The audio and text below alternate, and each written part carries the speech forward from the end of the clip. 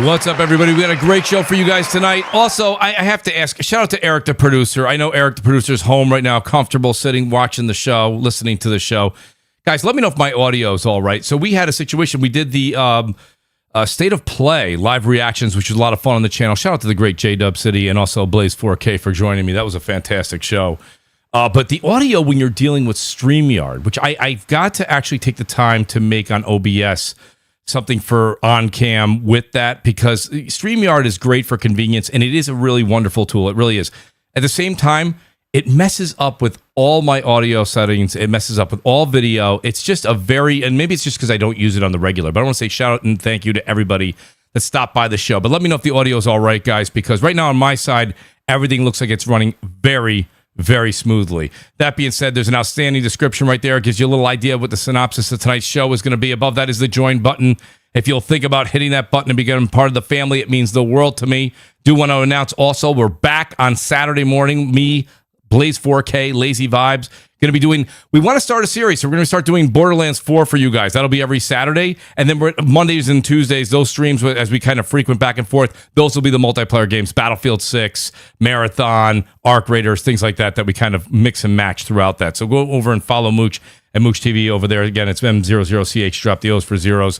Really appreciate that. We got a fantastic panel, as you can see, and I have more people coming for you guys within the next 30 minutes. It's going to be a fantastic show. That being said, let's get started. The one and only, he's literally drooling to talk tonight.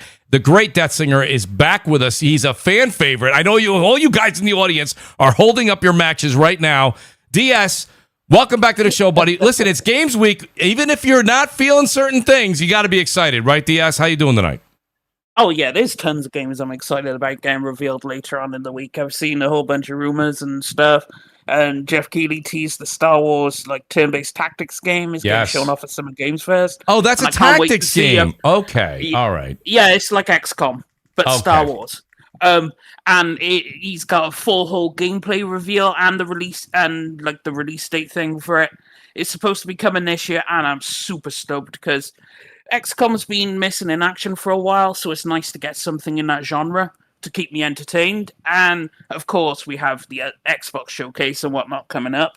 But, I mean, we had the delight yesterday because we had we had Laundry of War and how come Kratos can't jump? Oh, my goodness. We're like this. Well, we're starting early. We're starting early, aren't we, folks? Listen, it's gonna be one of those episodes. So put your seatbelt on. It's not like he's gonna play either way. He's got a PlayStation. That's right, Nib. That's correct. Speaking of that, the great Nib. Nothing that's over the shoulder, he won't play. Nib is one of the most excited Unless people. It's Assassin's Creed or some other regurgitated, lesser quality game.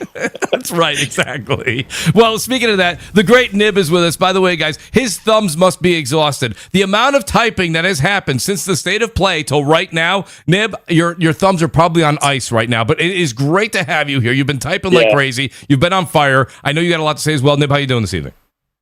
Yeah, good. I mean, obviously, we were talking before about the parties and stuff. Yes. But yeah, I had a big bouncy castle for my son. It was the king-size adult one, so all the adults can get in it. And me being a muppet, I injured my ankle. So I have actually been a lazy ass, just on Twitter and playing games and stuff. My wife's doing most of the work, and I'm just like, sorry, babe. Nib, you're like the luckiest man on earth. Even when he's injured, he's having a great time. I swear to God. I told you guys, we should injure ourselves more often. I just took a note of that. If you think I didn't. Nib, great to have you with us, buddy. I know it's going to be great. Shout out to Matua. He says big up to Mooch and the rest of the panel. Since you're all talking about controversies, does that mean we're going to talk about the big elephant in the room? Matua, you know it's going to be a topic tonight, especially Nib. Nib has a full article ready to go that he wrote. Okay, so listen, I got news for you. Just stay tuned, buddy. Nib, great to have you here. The great Wolfgang is back with us. Wolf, you know, I love that you moved a little bit of your... one thing I love, one thing I don't love. You moved your stream a little bit further to the right so you could podcast more, which I adore and love. But then I read today, or was it yesterday, you said, I'm moving my talents. He's taking his talents from Twitch to YouTube. That broke my heart because I really liked you on Twitch, buddy. But how you doing this evening? I'm sorry, but most people just started jumping ship for some reason. I was like, what's happening? And like my Twitch has been like pretty much dead. So everyone went to YouTube. So I was like, you know what, screw it. Let me ask you a question, Wolf. Were you dual streaming? Yeah, I was. Well, you know what? It's funny. So, and again, shout out to Blaze. You know, Blaze and I were talking about this behind the scenes because Blaze when we started doing this about 6 months ago on Twitch, he was dual streaming as well. And, you know, people say to me all the time, if you do it on YouTube and you start it on YouTube, the audience will go to YouTube. And that's fine. I think Twitch is a unique animal because Twitch brings in that, like, I want to only watch gaming, right? Because I go to YouTube for everything. Sports, gaming, cooking, DIY, right? No matter what you're doing, do it yourself stuff. Like everything's on there. So you got to have a plethora, and it's hard to locate that one particular gamer that you love and watch series. Where I think on Twitch, people dedicate themselves to that channel. But that's just me thinking out loud. I don't know if that's true. I have no idea. I think I would do better on YouTube as well. But I played the entirety of First Light on Twitch, and almost the majority watched it on YouTube. And I'm like, wow, okay. Yeah, that is it. No, listen, there's a lot of factors, I think. There is. My experience, anyways. Did you enjoy First Light, by the way? Oh, I loved it. Great game. Probably. I think you know what? It's the best. It's the best James Bond game that's ever been made. I agree. I agree. I'm so glad it exists. Not to derail on First Light, but like, you know, in the absence of like Uncharted, Tomb Raider, and stuff, I know there are new versions of them coming, but like in the app, we've had it's been a decade, I think, since Uncharted 4 came out. And the last Tomb Raider wasn't that great. So yeah, having something where it's like a globe-trotting adventure where you have these like incredible locations, and it almost feels like immersive holiday tripping, almost. You know, you're going to these. I was a little jealous. I'm not gonna lie. Like when you go to the when you go to the vacation thing, I'm like, oh my god. Yeah, I was like, oh my god. So great. I just beat it the other day. It's a great game. So let me just say this without further ado. The great Eric Cuts for the win is on the show. It's very exciting to have her back on the show. I feel privileged, actually, because she doesn't do a lot of podcasts. And I had a book. Eric, I think I booked you in 2025 for this, I believe. I'm not sure.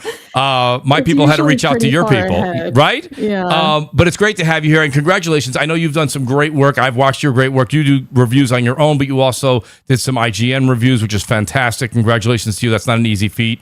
And that's not an easy thing to do. But Erica, honestly, the other thing you do is you also Twitch stream. I think sometimes you'll dual stream. I see you sometimes also on YouTube as well.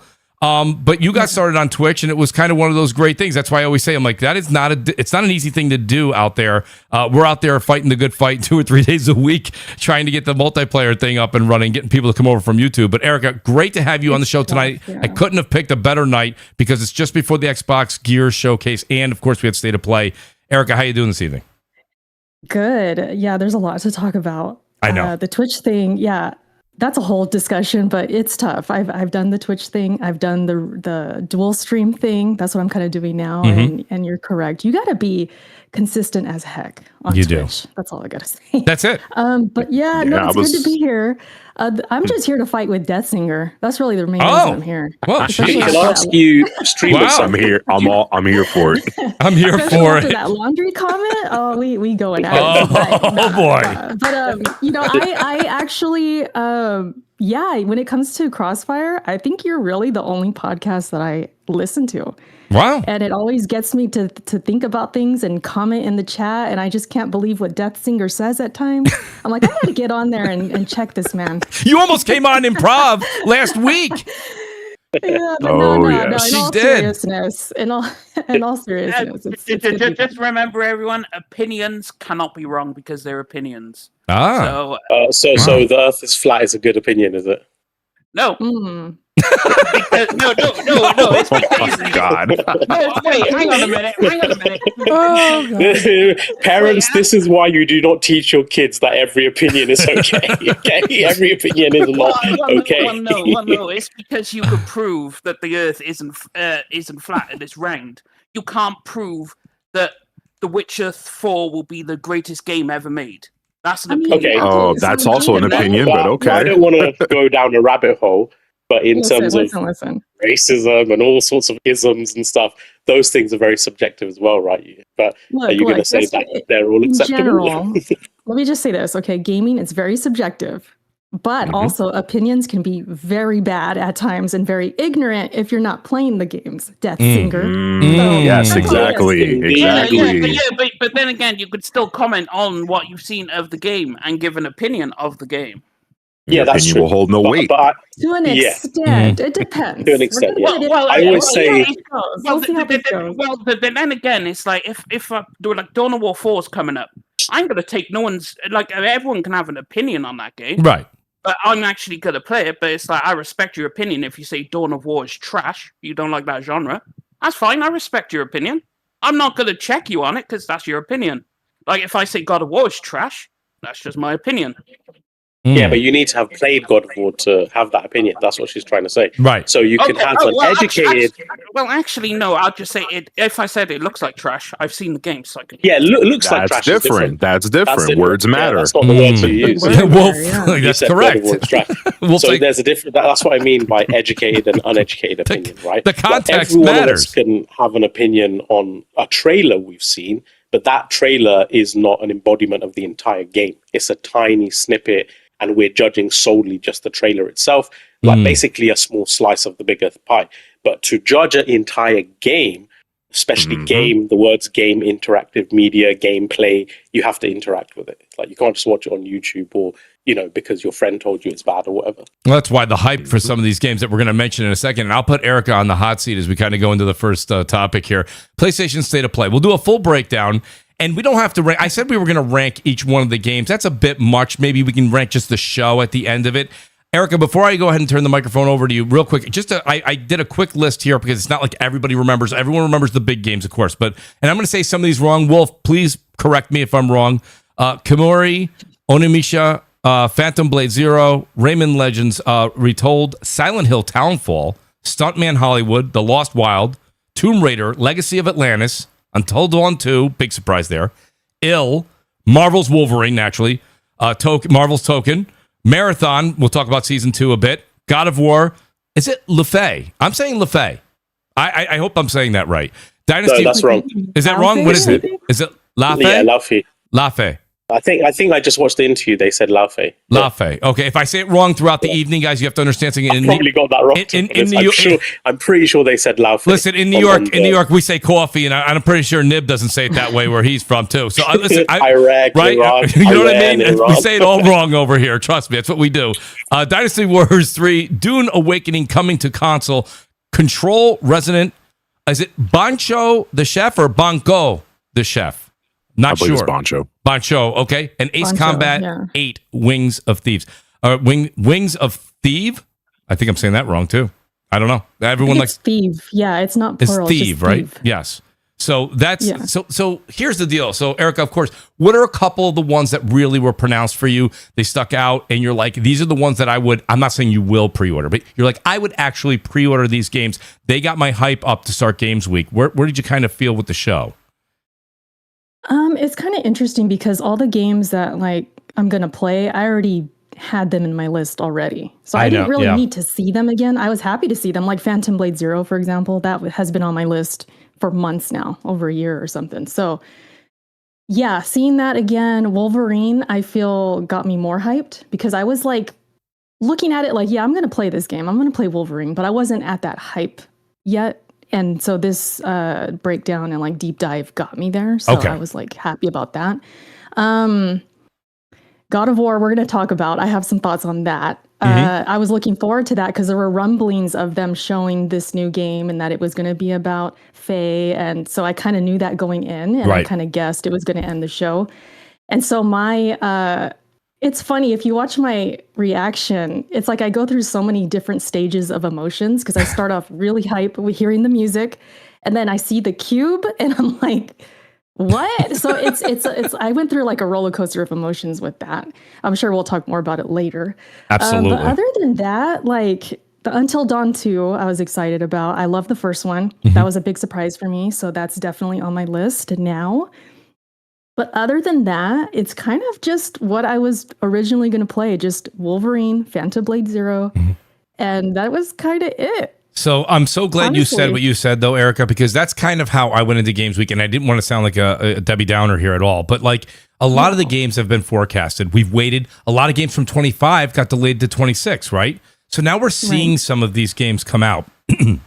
Pardon me. And the thing about it is that the games that I also wanted to see, I feel like this has happened since E3 is gone. Every once in a while, you'll see something from the Keeleys, right? At the end of the year, we saw Intergalactic. We didn't know anything about that. You'll get a shock factor, but that's becoming more and more rare. And as we kind of go through these 3 shows, of course, State of Play we know, but Summer Game Fest and then, of course, the Xbox Showcase, I don't know how much of the ramp up in excitement there'll be for something that we don't know about. Because a lot of these companies, and Erica, you know this, I think you speak to a lot of people in the industry now, they don't like to put their games out too early, right? They don't want to show too much for whatever it be, maybe negative criticism or whatever it may. It's not a good thing right off the bat if your game's 2-3 years away.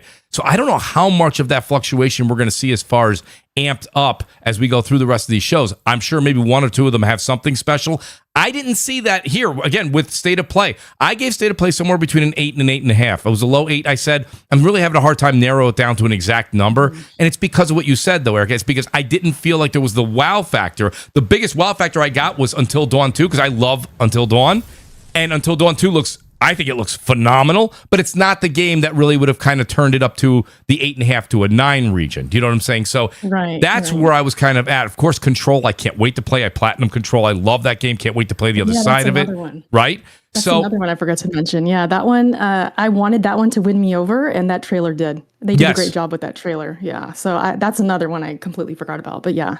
Very, very good. So, sure. I mean, so Nib, what did you think? Did you, you're hearing what I'm saying, you're hearing what Erica's saying. Are you in that same boat, or were you kind of blown away by something? I think I'm a bit more positive. One, because God of War Laufey, or however the hell you pronounce it, blew me away. So I loved everything I saw, from the pacing to the cinematics to the gameplay to her new, obviously the juggling, the sort of evade mechanics. She can kind of wisp away into clouds and then reappear, to knocking enemies' souls out of their friggin' body and fighting their souls while their enemies, their actual physical form is in stasis. There's so many cool things. And you got to remember, this is like the opening of the game. If already you're doing all this badass cool shit in the opening of the game, imagine what the rest of the 20-30 hours entails. It's absurd that there's this much badassery in just the opening segment. Right. And then there's little games that I wasn't really expecting, but I really like the look of, like Rayman Legends Retold, Eel, and it's going to sound really weird, but even Stuntman Hollywood. There's so much nostalgia in that, like seeing Knight Rider, seeing the white Ferrari. These are all movies I've watched and are well known through my history and Back to the Future and stuff. So I was like, do you know what? And Stuntman, I seem to recall playing it when I was young. Am I going crazy? But I think it was a big game, especially in the UK, because I have recollections when I was a kid playing this game with my cousins. I'm sure I've played a Stuntman game. So I don't know if it's like a kind of a spiritual successor to that, but that looks quite cool. And obviously there's all the heavy hitters in Control Resonant, Onimusha, and so forth. So yeah, for me, I really enjoyed it.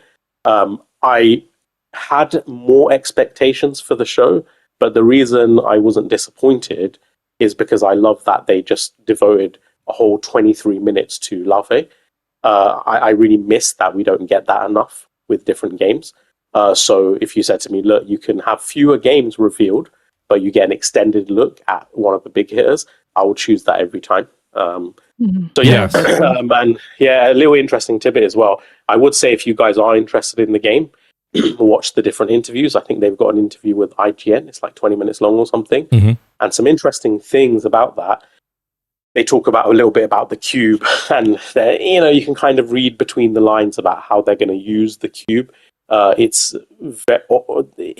actually one of the earliest things they designed for the game. Interesting. And she used the words intriguing mechanical use and narrative use. So I think it's going to be a lot more probably elaborate than people. It's going to be very involved. It's going to be very other things that people think it's going to transform into a person by the end of the game. Yeah. And well, they actually say in the interview something about it can take any form in the universe or something. Right. And I actually see that. I want to be proved wrong. Can I just say this about the cube? Because I really hated seeing it in the trailer. Yes. I loved it, yeah. I did not like it at all. But I hope I'm proved wrong.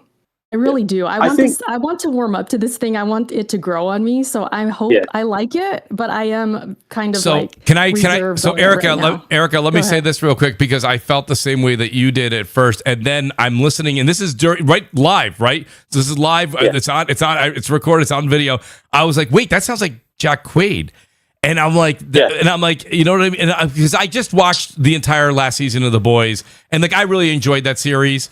That's a whole nother podcast right there. But I'm just saying, I enjoyed that, and I like that energy that he brings. So when I watched a lot of the interviews that Nib was talking about right there, I watched the good 3 or 4, the ones that were the post ones, and I watched the ones where it was the actress from I always forget the Daredevil, and I don't. I don't remember her name, but I've watched all the Daredevils, and she's in those, and I thought she was great in those. So I love that she was there, and I did love the fact that Jack Quaid is the Cube. Now, if the Cube does end up listen, this is all speculation, guys. No spoilers, okay? We don't know. But if it does end up taking a shape, because what I ended up doing was going and looking to see, because Frank is not spelled Frank, it's Phranque, I believe. And so I was like, wait, what kind of mythical character is this? And it's not. It actually says when you Google it, it says that they actually this is a creation in the studio. This is for the game. It's not something I believe in any of the mythologies. So they said it's like a cosmic magic entity or something. They refer to it as.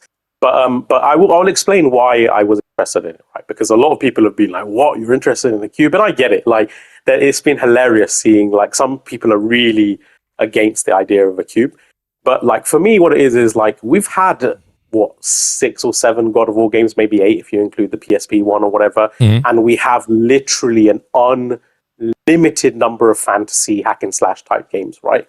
So just another like armored up monster or creature or human or entity or deity or whatever, armored up and looking cool, that would be cool, but it would be kind of like a twist on what we've already had.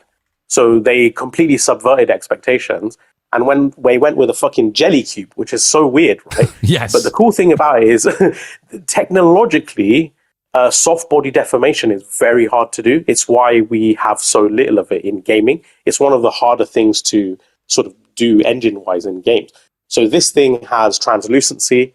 It has particle effects inside it, right? Yes. When he talks, he has different emotions. There's different types of particle effects. So when he says like, "Oh, I think you should give her the sword," his like color tone and sparks and stuff change internally. Yeah. And when he removes the sword and stuff, and obviously, he can morph and jello around. So in my head, I'm thinking, 1, this is really quirky. I like the fact that they've done something quirky instead of what we would have expected. And 2, I love the gameplay implications because also he has a sword that he's storing, right? And I know Rue has to give permission for it to be removed, but he is able to essentially trap objects within his entity, right?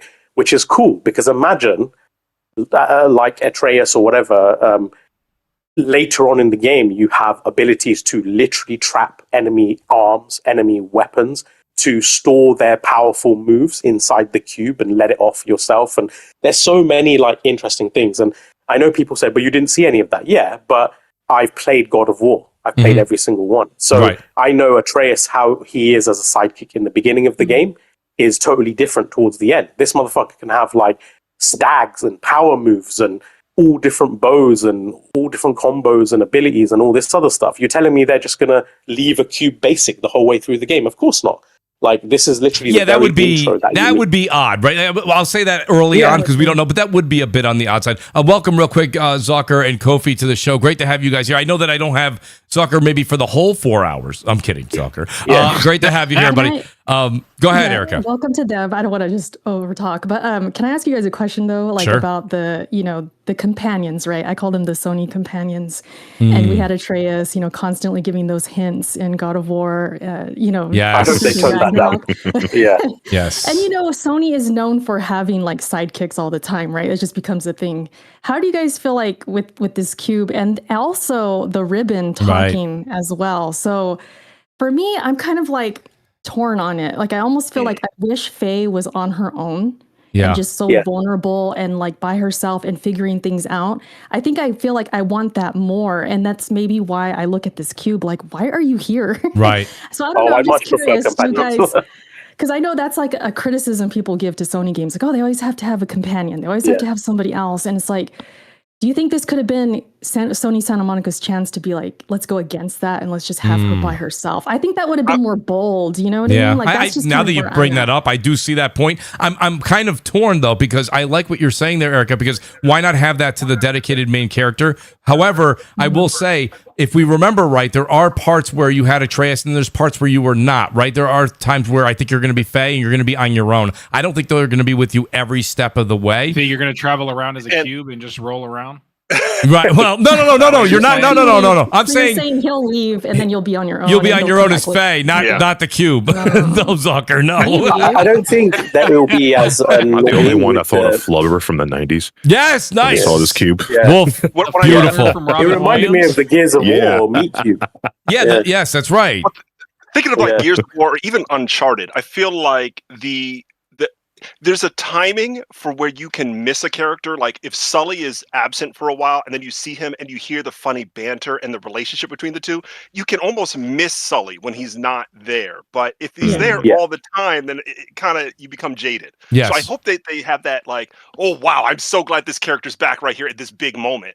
And then there's also they need that, like a balance. That you're saying. Yeah, they got the balance right. I kind of feel like it's with Atreus and Mimir. I think it's kind of, I'll be honest, like I'm looking forward to the game because God of War is one of my favorite franchises of all time. Yep. I literally just beat the first 3 games on the PlayStation 5, like streaming them, and then playing the God of War 3 is one of the greatest games ever made. I don't care what anyone says. Yeah, 3 is. I agree with that. Absolutely. That's my favorite one. I agree. Yeah, with that. and even now, I have a few questions. Number one, Ragnarok was not directed by Cory Barlog, so they were like, "Oh, he's working on something else." Mhm. This one isn't directed by him either. That's right. So it's a woman doing it. I forgot her name, but she's been there for like 20 years. Yep. And all of the stuff, it's like, okay, I can see how you're taking the main line, because Cory said this isn't a spinoff. This is a mainline God of War game. I don't understand how you're going to have the God of War without the God of War. So that one kind of like, I'm like, okay, I liked what I see, though. I think that she could be an awesome character. Mhm. But like, you literally miss an opportunity at Goddess of War. Like, you just missed that.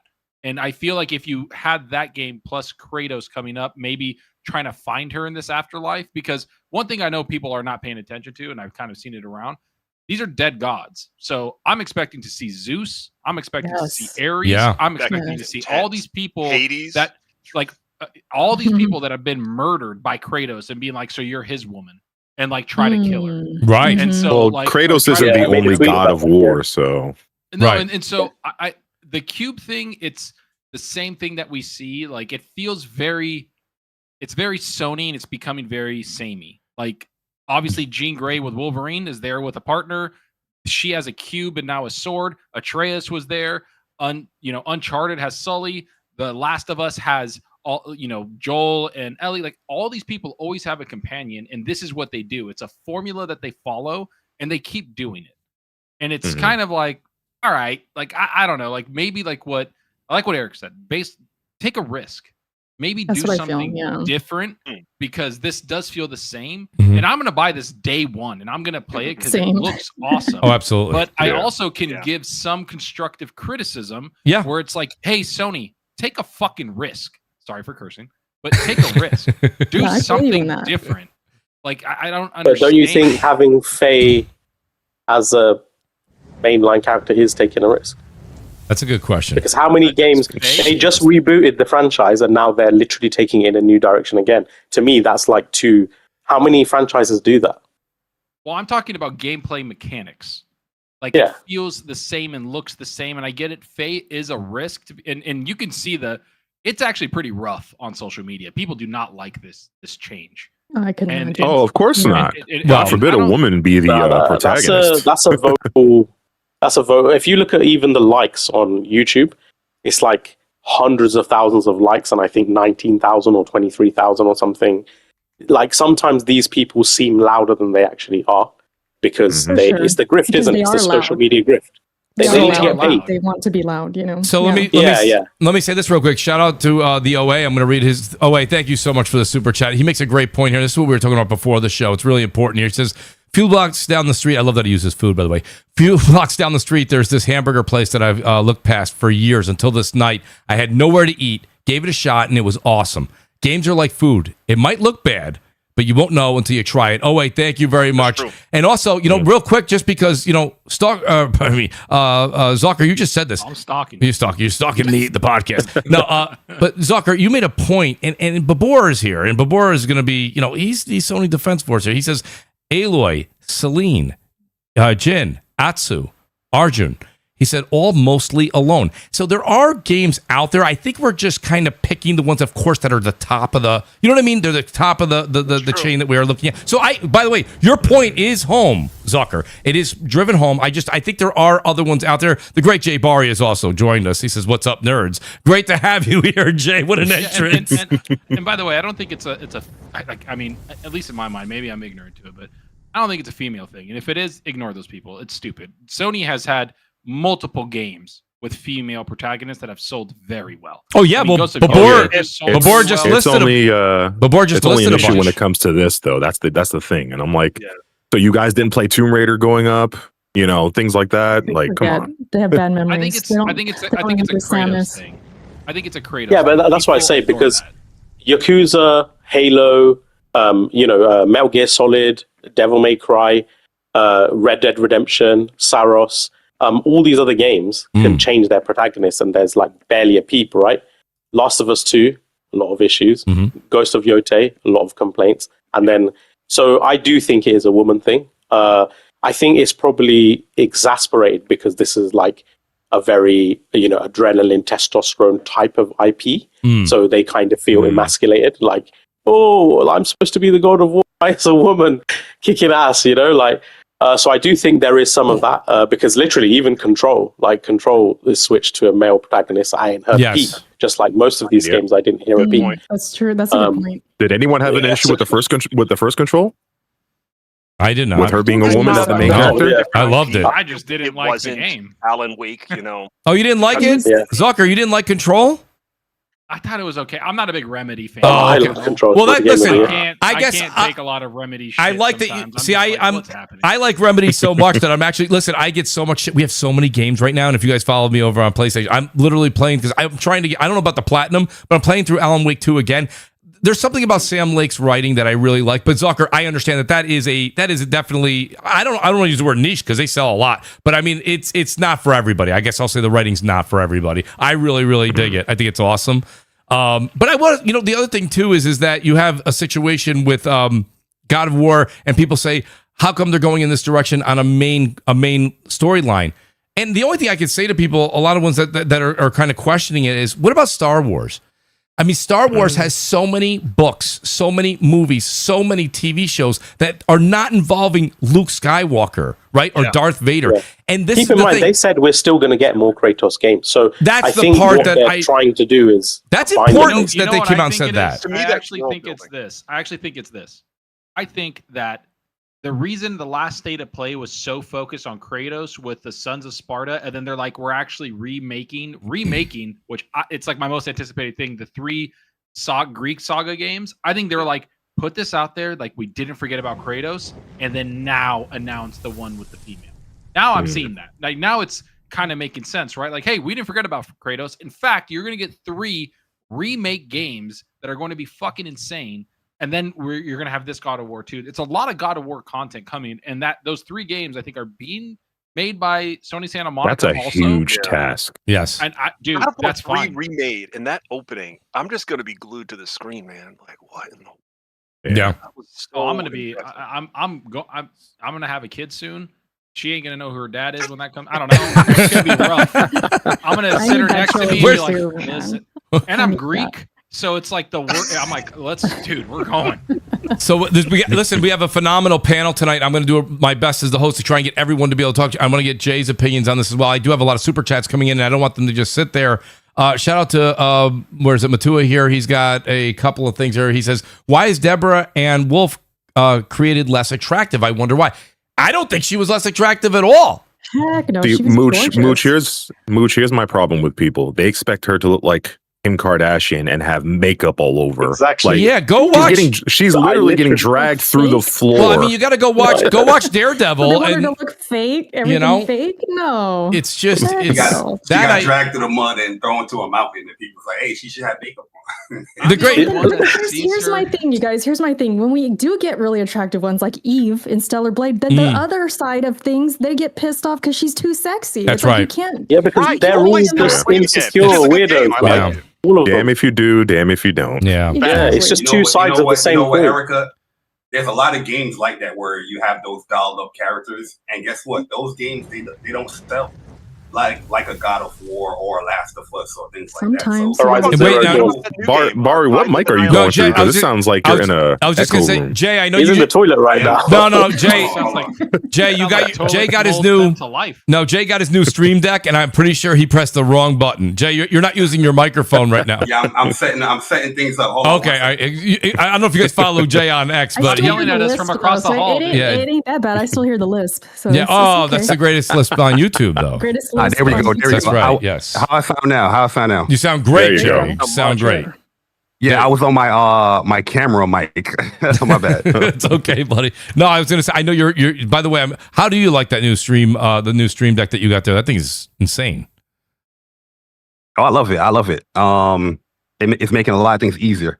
I don't Did know you get why the Plus? Discord. Yeah, I got the Plus, XL okay. Plus. Nice. I don't know why Discord defaulted my mic to my Instacam mic, but it's all good. Yeah. I blame Oh, when you because you got the XLR Pro too, right? Yeah. Yes, he did. Yeah, it's gonna switch your input sources as soon as you change anything audio. Mm. As soon as you plug in something new, Discord would be like, "Oh, you want to use this instead?" And it's like, "I've never used this for Discord. Why are you changing it now?" It happens Yeah. to me all the time. So Kevin Thomas says Intergalactic is the game Erica is talking about. I'm not sure what they're referring to because I didn't mention Intergalactic, so I don't know. Maybe No. they got confused. Gordo says, I'm going to need you guys to remember what you're saying about companions when Intergalactic comes out. I don't want to hear any flip-flopping. So wait, Intergalactic, I don't know. I've watched that now 150 times. I didn't see a companion in that, but You need to go outside and touch some grass. Damn. I'm not guess, sure. right? Yeah. Sucker. We haven't really seen a lot from them. Yes. Yeah. Typically when it comes to somebody oh my brought bad, up- go ahead. No, I'm sorry about that. Somebody brought up Gears of War having companions. The difference is you can play with those companions with a friend. It's co-op. Mhm. Yeah, that's a Yeah, yeah. a very Yeah. big different game where it's like you could jump in with 2 or 3, whatever the hell it is, friends and go through the entire campaign with a friend.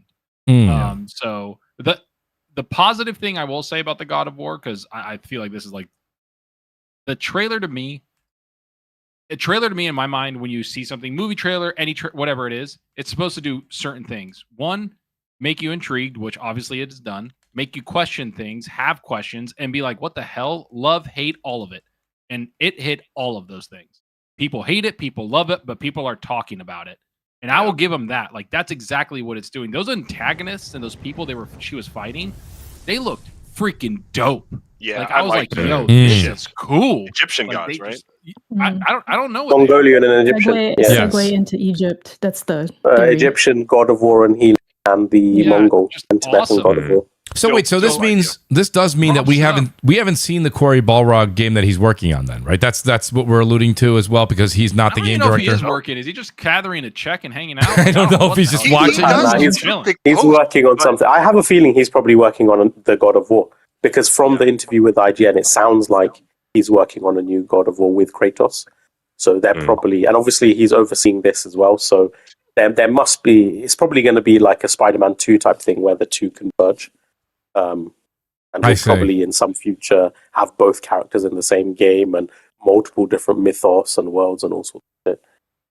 Well, Yeah, so I wanted ahead, to say Jay. this before we move on or anything, right? Mhm. Because I know Twitter is a lot of back and forth with things like that, Mhm. but we got to be mindful who we having back and forth with because a lot of these people getting into the gaming scape after COVID, they don't play no video games. It's clear that some of these people have not played these games. They don't understand the story of the games. They don't understand the anything lore about these games, and they just input in information or their own opinion or just little things that they see.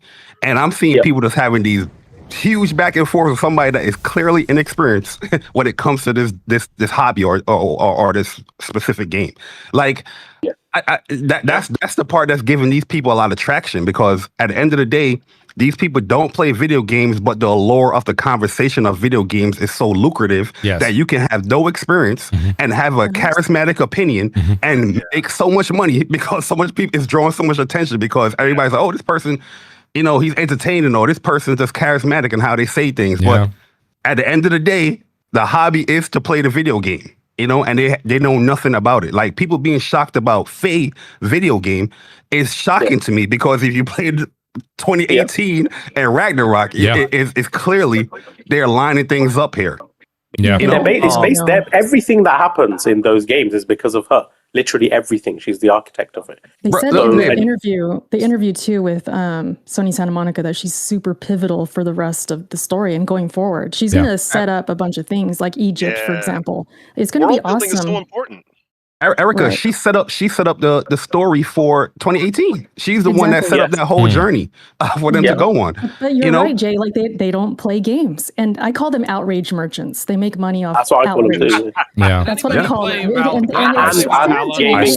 I stopped giving them attention. I don't quote tweet any of these idiots anymore. Like, I just ignore it. The last one was part 2. Anybody play Valhalla? Yeah, Yeah, for me, like, I get what you're saying. Like, yeah, she might have set it up. I feel like, what was his name? The God of War for the Norse. Oh my God, it's slipping my mind. Tyr. Tyr, thank you so much. Nice. Tyr, I feel like him bringing out every weapon from basically every mythos of gods and handing it to, you know, Kratos and basically you fighting him. I thought that really set up a lot of the stuff of Kratos going to different things. I don't know if it was more so his wife, and then not to mention, you played as Atreus. Like, for the, I mean, if I'm correct, I think it's for the first time in God of War, you're not playing as Kratos, you're playing as Atreus. I thought Atreus was set up to be like the next game, at least in my mind. Like, and that was the rumor initially. That's true. Yeah, and so I think get you what make you're a saying case. about, like, oh, Faye should be the one, but in my mind, I'm like, I want to play as Atreus because I'm one of the few that actually enjoyed Atreus's growth. Like, he was very annoying. But he had some moments where you're like, yo, this kid's freaking bomb. Like, where he's abandoned the kid or whatever, he gets sucked into that portal in the first game, and then he comes back to basically like a horde of dead elves that his son just killed because he's been there for so long waiting for him. Like, all these little things kind of show you not only his rage that he inherited from his father, but also his combat's very different too. So I really enjoyed the segments of that. I thought he was going to have the next. But do you remember though? But Zucker, we'll eventually get to a Atreus game for sure. Jay, you remember when people were saying when Ragnarok came out though, they were like, I do not want to play as Atreus. Remember people were saying that, like, you should run around all day with the bow and arrow, and I don't want, you know what I mean? Yeah, it's like, there was some hate. There was a lot of hate there. So, like, I think this is when it comes to beyond. I'm not going to bring it up, but it was beyond just he's annoying. People was hating on certain characters that he was with as well because she's a certain color. Yeah. But it's the stupidity. Mooch, can I just on? It's a little bit of it's going to be a little bit controversial, probably annoy some people, but you know, because I made a few tweets about this, right? Like, did they uglify her? And I know I've used very heavy language on my social media because I just don't care. But I do feel like, and obviously we can see, like, OnlyFans is pulling in billions of dollars, and obviously social media, thoughts on social media and all that kind of stuff is really booming, right? And I feel like we have, weirdly, a growing generation of men, and probably women too, who have a very obscure view on appearance and attraction.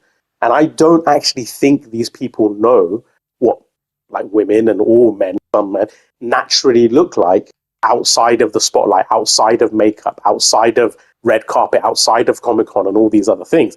Their worldview of how people look is Hollywood, is Instagram, is social media, and that is not what normal people look like in their natural form. And I actually did a tweet where, like, I went to, I think it was the last few episodes of Daredevil Born Again Season 2, right? And there's a scene where she's in prison, she's not wearing makeup. So it was a good, I was able to get, like, one-to-one screenshots of her with the game. And literally every single minute detail is the same. Every mole, every mark, every dot, literally the only things I could see that were different is her hairstyle and one additional scar on her cheek. Maybe during the facial scan, she had an additional scar, which she didn't during filming, or they added it, I don't know. But it's a tiny thing. But everything else about her face model, the geometry of her eyes, of her nose, every bend, every curve is all exactly the same. So it's she not looks that amazing in God of War.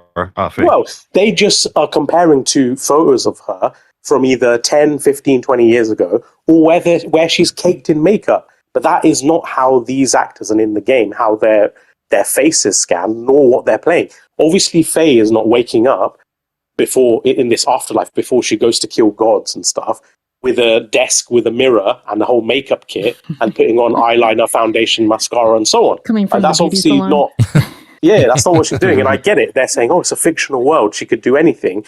But the thing you've got to realize about some of the top narrative games, Red Dead Redemption 2, Uncharted 4, Last of Us, and God of War 2018 onwards, and so on, is even though they're deeply fictional and sometimes fantastical, they all go for grounded characterization and writing, right? It's the thing that separates it from, say, like a Resident Evil or a Stellar Blade. You can have eye candy, but they're not going for that. They want maximum immersion, emotional resonance. They want the characters to feel real, the world to feel real, the characters in the world to feel. Nib, I only interrupt you because we had this conversation about something slightly different when we were talking about Forza, and everyone was like, I'm so excited that Forza's finally in Japan. And I'm like, but how much of Japan are you enjoying when you're going 125 miles an hour through it, right? So my point being is that this here, when I play a game, it's the story, the immersion. Does it connect? Does it keep me involved with this world that they're creating? And to me personally, first of all, you're not even looking at face. I mean, yes, in the cutscenes or things like that, sure. But you're looking at the back of her head, probably 90% of your game time. What I don't even understand, that's the one thing I don't understand no matter who you are. When I'm playing as the main character in Sorrows, I mean, the guy's got a better beard than I can grow, but nonetheless, I'm not like, wait a minute, So I don't quite understand that. I think these are just talking points. And like you said, I think we discussed it earlier. It's things that people are doing to kind of, it does cause attention. It gets people to click on, right? There is slight difference in skin, but this is down to lighting and rendering limitations, right? Because one thing, and I've actually complained about this. Nib, you even got to go that deep, Nib. It's a video game. I just want to explain it for the people so they understand, right? One of my complaints about the Santa Monica engine that I think Decima does way better is skin translucency and subsurface scattering. So I think other engines do subsurface scattering better than Santa Monica's, and that's why you get. It doesn't look bad; it looks amazing. But it's slightly harsher detail on the skin and the pores and stuff. You don't have the light absorption on the skin layer that other higher levels of FSC can do. So that is one thing also. These are rendering limitations. Obviously, games do not have photorealistic graphics, so it's never going to be one-to-one with reality. You have to give it that leeway as well. So, Jay, I didn't get a chance to get your take. I want to hear you, Zucker and Kofi, too, because we went right. I'm sure the God of War, all my super chats are going to be God of War anyway, so we're going to go back to it. But, Jay, what'd you think of the show overall? I didn't get a chance to hear all of your thoughts on it. I mean, was this something that, blew it out of the park for you, or was this something where you were kind of like, all right, this was a good show, but, I wanted to see a little bit more of a wow factor? Where were you on this? Yeah, I thought the show was pretty good. I gave it an 8 out of 10. But I didn't think it was mind-blowing.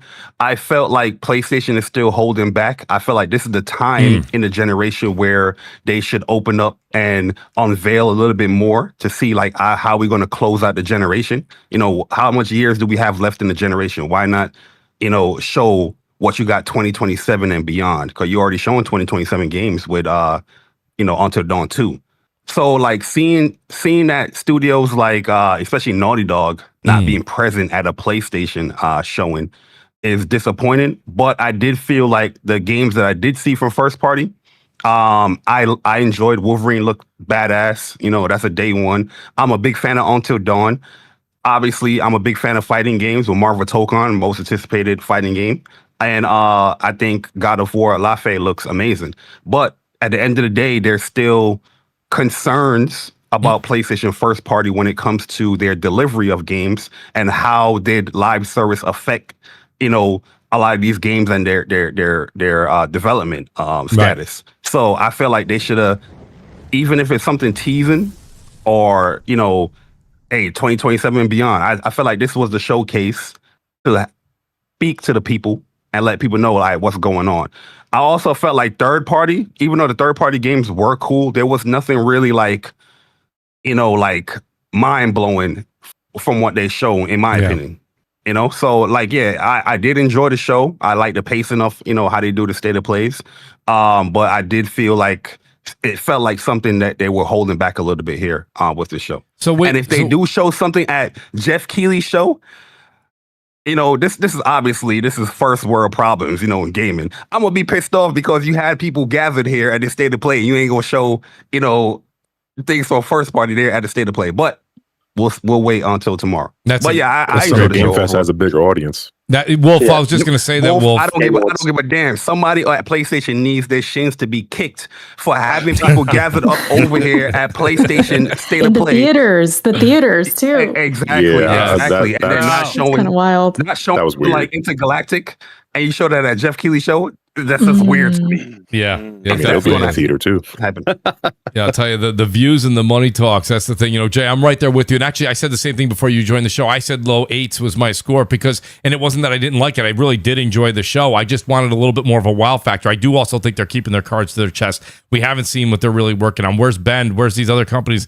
I want to see what's going on out there. Kofi, what did you? You got to talk to the people, man. You got to talk to the people. Yeah, my bad. No, Jay, preach. Yes, go ahead. They haven't talked to us in a long time, Barry. Mooch, I don't think you're going to get that. I want to see Herman Hulst's big ass head at a goddamn showcase. But you know what? My bad. Let me mute my mic. I was going to say though, Mooch. So one of the things in the interview, it said this has been in development for 6 years. So there was a tweet from, well, not a tweet. I forgot what it's called, the Blue Sky thing. I don't know what you call those, bluey, the tweet. I don't know what the word for the blue version is. But what's his Jason Schreier, he put out, his implication is that it's going to come out in 2027 and that it's not going to take a long time for this game to release. And I think that is kind of the thing we're getting from Sony now is if you look at Ghost of Tsushima, Yote to the release, Robot to the release, Saros reveal to release, they're really shortening these timescales now. So if they are going to release these other games, or Venom or whatever, and this and that, I think it would probably be, minimum 6 months to a year before it actually releases. And to your point, Nib, the last God of War was on PlayStation 4. So it's nice that maybe they can get that extra oomph. You can see that too. Yeah. I'll tell you what, if Naughty Dog don't release a game this gen, I'm going to disown them, even though they're my favorite developer. Yeah. And so, Mooch, you were asking my opinion of that. I still feel like us PlayStation diehards are still feeling the pain of whatever live service push that we experienced this generation. Because we know that Naughty Dog, at least in my opinion, this is what I tell myself, maybe I'm lying, that Naughty Dog didn't want to do a live service game necessarily. I think they probably just wanted to stick with what they were doing, these awesome single-player based games. Maybe I'm wrong, or maybe they just wanted to do a multiplayer addition to A Last of Us Part 2 and not make it this epic, independent game that it turned into. But because we're still waiting and we feel like we haven't gotten that Naughty Dog impact for an entire generation, that's changing, right? We still talk about Last of Us. It was 2013? No, it was before 2013. Was it I can't remember what game. Was it 2013 that Last of Us first came out? 2024 yes. The remaster. You'll be fine. Yeah, 2013. Exactly. It's that crazy. But in terms of the show, I give it a 7.5. The number one third-party game that made me kind of interested was Kamudi by I forget the name of the lady who is kind of leading it, but it was the action-based. It seems like it has some online co-op. Ikumi Nakamura. Thank you. Yeah, you stupid. Is that kind of like the Japanese? What's that? It's about Kamuri. I thought it was like Kamudi. Kamudi is the name of the game. Yeah. I thought it looked cool too. Sunset Overdrive. Like too much screen shaking. Are you talking about the one where the girl came out and started talking? Yeah, yes. She was like, I'm the girl who you remember from this pose. Not gonna lie, I got K-pop Demon Hunter vibes from the very beginning. I cringed the whole fucking time. I'm sorry. Really? I was like, I'm done with this. I'm interested. I was really? I liked it. I thought it was like the new version, much more hyped up, much faster version of like a Sunset Overdrive. That thing was just like fire. And to me, that's why I thought Japanese Sunset Overdrive. Yeah. The co-op aspect, that's a huge I could hit up my friend and be like, hey, let's just play co-op with this cool new game. So that was a highlight for me. Tomb Raider looks really great. I haven't played the most recent Tomb Raider, so I should probably finish that game before I hop on this one. And Oh, okay. So God of War, I'll be dead honest. Seeing Lave really reinvigorated my love for the direction this franchise is going. I'm sure if Death Singer's, I don't know if Death Singer's here, but he's here. As a overall like JRPG fan, a fan of the Trail series, I'll be very quick. World building is its bread and butter, and giving perspectives on the same world through different characters' eyes. And as soon as I saw that, I was like, "Oh, this is going to be amazing." So, if it had been, I feel like if it had just been another Kratos game, I don't know how excited I would have been, because I want an opportunity for us to be like, well, I can't wait to get back to the Kratos story based on these new events, based on these new perspectives, based on new villains that may show up. To me, that's just better storytelling. That's just my opinion, though. So I actually was really impressed by that. I mean, Wolverine looks great. I can't stop thinking how Insomniac is just lifting the PlayStation 5 through this generation in terms of like these big games that are unique enough, I think, to grab all our attention. So yeah, 7.5 for me. Of course, I'm always looking for like the next big JRPG. I will show my bias, but still liked it. Well, shout out to Eric. Eric, go ahead. I'm sorry. Oh, sorry. I was just going to piggyback on what you said about God of War, Kofi, because I agree with that. Like, it's going to give more context to the story, and I love the idea of like the worlds overlapping and her seeing visions of Kratos, and then, you know what I mean? And she's in the afterlife, he's in the, doing what he's doing, and it's going to, I think, make the series better, and it will hopefully prove people wrong, because a lot of people don't want Faye. They're like, why is she even the main character? But like they said, she's very pivotal, and she's going to set up even more to come later with like Egypt and those theories that could come true. So I'm excited for that, just in general, like just seeing how it could push the storytelling, and then also the character development with her, and then all that. If we see Zeus and everything, like we've been saying, even better. Like, it's just, there's so many possibilities. That's the thing. What I'm getting Erica, at. we were saying this when the show started too. It's like, they revealing a game too far out, I think, is interesting. And this one here said coming soon. Shout out to Eric, the producer. He just sent me this. He says, my sources, remember, Eric, the producer, very, very much in the business here. Eric, the producer on the show. He says, Q1 2027, God of War, Lefay. Q2 2027, Intergalactic. Q4 2027, Until Dawn 2. Cross-gen PS5, PS6. So we'll see. Eric, and Eric also says Kari Borlaug is the creative director, head of creative, he says, overseeing all the games. He is no longer a game director. Santa Monica Studio even tweeted this out in a reply. So maybe that's the thing when everyone's like, where's Corey? Ariel Lawrence is the creative director of this right. game. I thought they said that he was working on something, though. They said that a while ago. Yeah, Corey had to take a step back, didn't he? Yeah, because they said he was working on something. But I'm wondering if now he's got a different role. I don't know. I mean, that's still up for interpretation. But I wanted to get back to Erica's point when she said, Zeus and the other dead gods.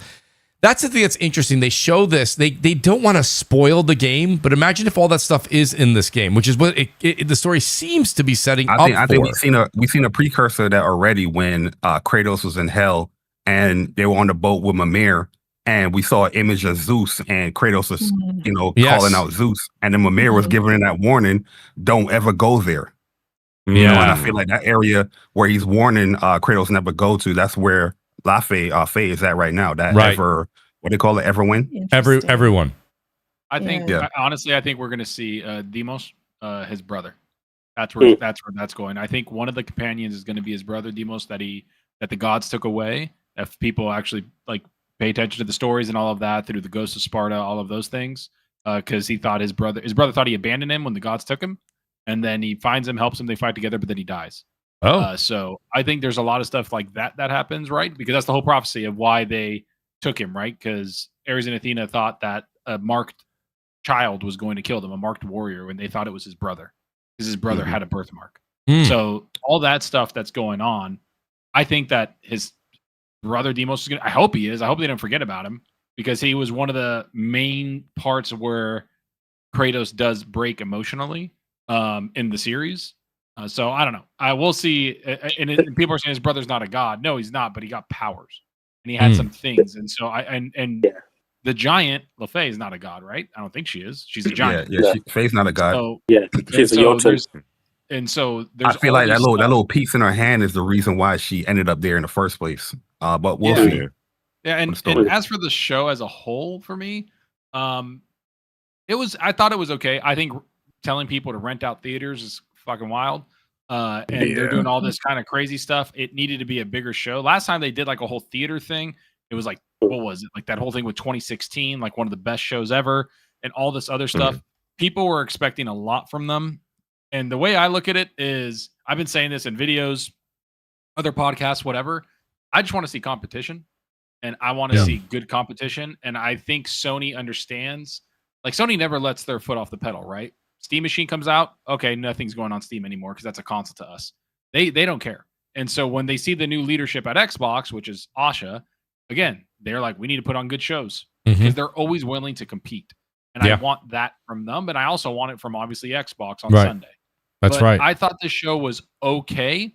A little disappointed that there's no new IP like the Intergalactic. I wanted to see that. I think Intergalactic is really far out, like at this point, because even Jason Schreier kind of mentioned it that like this is not, this is coming next year, but not Intergalactic, not that one. So they're years out. It might not even come this gen. And the other thing was, I think this show had a lot more pressure unintentionally on the studios the day of, because Insider Gaming basically put out a fucking hit piece that was like, their games aren't selling. Their first party games. Oh yeah, I saw that. Yeah. It was like, and they put the numbers out, and it went from like 58 million at the top to 23 million or whatever it was. And it's like, yeah, what do you think is going to happen when they're not putting as many games out, and the games they do put out aren't like their biggest franchises? And not to mention, Naughty Dog hasn't brought anything out. So I understand that. And then on top of it, Destiny getting killed. And so people are looking at them for the Bungie thing. And it's like, what's going on with that? Yeah, I saw that chat scrolling. Yeah, that chat was just literally hashtag. I'm in the Japanese chat. It was like Japanese people. It was all Destiny. Destiny 3. There's more Destiny. There's more people playing Destiny concurrently than there is Marathon. Like that's just. I did want to speak on that point though, because there's a lot of nuance missed in these conversations. So yes, their overall first-party sales are lower because they've been releasing fewer first-party games. So if we take, for example, that graph, the peak was in 2020, right? 2020 was Last of Us 2, Ghost of Tsushima, Dreams, Miles Morales, Sackboy, Demon Souls, and so on. They had like a deluge of hits, and multiple of those games had huge sales. So I think it was after a year and 7 months or something, Miles Morales was on 14 million. Obviously, Last of Us 2 within a year was 10 million. And Ghost of Tsushima was, 5 million or whatever. So, yeah, that's why they were selling way more first-party games. And obviously, if we look at the last few years, they haven't had those big marquee titles in huge abundance. 2023 was pretty much just Spider-Man 2.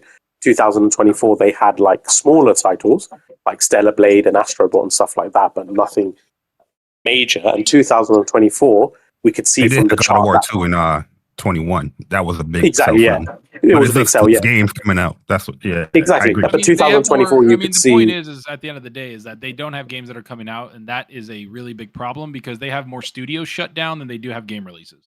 So this whole thing, no, I think the issue is Jim Ryan did a number on Sony. Jim Ryan did a freaking number to the point where it's like they have a huge hill to climb, and they're putting obviously like they're leaning on Wolverine, Insomniac, and Sony Santa Monica, the ones that always get them out of it.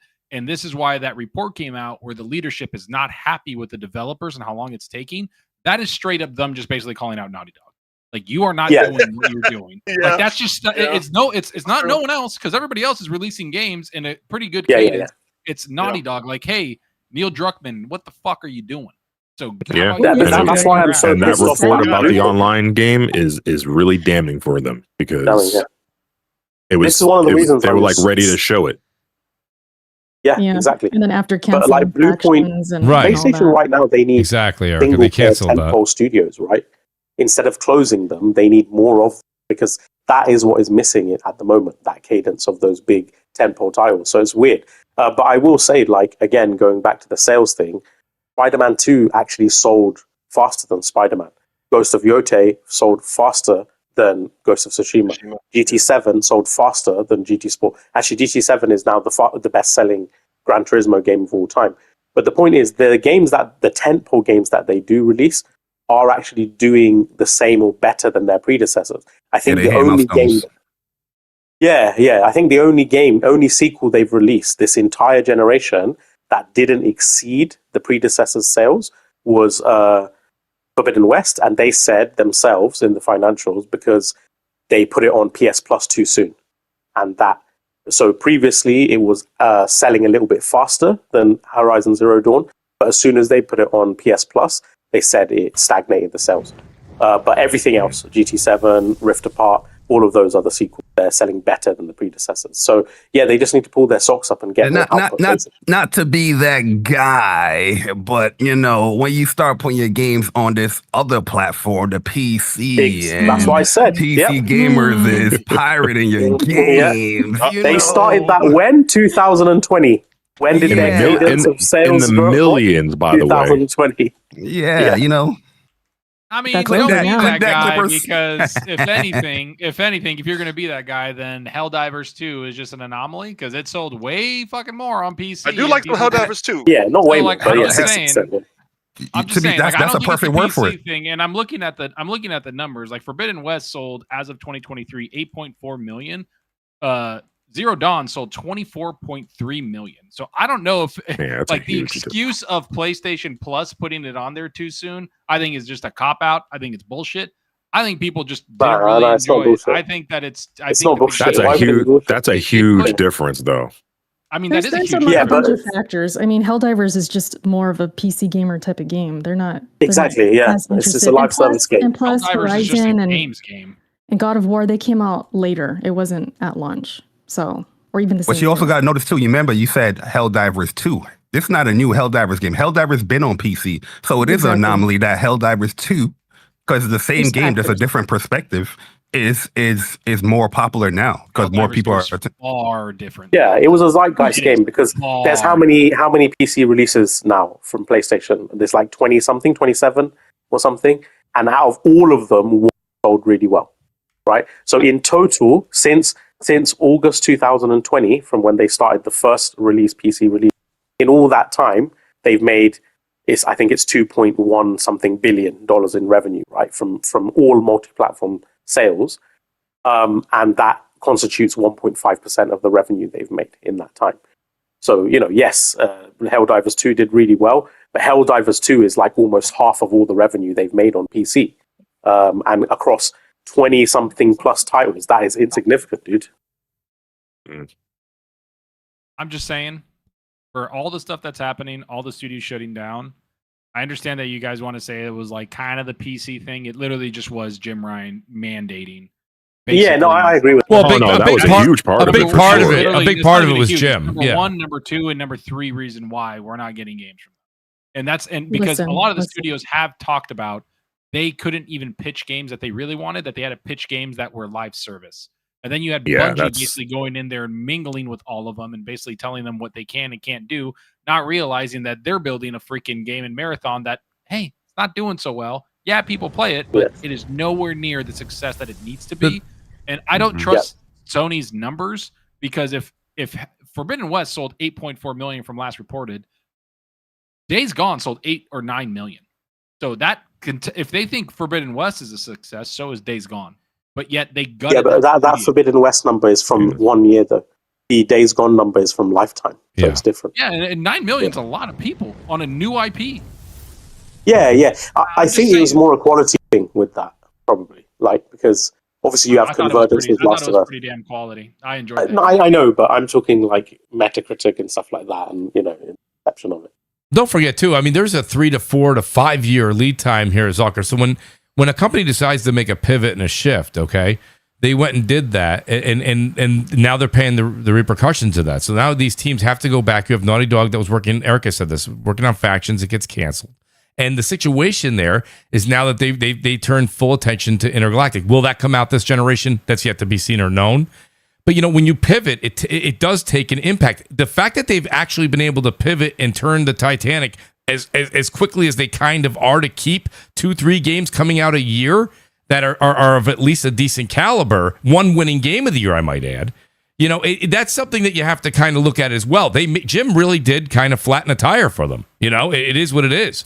But at the same time, they're so lucky. They're so lucky that Xbox fumbled the ball again, because this generation was actually the perfect opportunity for Xbox to kick PlayStation in the nuts, because you had the COVID shortage. You couldn't even buy a PS5, right? They literally had a game set match, and because their SKU was split into two, they had more chipset availability on the Series S. But instead of having that like phenomenal cadence of games and exclusives or whatever, they squandered it. And even now, like with PlayStation's release cadence is not that great, but fortunate for PlayStation, but unfortunate for competition. Now their games are going multi-platform, so it's like, you know. But Nib, the exclusives are coming back, they said. Xbox is going to win. What you mean? An exclusive PC store, that's what it's going to be. She hears us. She heard something.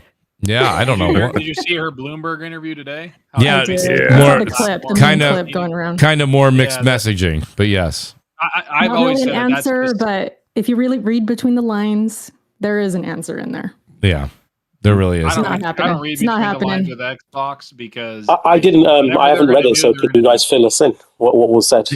She gave a podcast topic for 2 weeks. Yeah, that's right. I have the quote. I have the quote here. Well, this is the quote that's fucking said. It's the quote that's going around anyways. It's she said in quotes, "It's a tough topic when referring to exclusives." She goes, "It's a tough topic. In order to be a great publisher, you must have your games reach large audiences. At the same time, we're increasingly becoming a platform. In order to be a platform, you must have exclusive content and services." So that was what she said. Services. That's the key thing too. Yeah. And you know, case by case basis. A case by case basis. So I think you have people from Halo Studios has come out and said just in December, they're like, Halo is on PlayStation moving forward. I think Forza, you're going to see there. I think Gears is going to go to PlayStation.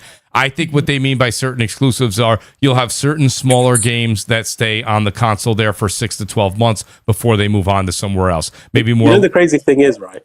We actually saw a hint of the power of quality exclusives just today. So I made a tweet on it. I thought it was really fascinating. So in the UK, May sales came out, and Xbox hardware sales is actually up. It's not a huge amount. I think it's like 13 or 15%. But the reason it's quite noteworthy is because there's usually, at this late in the generation, there's between 20 and 50% hardware decline. So going from like what would have been a 30% hardware decline to a plus 15% or whatever it is, someone can quote me. That shows, and Chris String, he mentioned that it was Forza Horizon 6 driving the hardware sales. So exclusives literally do sell consoles, like because obviously it's not on the Xbox One.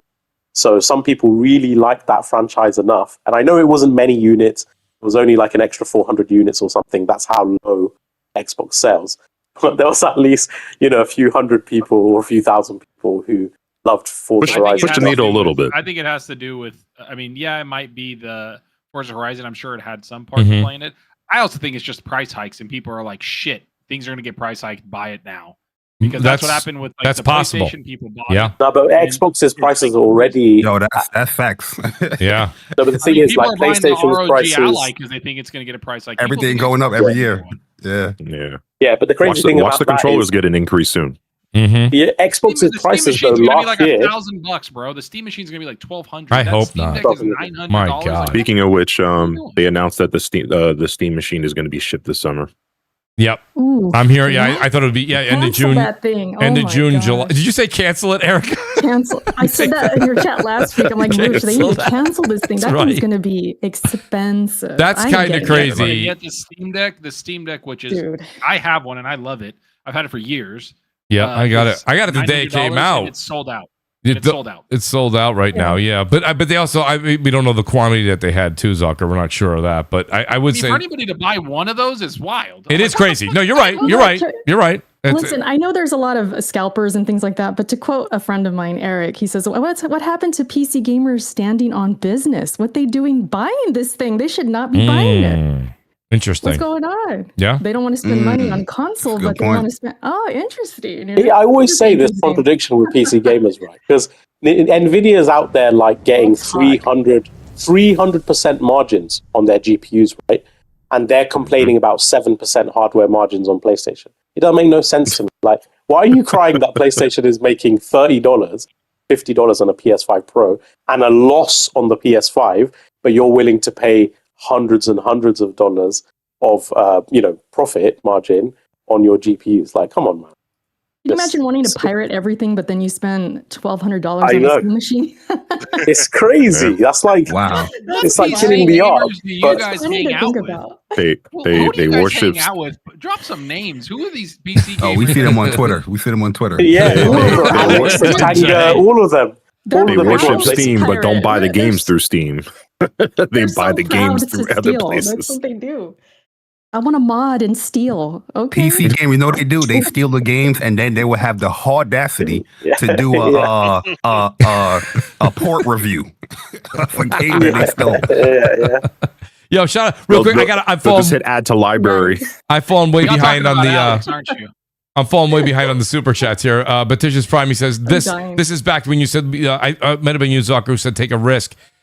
He said this is a risk. He said you have a woman protagonist, a cube, a ribbon as your companion. It doesn't get more riskier than that. Really truly though, Mooch, when did we get to the whole this is a risk that if there's a woman protagonist?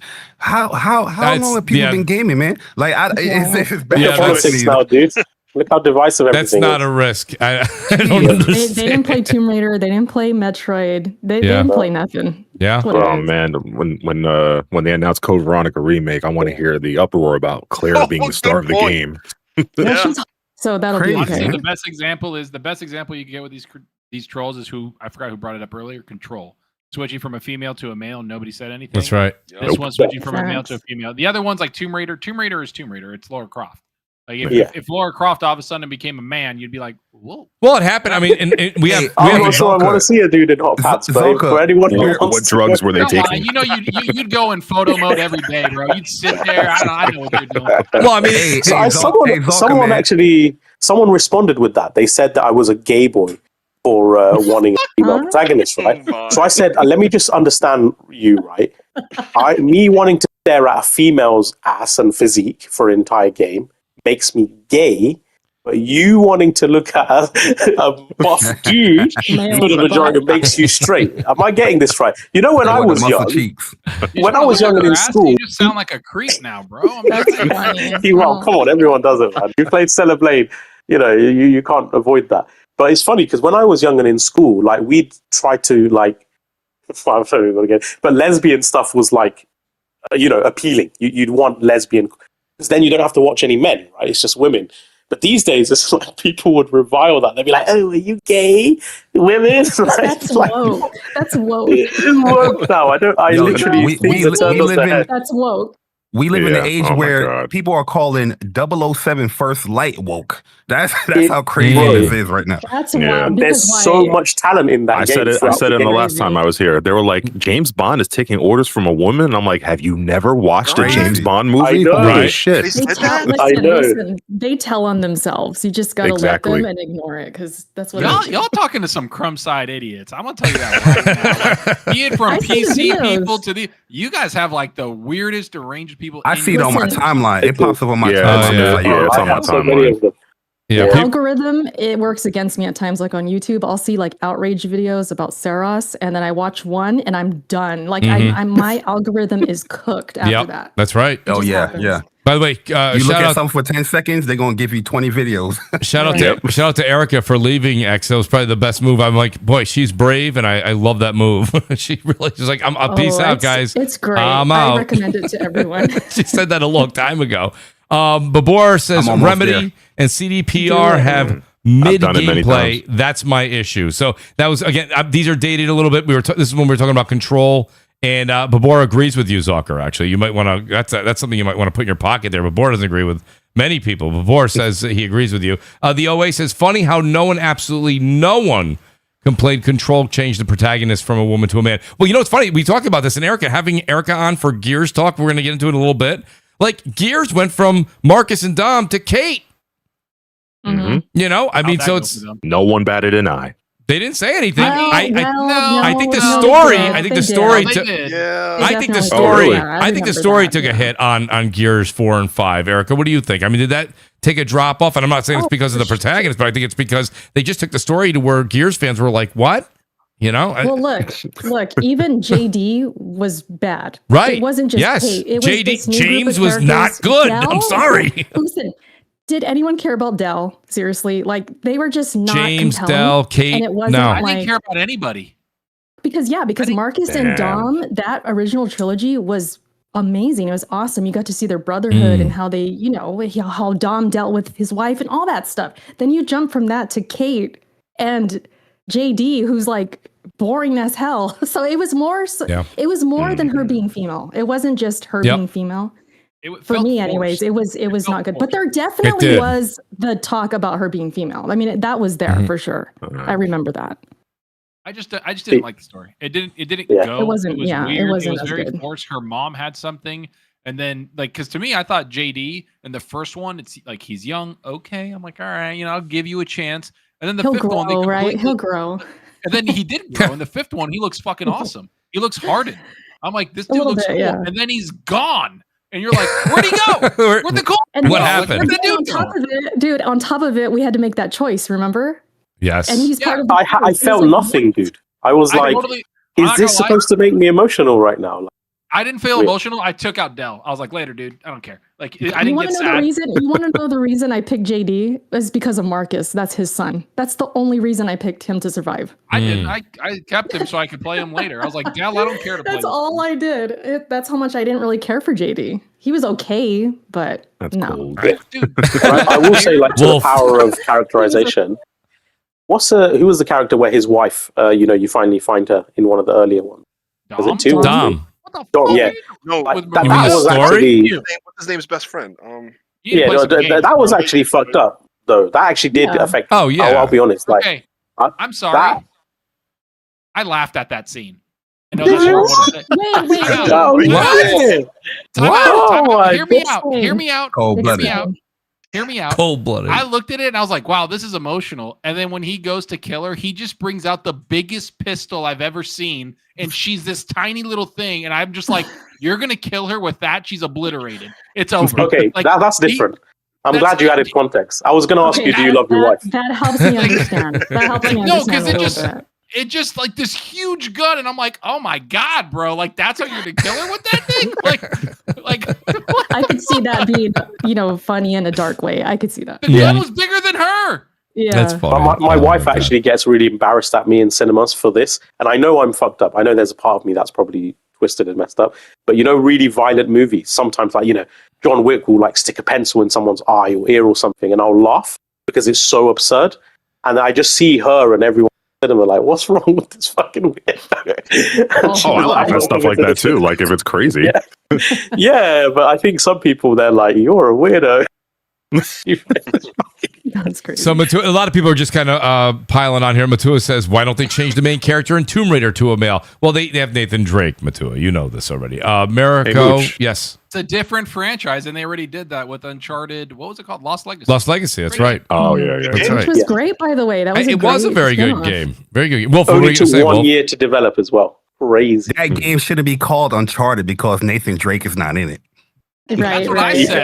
said. Yeah. Right. That's right. Keep Nobody consistent. complained then, right, Jay Bari, about that? Yo, like being listen, called it'll- Uncharted? I don't remember. You know that. what? Maybe I need to listen to you, Erica, and get off of Twitter because this shit keeps popping up on You know my what? timeline, and Is I'm it just because they were like, hot? Is it because they were hot and maybe that was okay? No, I don't know. Maybe. no, Hey, you know what? Chloe, I'll play a game with her anything. 2 out of 10, no penis. Oh. Oh, Oh. Good. Wolf, Sorry. what were you going to say, Wolf? I've heard no one bring this game up, and I'm a little disappointed. What do you got?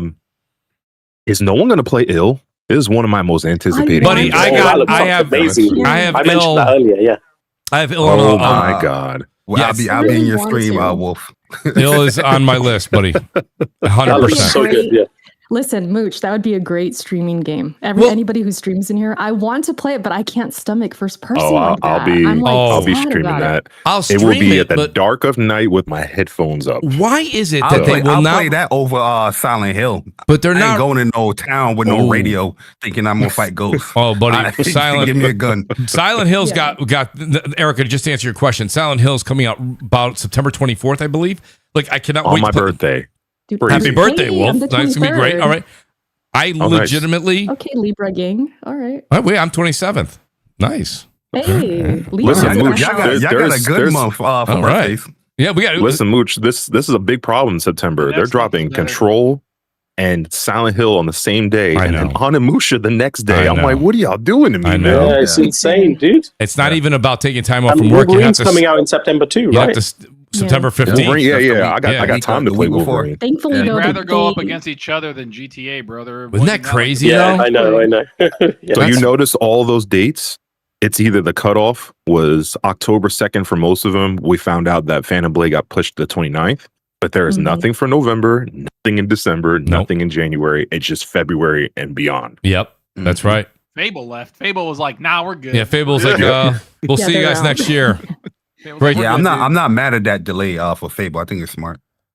Yeah. Same. So Mariko's got a little bit of lore here for you guys for LaFay. He says, best fan theory I've seen. Rue is the Lady of the Lake. The sword is based on the Arthurian legend, and Frank is the lake that holds the sword. Morgan LaFay, Arthur's sister. Now, there's a couple of you guys that are following the lore really intensely. Does that hold water? It does. It's one of the theories. The other theory is that I forgot what it's called. The Duriel. So basically, there's a cube that controls like some sort of matter and time, and it's like all powerful and stuff. And some people think it's. Well, they're calling it the cosmic cube in in the description. So, but the theory sounds cool. Yeah, I like it. I like it. I also saw something about like an Irish pantheon where the sword is the sword of like this god called, I think it's like Lo, something like that. And the sword is called like Frag, something like Fragnarok or something like that. Where it's like the sword of light. Did you say Fragnarok? Are you making this up? No, I'm not making it up. God of War Fragnarok. That sounds wild. That's a real close. They better not call a game that. I'm butchering the pronunciation, but it's similar to that. But I don't know. I think I've seen a lot of theories out there. Let me tell you something, man. With Irish, it doesn't sound like nothing like what it looks like. Trust me. You'll see one thing and they'll say something totally different. Look up the god. I think he's like the jack of all trades or god of light. His name is Lo, and then you'll see like the name of the sword that he wields. Oh, nice. And it looks like that's the beautiful thing about this, right? And because now we're going to this like place where every mythos and every story ever told in humanity is on the cards, right? Yeah. So in terms of like gameplay, in terms of bosses, in terms of environments, traveling around and everything is on the card. And one really interesting tidbit that they put in the interview was that one, in the God Afterlife, whatever it's called, basically something's wrong and it's not working properly. And two, they're basically the different gods are warring amongst themselves to get control of the afterlife.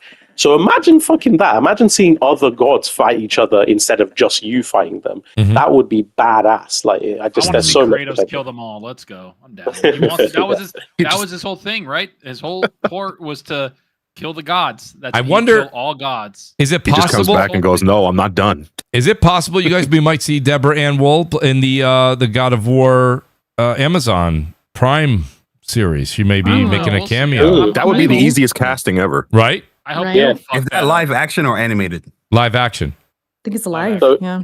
Interestingly, Amazon is the one that sponsored the interview with for God of War Lofe. Yeah, I'm wondering if there's a little bit of a. I came late. Did you guys talk about Wolverine yet? We're talking about the state of play. You can, I was just going through a couple super chats because I'm about 13 behind. I just want to, but we can definitely get that. And I certainly have not forgot about the great Death Singer. I'm sure he's taking notes right now. Shout out to the Kevin. You can fit this one out. You ain't got a PlayStation. Kevin Thomas says he's not going to play him anyways. He's not going to play him though. Kevin Thomas says I'm saying Intergalactic. This was what Erica was talking about. Intergalactic. He says I'm saying Intergalactic has no hand holding and more like Elden Ring and a lot of player freedom and no companion. I think Kevin was talking to you in the chat, Erica. Oh god, y'all need to chill out. I need to see more on that. I need to see that in action more. I agree. I agree. We'll see. Cobra Kai Commander. Now he's. I think he's coming from a different angle here, but he. I don't know. He's got a point. He's saying it's not because she's a woman. It's that they made a spin-off game on a character that was in a 45-second cutscene. There's no emotional attachment. But Cobra Kai, we've literally given you 15 to 20 different reasons why Faye is such an integral part. Yeah. Oh, go play the That's game. not. I mean, I see why you wrote it, but do you know about it? Do you know the character? Ask them why did Kratos and Atreus go on their journey in 2018, and let's people see what just telling on themselves. All right, there you go, Cobra Kai. Answer Jay Bari's question, please. Calm down. We know why they went on that journey. It's because she wanted them to grow together. So he does. It's kind of like the dog from John Wick. She didn't want him to revert back to who he was, and so that's what she did. She made him and Atreus go to the mountain to spread her ashes so they can grow together. Because in the beginning, he was still Kratos. He was mean to the kid. He was not doing a good job. And at the end, they grow together. That's the point, that he gets, how do you say, like a little softer for the child. They get a little bond. Yeah, they get a bond. And so he doesn't just go back to his rage because she's gone. So it's not just her, like, oh, it's just her. No, it's so they grow together. That's why I thought Atreus was going to be the next game, because you have a really good arc of both of them being together, and then you can. Well, but Zucker, Zucker, the thing is that that's zero risk, right? Atreus, a little bit. Yeah, that's kind of zero risk, or very little. I should never speak in absolutes in either end. So not zero, but less. Like it's very low risk. So I was going to say, Zucker, obviously, like you're right, like the growth thing. I get that. I get it, Zucker. Yeah, but more so, it was her fulfilling the right, because the whole point is the apocalyptic event, Fimbulwinter, like for all that to come through, the Jotunheim prophecy has to be fulfilled, and that requires them to spill those ashes on the mountains. So there was all sorts of other things intertwined with that. So yes, the journey would help them along the way, but she was getting them to do it for multitude other reasons. And then obviously Tyr, and he knows how to merge different mythos and stuff as well, and travel through different times. So there's a lot going on. Even though she's not in 2018 a lot. I'll just say this: even though she's not physically in 2018 a lot, her influence and everything's all over that game. The knife, for example, all that is like it's all back to everything, to the mom. Everything. Yeah, literally everything. Yeah. For Atreus, anyways, especially Atreus, I should say. Cobra Kai impact is felt. Cobra Kai did say he platinumed both games, Jay Bari. I just want to give his answer out loud. That ain't nothing with a PlayStation game. That's easy platinum. PlayStation games, you barely need to touch the controller. It's all QTE. Yeah. Yeah, you know what people do? They listen to podcasts and watch TV shows while they play games. That's why they don't know enough about the story. Shout out to Donnell Brown. He says, I have a question for Erica. Is what is your football team? I was told it was the Raiders. Donnell, please. Don't remind me. Don't remind me. Erica's a Raider fan? You got kicked out of the chat. Wait. Who? I know you might have to kick me out. Who told you that? I'm curious about Donnell, that. who told you that now? Who's spreading gossip about me liking the Raiders? Do you like the Raiders? You didn't answer the question. We can't trust her. She's a Raider fan. Oh, man. Hey, listen, it just comes with the family I was born into. That's right. That's just kind of how it is, man. Yeah. I'm a Raider fan. For better or for worse. I didn't want to touch on Jaff. It was one of your super chats, right? Mooch? Niners, baby. Which one, buddy?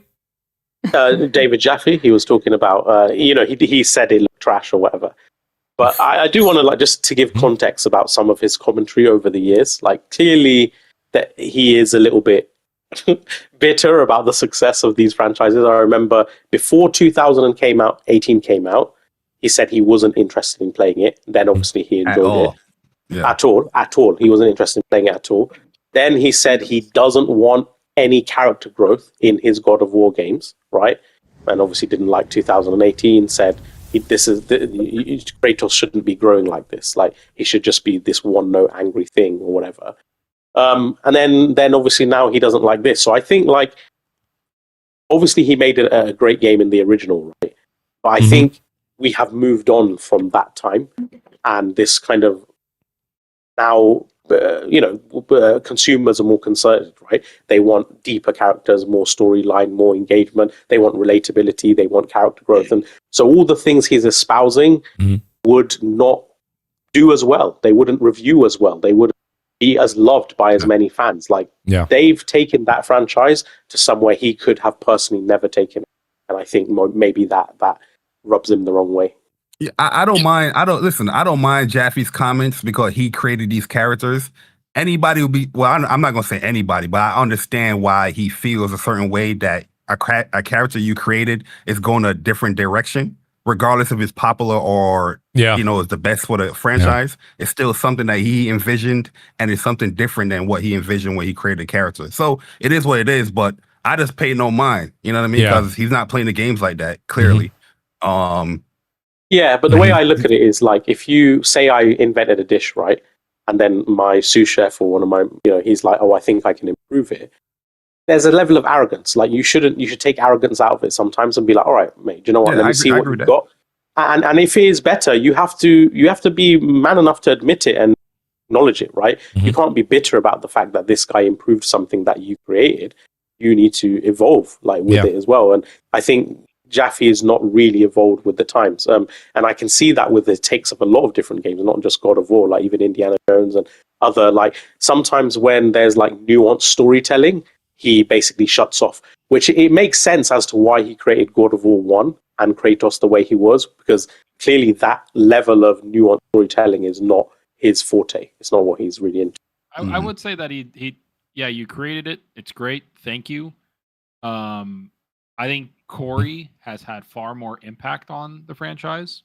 I agree. Even though he didn't create it. And that's just me, because I think I agree. God of War 2 and 3 is one of the greatest games ever. And 2018 and Ragnarok, I absolutely fucking adored. So I know what Corey is capable of doing. And I know Jaffe's there for, it kind of reminds me of like Cliffy B or Cliff Blazinski and Rod Ferguson. Like Cliffy was good at creating gears, like getting the idea down and being that grand idea of like, I'm a creative, it's crazy, and I need him, Rod Ferguson, to put it together. And that's the way it kind of feels. Is that Rod did that. But then don't get me wrong, Rod really needed Cliffy, I think, a little bit more in Gears 4 and 5. Because those fell off. But I see kind of a correlation between the two. And what David said is like, fine. What Jaffe said is like, cool, dude. That's what you think. That's fine. I don't care. I know he didn't like the side scroller one. He fucking hated it. Yeah, he did not like that at all. God of War needs to be amazing graphics. It needs to be this. It needs to be that. This just seems kiddie and stupid. And it's like, all right, fair. I haven't played it yet. I bought it just now for my PS5 Pro. So I'm going to check it out. Because I'm playing every single God of War game. I'm going through all of them before LaFay comes out. Zalka has a Pro? Put that. Yeah. Yep. Yeah, I do. Yes, he does. Bro, I play games. I don't give a shit, bro. Nah, I'm joking. Shout out to you, man. Not many of us left anymore. Dude, I you know what? I feel that. More people play Twitter than they do games. So of course. I just, I'm sitting here and I'm like, cool, I'm going to check it out, see how the Sons of Sparta is, because it's a Kratos story. But I can see where Jaffe's coming from, but I can also see where Corey's coming from of, hey, let's give this to other people that have ideas. Like, he's not the director of it. Let's see what they can do with it. And I think that's one of the most exciting things is this is a new character, and let's see where it goes. Jaffe created Kratos. He didn't create Atreus. He didn't create a couple other things. And I remember in 2018, he didn't like the sun thing either. And so he didn't like the whole growth and all this. And so obviously he was wrong because it was insane. Like, it was amazing. Yeah, it took off. It took off further than anyone can think. I mean, God of War 2018 has outsold all of the previous God of Wars combined and then some. So clearly it resonated. It won Game of the Year awards. It won hundreds of them, right? It's critically acclaimed as well. The others were as well. And don't get me wrong, I love the others. 3, I think, has some of the best bosses in all gaming. Yes, and I think the opening is the best opening in any game. I just didn't think it was consistent all the way through. I think, Nib, what you said, though, is really interesting about how the time plays a role, right? If you take a lot of directors that made outstanding award-winning movies in the 80s, early 90s, they don't always transpire or think or write to the audience of today. So, and we're not the same. How old were we when we played God of War, right?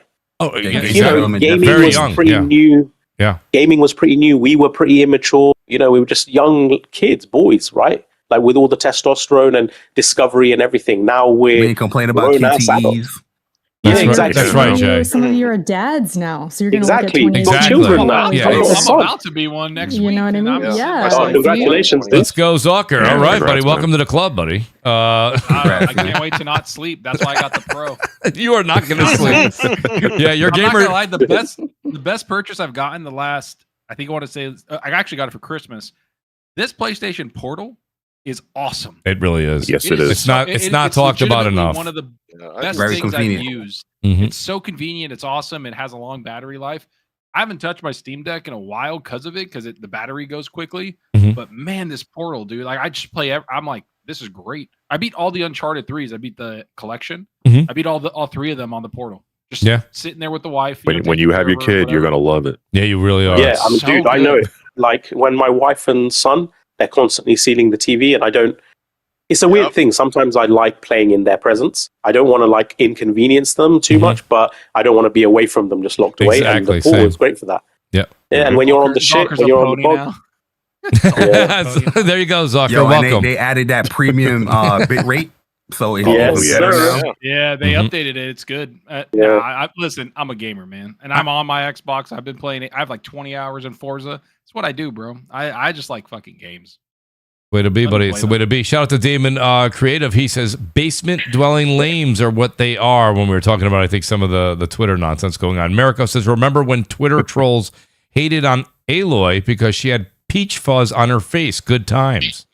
I remember that. So I remember they like she looked thick with 3 C's, and people were like putting her up there, and they were just like, why is she so big? I was like, what is happening? Women don't have hair I'll tell you on what. their face. Oh my gosh! If I can be a gooner for a bit, the girl, you already were a gooner. Yes, you know the chick in First Light in the holiday resort. Damn, son. Oh man! Oh, here it comes. Oh, when he first gets in there and she's got her sunglasses on. That girl. Oh, have you completed that whole mission? I beat it. Yeah, I beat the game. Hey, Nib, remember, Nib, you are notorious for spoilers. So be careful. The audience is paying attention. He's in the trailer. I mean, it's not really just a spoiler.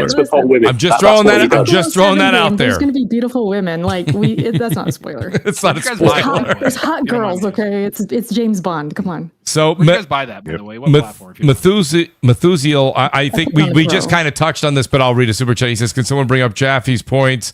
Attacking Grifter talking points is low-hanging fruit. Bring up the real qualms about LaFay. So, like I said, I would never attack Jaffe on his opinions on God of War.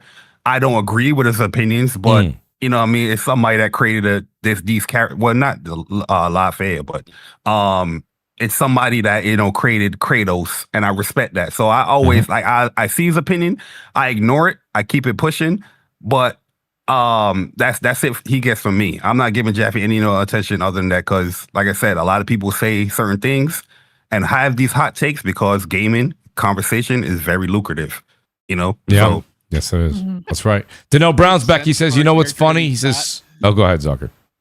Sorry, no, I was just reading the chat. Somebody says, does it make sense for a character who fights robots in a post-apocalyptic Earth to be fat? I don't know. People was like digitally altering Aloy, because Aloy is not fat at all. Not at all. It just got me to laugh. I don't know. She's not. The funny thing is, the real character model, I forgot her name, it's a Norwegian actress or whatever. Even though she is slim, she does have pretty, not big cheeks, but, you know, they're full. It's just how she is. And it's weird. Like You're about to go into the skin tone again, aren't you? You're going to freak us out. You freaked me out last time. You're like, the skin and all that. I was like, this guy's going deep into this. I'm freaking out. You're like, put the lotion on the skin.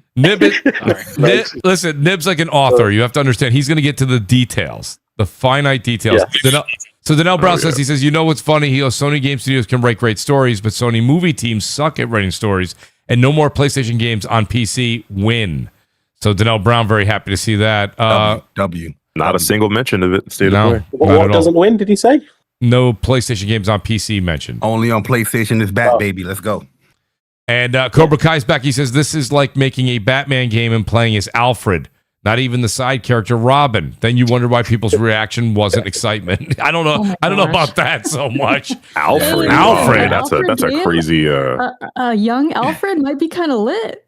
We don't know. He might be Alfred, lit. Alfred as the butler would be wild, but Well, the difference is Alfred is not trained by Ra's al Ghul. The difference is Alfred's whereas Faye is literally a god-killing giant. Or Like, was he? That's really funny. That's great. Shout out to Glassdoor Gamer. He says, who's this Xbox guy saying that Sony has I don't even know what that word is, to climb when Xbox is a corpse? He goes, pull up the Xbox game sales outside of Forza.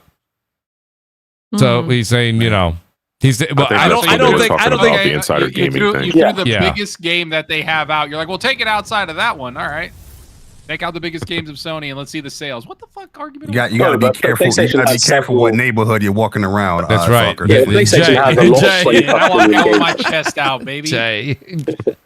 That's so great. The Gaming Ledger, great to see you, buddy. He goes, mark my words, Helix and Xbox app on PC is the platform. This is when I was reading Asha's quote. He says, mark my words, when Helix and Xbox app on PC is the platform, exclusivity is them pulling back on Steam and other PC storefronts. So he's saying that it's not necessarily going to be a stop on PlayStation and Nintendo, but it will be on Steam. That will be. I'm going to tell you right now, if they pull away from Steam, I've said this before on multiple podcasts, the only way you pull away from Steam is if you make your platform better. Because the PC app is not great. I think it's a broken experience. You can get EA games and Ubisoft games, but you get none of the Xbox achievements, none of the Xbox stuff on it. You launch EA and you launch Ubisoft, and then you get nothing. You just play the game and that's it. But when you go on the same thing, which is Game Pass or whatever it is, and you go on your console, you get all of those things. It is a broken experience over there. They need to do better to pull away from Steam so you can actually compete. And I'm a PC person and a console person, and I'm not one of those PC people that is like everything on Steam. I want Steam to have competition. And I think Steam has had a lot of things that a lot of people make excuses for. Number one is like the sales aren't as good as they used to be. Number two, there's way too much like fucking gambling and porn games on there. So it's like, what are we doing? Like, what the hell is happening? So I want competition across the board, console and PC. And if Xbox is the one to do it, which I don't think they are, to be quite honest, they're going to have to really update their platform for it to be exclusive. Straight up. Everyone should want that. Honestly, everyone. I know, like, obviously fanboys, they gun different platforms and stuff, but as consumers, there is nothing better for us than all platforms and services and stuff firing on all cylinders. Yes. Right? The worse the competition, the worse it will be for us. Absolutely. That's why I'm really rooting for a really good Xbox showcase. I'd like to see what they got. See what Summer Game Fest as well. I think they're going to have a good showcase. I do too. I think Asha doesn't take away a moment. I think she understands when there's a lot of eyes and attention on her, and she doesn't squander those. She's very good at manipulating the social media, and not in like a manipulative, like, oh, it's a bad way. I'm saying she's not like Phil and Sarah and the old leadership, where when something bad would happen, you wouldn't hear shit from them for like 6 months. They just let it fester. And she does not allow that. When the reports came out of the bad reports of like, oh, we're minus 10% sales or whatever it was, those Microsoft reports, she was there day of, and she was like, we see this, we understand it. This is our job to fix that. It's like, cool. Thank you for telling us. Now go do it. I'm of a different mind on that, Zucker. I do agree that I think she's doing a much better job of being upfront and really quick to respond. My question would be, you don't have to respond. Like those are the things. Like no company. When does Nike do that? When does McDonald's Corp come out and be like, "Sorry, we didn't give you 2 pickles on your cheeseburger"? You know what I mean? It's like you're responding to these idiots on Twitter. Line, that's right? the problem. There's also a fine line, right? Like Sony doesn't say shit. It's like Nintendo doesn't say shit. Steam, like, Valve doesn't say shit. Much. Like nobody says shit. The only Valve doesn't need to say anything. Well, that's you just proved my point. Nobody really needs to say anything because Microsoft's bigger than Valve. So why do they have to say something?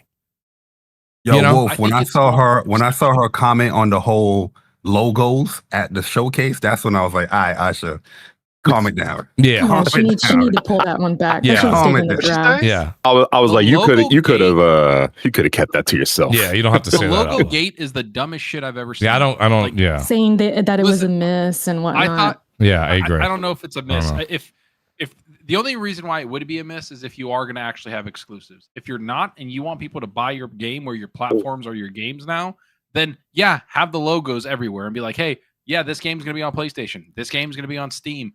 You want your games everywhere then, right? If that's your strategy. Yeah. If you want your I think she's trying to I think what she was trying to say, Zucker, though, is she's saying, here we're trying to appease to our Xbox audience.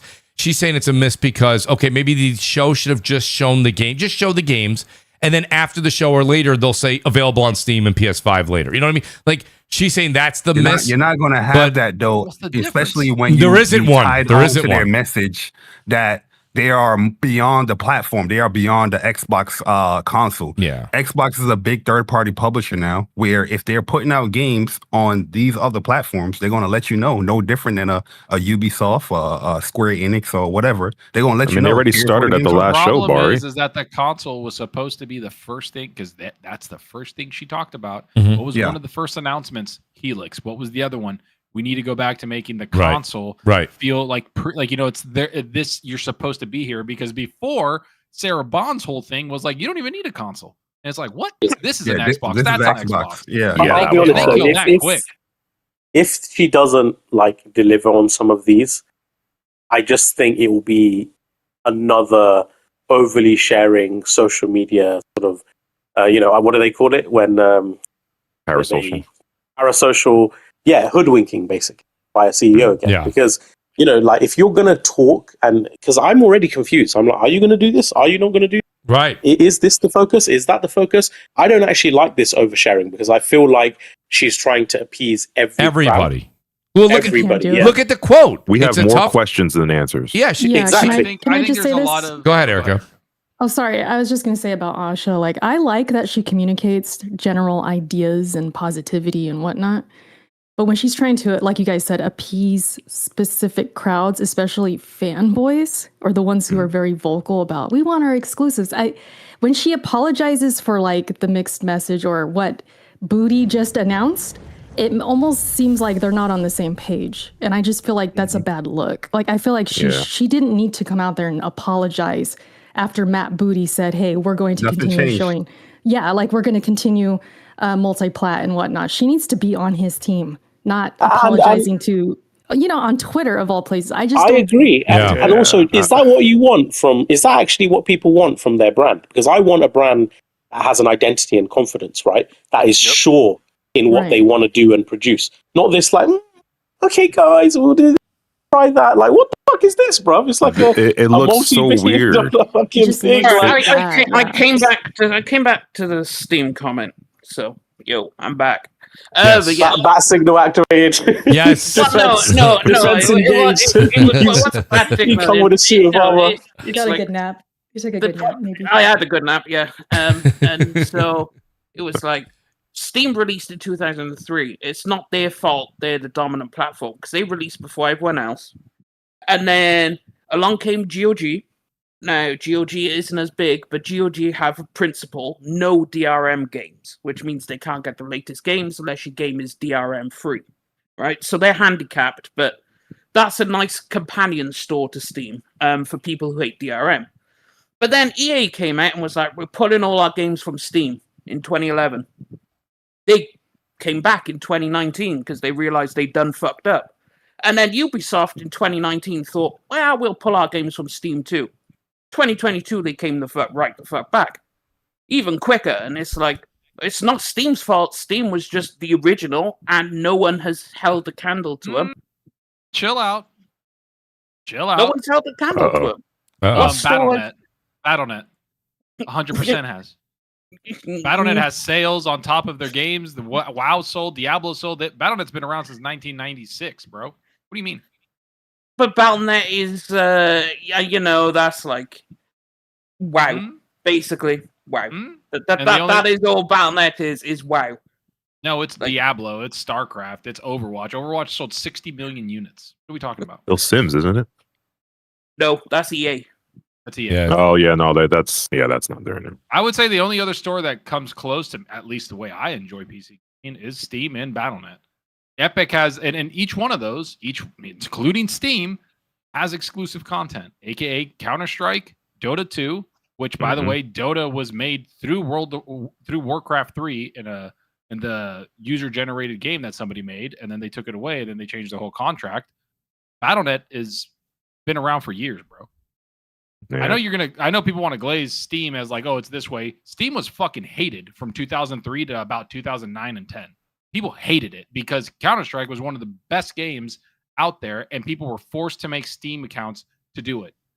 Let's not act like Steam's above all of it. No, but Steam, since obviously they've had launch issues, which they have, but they've become the number one store just because no one can compete with Steam. No one has tried to. Well, they tried to, but you just can't. You have to Epic has. match Epic Steam. tried. Epic, yeah, but Epic tried, but they were like, "Oh, let's for Fortnite and some exclusive games are going to be our driving factor." And it is a driving factor. Fortnite is a huge driving factor. Well, they're doing the same thing Steam did. Fortnite's, in a bit of trouble right now. So, Tim Sweeney. I mean, Steam's in a bit of trouble too. Just because it's the monopoly thing, right? This isn't like that monopoly thing isn't a joke. And then not to mention the actual Steam employees forcing people to put their games at a discount. And if they put it at a discount in another store, they're going to take it off the Steam store where they have internal conversations of their employees doing that. And then Gabe Newell, when they asked him that, he acted all confused, like he didn't understand it. And he was like, well, people like our services, our customers do. And the people like what we bring. It's like, what? That's not an answer. Yeah, that's not really it. A lot of people have been saying, why doesn't Xbox step up and compete, Microsoft compete with PlayStation? And it's funny because Zucker, you said it a second ago. If they really want to compete with Steam. Make your store that much better. No, don't compete with Steam. Don't do that. No, I don't. Well, I don't know. Microsoft's praising that Steam is a monopoly on PC. No, I'm saying they could try, but they're going to fail because Xbox's trajectory of successes is since the 360, I mean, can they? The better question is, could they actually do it? I mean, it would have to be extremely aggressive and take a lot of losses up front.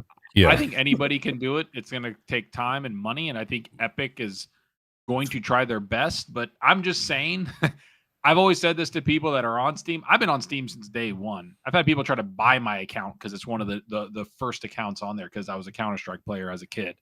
So the number one thing is that Gabe is not going to be there forever. Steam will change. So I want competition for that preparation. He's going to want to go on his yacht and just sit there and all day, dude. Like, that's all he's going to want to do.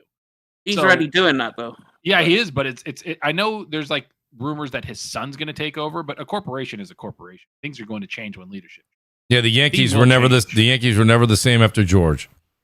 Yeah, so it's like things just change. I want Steam to have competition. And I think Battle.net was a competitor because of the games. And at the end of the day, it is the games. And the one thing that Xbox, if they ever want to compete with them, is they need to have their more games on the platform. Like, you can't buy Lego Batman on the Xbox PC platform. You just can't. So they don't have all the games. They need all the games on there. Mm-hmm. Like, if you actually want to pull your games away, make Gears, make Halo, make Forza exclusive on PC app, then you need to make your app worthy of people to actually invest in it. Well, I mean, EA tried, they failed. Ubisoft tried, they failed. They all pulled their games from Steam and thought, we got this. They got their app right back to Steam. What was EA's thing? What was it, Origin? Origin, yeah. When they released Origin, they pulled all the games off Steam and was like, we got this. And then they stopped. Of course they did. Everybody. And then in 2019, they fucking returned right back. Yay, we're back, guys. It's like, yeah, you're fucking back. Of course you're back. Let me ask you guys a question real quick on the panel. Before I just go and jump, because we've just segued really, really nicely over to the Xbox showcase for some predictions and some gears. Did anybody have any last moments or discussions on State of Play? I mean, Deathsinger, you didn't chime in, Deathsinger. Yeah, it was 5 out of 10, and it was great. Well, there's a take. Well, my say 5 out of 10, and it was great. What were your grades in school? 5 out of 10, and it was great for a PlayStation show. Oh my gosh! My biggest takeaway was Ace Combat. The funny thing is, he always gives the same scores to PlayStation. Yes. Well, it's because it's like the default 5. We could have just guessed that. I have to judge it on what kind of games you're showing me and what I want to play. Now, the Ace Combat 8 gameplay looks fire. I'm so glad we finally got gameplay for it. that was really nice to see. I know a lot of people don't care about Ace Combat, but I personally enjoy it. I think a lot of people are looking forward to that. DS. Oh, I'll be getting that. Oh, Ace Combat is such a fantastic game, especially when it comes to like actual just flying around. Oh, chill, Bart. Was it? And then of course there was like Onimusha my bad. Onimusha release date, which is what I was looking for because I already knew. But then it's like I was already looking forward to Phantom Blade Zero. I can't give you points for showing me for like the third time. Like you showed me it 3 times now. Like I'm not gonna praise you for showing it again. And then Onimusha we already seen, but I was like release date. Yo, okay, remember that statement that he just said, y'all. Next week we're gonna. I thought the same thing. Yeah. No, I'm not disagreeing with him, but just remember what he just said about games that we already seen. And then, it's like okay, then you have Until Dawn, which was a surprise because Supermassive wasn't doing it, and Fire Sprite picked it up, and I was like, okay, that's interesting. That was a big thing because we saw the Fire Sprite logo, and everyone in the Discord was like, What could this be? And it was like, wait, Until Dawn 2? Oh, so that's what happened. Wolverine looked great. God of War looked great. I mean, Tomb Raider. When are you going to play those? Are you going to enjoy them? I ain't going to play them. Why not? Oh, we've gone now. Not my cup of tea. You said it looked great, though. It looked great. Yeah, you said it looked great. Zucker, you'd have to watch the last. It's not my cup of tea. You'd have to watch the last 6 months of Crossfire to find out. Thing is, I'm not going to say it looks trash because it doesn't look trash. I'm going to say it looks great. That's just a statement. It doesn't mean I'm going to play the game. Hellblade 2 looked great. What's that new Chinese action adventure game with the female protagonist? What's it called? Kimori? You remember? What? You remember? It's like really high production. It looks really good. I know what you're talking about. I forgot the name. It's like a. No, he's talking about a different one, right? It's like an Asian. Yeah. Beast of Reincarnation. Oh yeah, that was Beast of Reincarnation. Yeah. Beast of Reincarnation. There's another one as well. It's like looks really high production. I know which one you're talking about. The thing going to Game Pass, right? The one that they put it's like an Asian lady with like a sword. She's holding up as a cover. That's the one. Yes. Yeah, it's like a Souls type game. Yeah. Comes out in August. Yeah. I was going to ask because I remember the Death Singer. You were quite interested in that. What is it that you're interested in games like those, but not God of War? What game are you talking about? Give me a name so I know what it is. I forgot, but do you know what I'm talking about? It was recently shown. It's something with a G. Yeah. I remember you were on the It's podcast, coming out in August, you said? August. No, not in August. It's just this Chinese. I don't know if it's Chinese. That's a bit racist. It's an Asian game that's high production, really high production, sort of like action adventure RPG. Yeah, that's the one. Tides of Annihilation. Tides of Annihilation. It's not Tides of Annihilation. I don't think it's that. I know which game he's talking about. Is it Grave Seasons? I remember doing like a AI picture of a thumbnail. Oh no, that's a different game. I know what game he's. I'm gonna look it up. It's a Souls-like, you said? Yeah, it's a Souls-like. It's like it's like a Souls-like. I'm not sure which one that is. To be honest with you, be specific because there's so many. Yeah, we just there was a lot. I'm gonna find it. I'm gonna find it. Don't worry, I'm gonna find it. Death Singer, are you only a PC gamer? Yeah. Okay. So what do we think here? So Death Singer, do you have more on that? Because I do want to go to Xbox and Gears because that's kind of that and Summer Game Fest are big. It's like I gave. It's called Jenny God's Neza. What the hell? I've never even heard of that. Okay. No, look it up. GENI. Ain't no one buying that shit with that name. No, it looks really good. It looks really good. GENI. When does it release? Jay, when does it release? Oh yeah. Oh, okay. I remember this game. Yeah, I remember. The East has been cooking some games. So yeah, that's one of them. This. It looks pretty good. This in my life. What is it? How do you spell that? This looks crazy. I must have so many missed Souls likes. There's no release date though. Wolf, how do you spell it? There's no release date on it. Is it a Souls-like? Yeah, that's not really for me. Yeah, I'm not into Souls games. From what I'm looking at the trailer right now, I yeah. have Souls-like fatigue, man. There's just way too many. Like Elden Ring was my first Souls game, and yeah. Did you beat it? I did. Yeah, this definitely looks like a Souls game. And you don't want to play more? That's wild. I want to play more like Elden Ring. No, but like Elden Ring appeals to me because it's more high fantasy, like the whole golden tree and the way the world. It's more like dark fantasy, high fantasy, rather than like the Souls. Like when I saw the Souls games, I was like, that's cool, not really for me. But then obviously, you know, Blaze, when Elden Ring came out, I was like, oh yeah, let's play it. And I was like, okay, I'll play Elden Ring. And then, I mean, I enjoyed it. It was really fun. Melania was a fantastic fight. Okay. Absolutely gorgeous, but yeah. No, Elden Ring was great. Played the DLC as well, but I'm not into Souls games because that was my first Souls game. So that's your only experience, really? Like, just that game? Yeah, Elden Ring. Oh, then you don't didn't know. You didn't play Lies of P? No, you don't really know until you try them more. You got to try more of them. Well, I mean, they're always on like stupidly discount anyway on Steam all the time. So maybe one day I'll get around to them when I don't have 50 million different games to play because JRPGs just release every other day these days. So I mean, you ain't play Lies of P, Singer? Nope. I'm gonna kick your shins, bro. I'm gonna kick your shins. What do you mean? When Lies of P came out, I can't even remember what came out when that came out. It's a masterpiece. You said you like I high fantasy. believe You wouldn't do anything else, though, right? Like for a Souls theme. No, I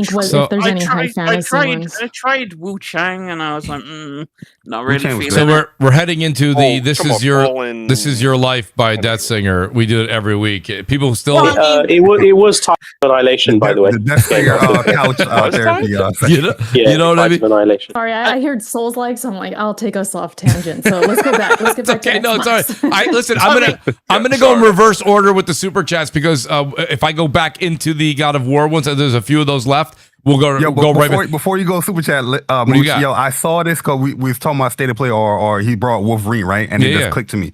Somebody asked the question, was like, why is Wolverine hairy? Who said that? Oh my God. What are you doing? Who said that? This is what's going on in the big 2026, man. Wow, man. The big 2026. Who said that? Why Wolverine's hairy? Yeah, there was because the question was like, why is he hairy? And it's like somebody else's comment was like, yeah, he's pretty short. I guess their Wolverine is Hugh Jackman. You know what I mean? It wasn't really a comic book, I guess. What the hell? Just block them. Listen, you see that on Twitter? Just block them. I just been mute. I've been mute. Was that on?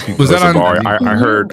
Why is the blood disappearing? I'm like, do you want him to be bloody the entire game? Like never comes off. We were talking about that. Shout out to T-Rock and everybody in my group chat. We were talking about that. Like, okay, do you want his costume to just gradually just get skinned off? Like, is he going to be totally naked by the end of the game? Like, what did they expect? Explosions. What are we talking but nobody complained about that in the prior Wolverine game. That was everybody loved that game. Yeah, that's fine. That was fine, right, Jay? Right. Crazy. Yeah, nothing wrong. Speaking of T-Rock's here. He says, Singer would deny $1 million from Sony on principle. If he sees Sony, he immediately puts on the wetsuit and gas mask COVID armor to avoid Sony.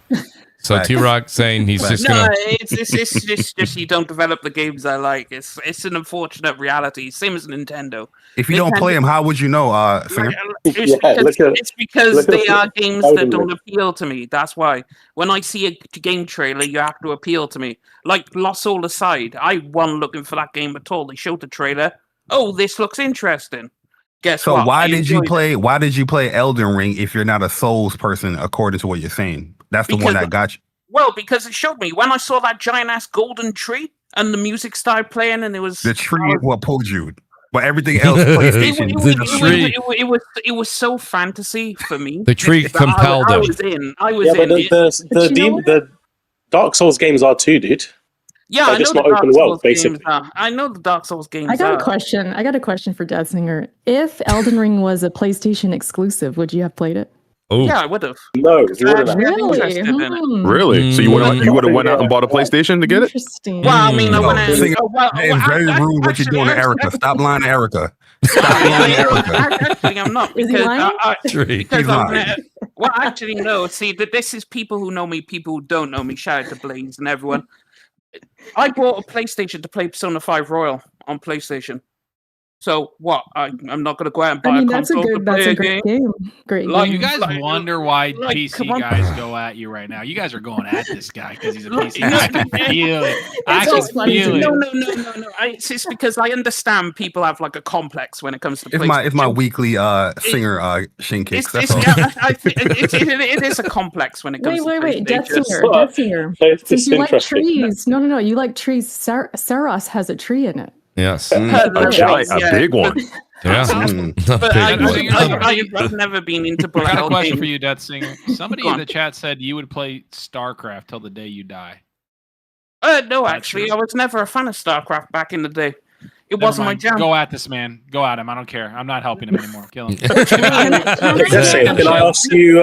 I do actually. I am genuinely curious. It's not to. So, explain to me, break down why, like, something like Lost Soul Aside is really appealing to you, but not, say, God of War Lafay, which similar kind of combat aspects. You know, a lot of mobility, a lot of air combat. You know, but obviously one game is just much higher production quality, writing, etc. But how come like that appeals to you, but not the other? I'm just trying to understand. It was just what appealed to me was initially the trailer. It was a bit more anime, a bit more, you know, JRPG. It was a bit more. Like, it just appealed to what I was looking for because I was looking at it and I was like, the trailer looks actually good. You know, so when you say more anime and JRPG, do you just mean the way the characters? Yeah, like the characters look a bit. So if they look too realistic, that's a bad thing. You like that If more they look- cell shaded art type thing. Well, yeah, it's Lost Soul Aside not like that though. Well, no, Lost Soul Aside is a lot more. I'd say it's more Final Fantasy looking than like God of War looking. And I enjoy the Final Fantasy aesthetic too. But then again, that comes back to like I enjoy the Trails Cold Steel games. I enjoy like the Persona games. Like I have a big thing for JRPG and Japanese stuff in general. And it turns out that the aesthetic that South Korean and Chinese developers are going for are the aesthetics that please me.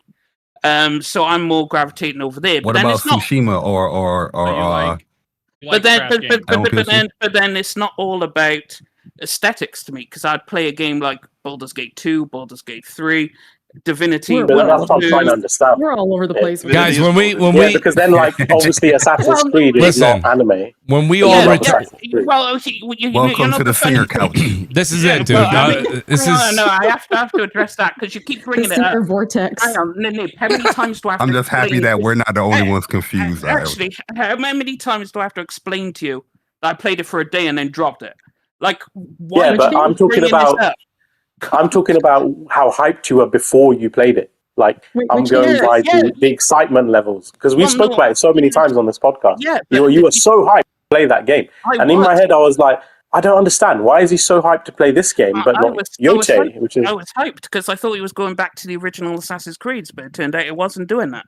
So I thought it was going back to the Black Flag era, and before then, but no, it didn't. So Odyssey's the best one, bro. Hate to break it. Odyssey is fantastic. So was Origins, but then Valhalla fell off a cliff, and Shadows is not good. So I mean, I still don't trust you for that. I still don't trust you for that StarCraft. Well, no, but then again, back then I was playing Age of Empires, and I was also playing trash compared to StarCraft. Age of Empires is the goated RTS game. So now that I didn't have one of the topics.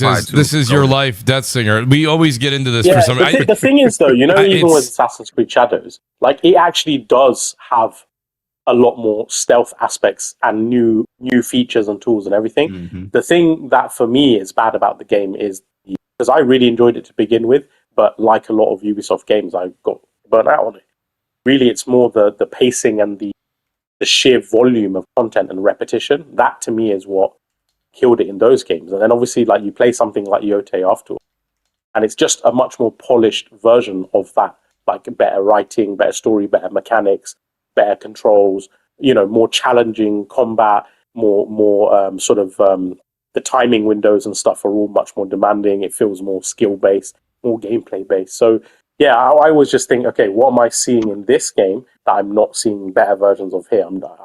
Also, Mooch. It always goes into my life because people have a complex that, believe it or not everyone needs to like every single game, right? Agreed. And it's a hard concept. If you don't enjoy a game, bear in mind you have 8 hours a day to game maximum, right?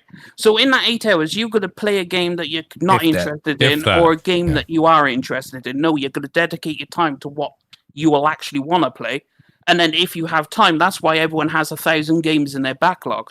It's because you just don't have the time to. Were you excited for those games? Yeah, but did you get around to one? Absolutely not. So, you know, it is what it is. And so I have to prioritize stuff that appeals to me. 37% of games bought on Steam are never played. Yeah, exactly. Yeah. Like, it is surprised it's not higher. Yeah, actually, yeah. so that's why it always boils down to people just can't. I can't understand that. I just dislike the type of games they're making. Now this could change. No, we're not misunderstanding your preference. The things that confuses us is that the games that you do like, there's similar games out there. And the similar game will be like, I'm not playing that. But it's like God of War is not similar to the stuff that I like. There are some similarities, but it's did you play God of War though?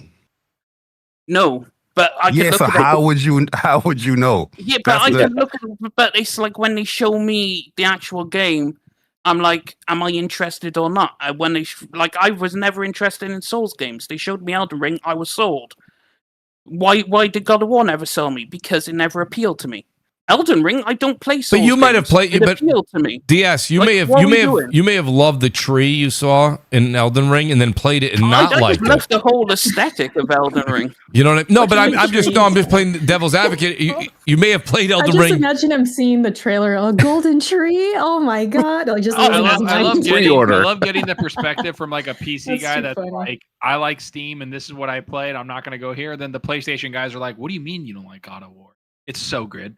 And I'm just sitting over here like, no, it's not that. It's more like, no, Zucker, that's you. Like that's still no. That's not what he said. He's trying to say he likes games. They run parallel to a certain extent with some of the PlayStation games. He won't say he'll play those because they're on PlayStation. He doesn't want to play them, but like he plays games very, very similar. That's the argument. It's not PlayStation guys saying play God of War. About games with sort of samurai aspects we've been doing this for a year. Yote and Shadows has huge overlap, right? Yeah, they have huge overlap, but it's completely different. It's like lots of games have one is much better than the other. Every game borrows off every game. Right. Like Lo-Fi, that was DMC style combat. Like that was straight out. You could throw that straight into DMC. Mm-hmm. That's DMC combat, and it's like so everyone takes from everyone. So of course, a lot of games will have similarities. Just because they're based in Japan and have a samurai sword doesn't mean that they're going to be the same game. But that's what I was trying to understand. So Lost Solar Side appealed to you because it had anime looking faces, even though quality wise it's highly likely to be less quality than a God of War. I don't care about the faces was enough to sell you, and the other game sold you because of the tree. If quality doesn't matter to you, then why do you have a PC? Quality. I don't understand. Because he's going too far. Without being bad, Dessinger, these are really like shallow level reasons to play things. Like a tree. And the face is anime looking, so so forget about the writing and the Mooch, I did push my show back a little bit tonight, and I do have to leave. Wolf, I figured, Wolf, I was excited that you stayed as long as you could. I was trying to stretch this out as much as I could. All right, Wolf, thank you for being here, bro. I appreciate you. Play all my video games. Appreciate you guys. Thanks, Wolf. Because clearly you have an opinion. No problem. Have a good one, guys. Well, I'm just saying, that's what you told me that. I'm not putting words in your mouth. You're the one who said it. You have all these opinions and this intellectual bullshit. Come over here and play. I'm just repeating what you told me. You said because it's got an anime art style. That's why you liked it. No, you talk. Hey, don't get sassy. Don't get sassy. Yeah, he doesn't want me repeating what he just said. He said Elden Ring sold him because of the tree. What do you want me to say? Detsinger, 1v1 me in Elden Ring right now. Let's go. Let's go. I'll tell you what. I'll hire Blaze to 1v1 you on my behalf. No, come on. That's cheating. Come on. No, that ain't cheating. He's the master. He's the master. He is very good at PvP. Blaze. Listen, guys. I'll tell you my game of the show. My game of the PvP player I know. You can't do that. Well, no, but him facing you is like you facing me. Don't do that. Like, come on, there. All right. So what's your game of the show, Nip? Because I want to go on to I want to get on to Xbox. Game of the show. Oh, it's called, but it had a really nice looking toaster in the corner, and I just, do you know what? That toaster looks fucking cool. That is my game of the show. My game of the show is the rapping chef. Also, that kitchen knife was looking damn good. Yes. Also, I have to bring up the cube because the cube was hilarious. Because I was like, "Where did my Dungeons and Dragons character go?" There it is. yeah. I thought that was a great title. No, it's not good. It's like, oh, fucking hell. What's Dungeons and Dragons doing in God of War?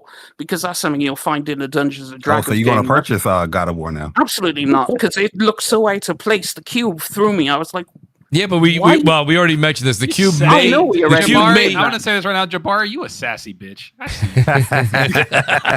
He's a great instigator. He is, He is Jay. great. My bad. I apologize. I thought I was muted. I thought I was muted. You can ask Gaz or Fonz or my boys.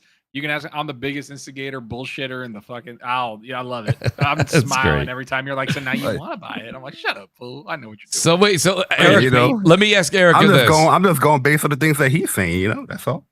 Erica, what do we need to see from Gears?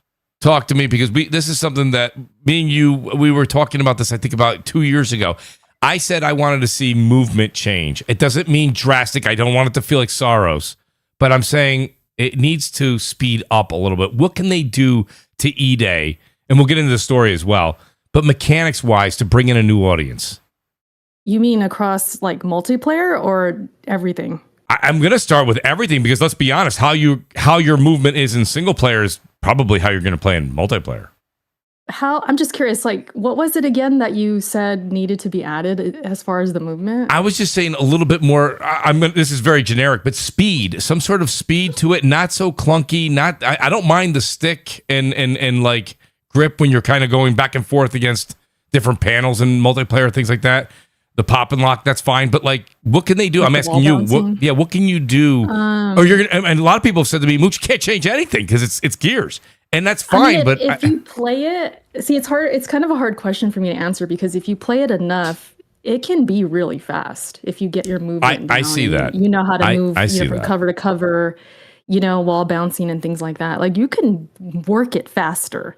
But so yeah, it's kind of hard to answer that. I remember you mentioning about weapons too, like you wanted something different with the weapons or a little bit, something like that. I just think when you're trying to get a new audience right now, like even when you talk about, I'm not trying to make a reference or call back to this, but like a lot of people that I know that played Warzone like nonstop, right? When they played Marathon, they were like, it's just a little too slow. What I mean in that reference, just trying to say is this younger generation right now, which is who Microsoft and PlayStation, they're all trying to appeal to. Like, me and you like getting with the times now. Yeah, like, because like that's why a lot of people thought Gears Reloaded didn't do so well on PlayStation, because it was like, wow, Gears is finally on PlayStation. It didn't do that well. It just felt very dated. But they all have that kind of feel when it comes to the movement. That's just one game. They messed up by not doing the whole trilogy. I mean, that was bad. Yeah, it didn't sell well. It didn't do well, and Everybody I expected that. I did. Yeah, it's been remastered twice. It's basically a remaster of a remaster. It's like cool for us to revisit. It was a tech demo. It's what they're doing with Halo to get UE5 kind of under their belts, ship a game with it, and it's the same thing they're doing with Halo. It was just lazy, and you got PC gamers who want the whole trilogy, and they just for whatever reason won't do it. Yeah. I love Gears 2. That's my ultimate favorite, and for whatever reason they just don't remaster it. And so I think if they had the whole trilogy, it would have sold much better. Absolutely. To get other gamers, I don't think it's the multiplayer.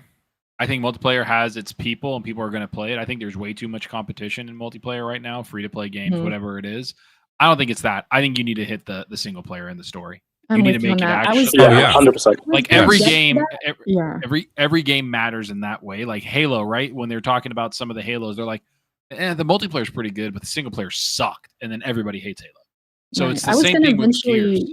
Sorry, I was going to eventually like get to that. Just to answer Mooch's question, like, I actually think it is the opposite. It needs to get back to its roots. It needs to, which it's going to do. It's going to be darker. It's going to be. Oh yeah, that's fine. A prequel, and I think that will make it stand out in this climate where everything is fast. Everything is Warzone fast. Everybody wants to run around fast, and if you try and make it like that and appeal to like casuals, I just feel like it's not going to do the game well.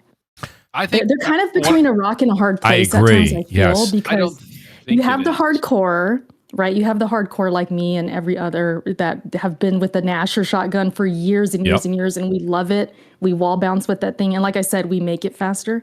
But then you have the casuals who will come in and just get bodied and then not want to touch it again. So they're kind of, I always feel, even with Gears 4 and 5, they were between a rock and a hard place with that, because you can't please both sides. It's very difficult. I just don't see how they could please both sides. Color your skin. You know what I mean? So that I agree that the single player, I think, has to be phenomenal. It has to be, and I think it could be. It should. I think it needs to be. I think it needs to be. So, right, one of the most requested things in Gears history is, hey, it'd be kind of cool if we can see E-Day, right? See what happens, see what it's like. Yeah. And I think they have it on a silver platter. For them to go back where no one thought they were going to continue Kate's story.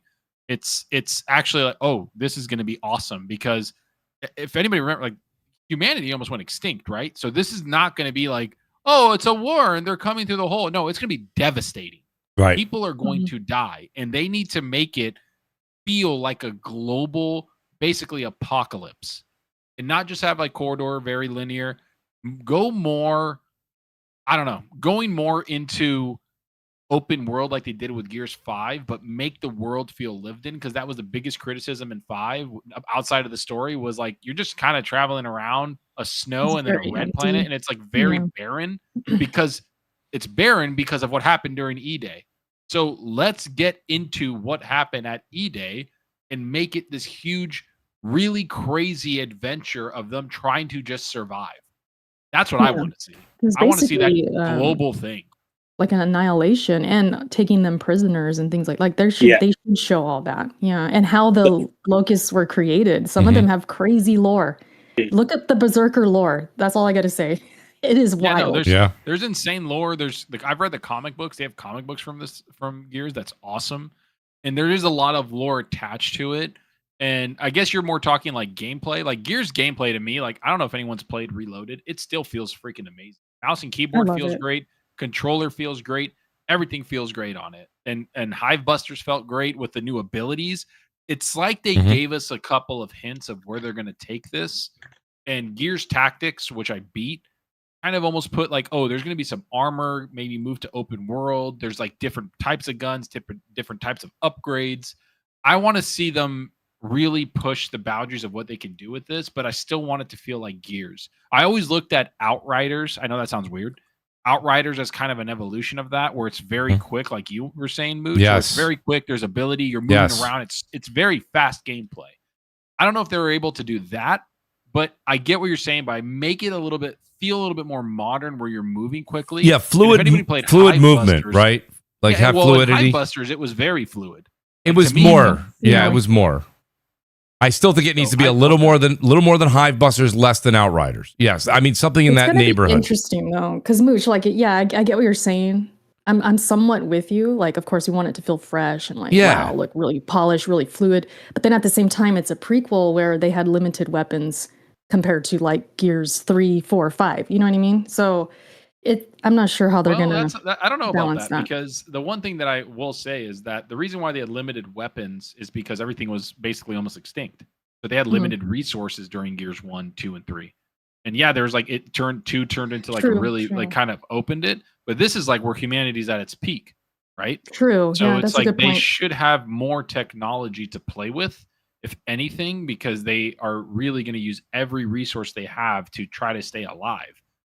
This is one of my most anticipated games. Do you think it's gonna? Is it gonna be? Are you guys expecting Gears to be open world?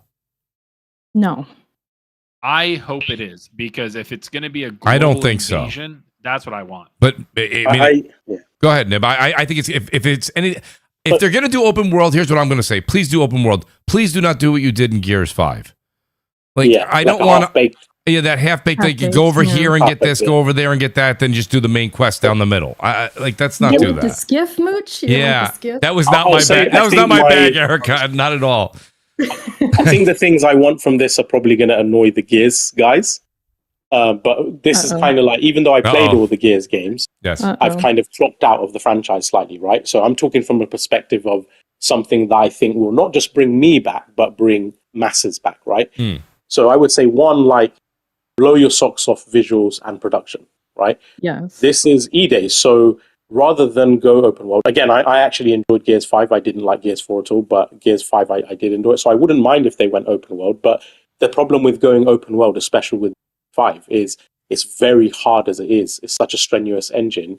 I don't think they're going to be able to pull off loads in an E-Day type of capacity if they go open world. So I say, they're the only studio that would be able to do that. They're the only studio. But imagine if they did masters. They're wizards. True, but imagine if they did linear curated level like a D-Day, right? Imagine they had like a Omaha D-Day, but with aliens, right? But everything, because it's a linear sort of environment, they can blow the socks off all the explosions, set pieces, destructible environments, have darker aspects and little things. I mean, like little detail, like say you have a Naughty Dog. What I mean is, like, instead of just rodeo running around, have your NPCs and stuff trip sometimes. Or if an explosion goes off, instead of it having no sort of physics impact, the entire character and everyone around you, let them fly into walls and stuff and have cracked armor and shit. Make it feel super visceral and like really, really detailed and engaging. And like I said, go back to some of the horror vibes. Make it actually scary to be in some of these environments and feel the threat of war, the bullets whizzing past, some of the creatures that are like so imposing and scary, and being captured, being dark, having some emotional resonance, losing people, losing characters throughout the game that you build a connection with, like little things like that. I just think it needs to really have I get what you're saying, but I don't know about the linear thing. Because for me, what I want to feel from this game is E-Day. I want to feel the gravity of the globe ending. Like the world is ending. Like that's what I want. And I get like you're saying linear, kind of keep it this. I mean wide linear. I mean, I'm talking like Uncharted 4, Last of Us style, right? Because they still have really big environments. Uncharted 4 and Last of Us 2 actually have, you know, like Seattle and Madagascar. Yeah, but that was really like Seattle was just like one like area. Yeah. And I actually didn't like that part of the game because it didn't feel. But imagine like imagine skyscrapers, right, collapsing, like a big, say, like maybe like half a mile distance wide, right? So you're closed in, but because it's only half a mile, they can push assets and set pieces, and this whole fucking battle's going on, and ships are flying, getting shot down all around you, and you know there's your enemy, your soldiers, their arms are flying everywhere and stuff like that. They could really, really go to town on something like that. You know why I think it's going to be open world is because at the end of the trailer, when Dom saves Marcus and pulls him up, what they look at is like basically the city, the whole city, and they look at like, holy shit, look what's happening. Yeah, and it to me, I think because it starts off right like. It's an evolution. It starts off very personal, very small, in a room fighting a grunt, and then it turns into like this is just one battle in a room where he barely survives. Look what else is going on in the world. So I think it's going to be the whole world, and I think it's challenging. Maybe I'm wrong. Maybe I'm wrong. I don't know. 60 frames with that. I don't know, man. It's going to be hard as fuck. Well, they literally hit.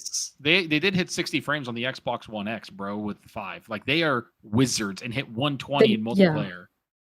Yeah. If anyone can do it, it's Coalition. But I wanted to touch on one thing Nib said about like your partners, you know, your co-op partners falling and having these like kind of physics things going on.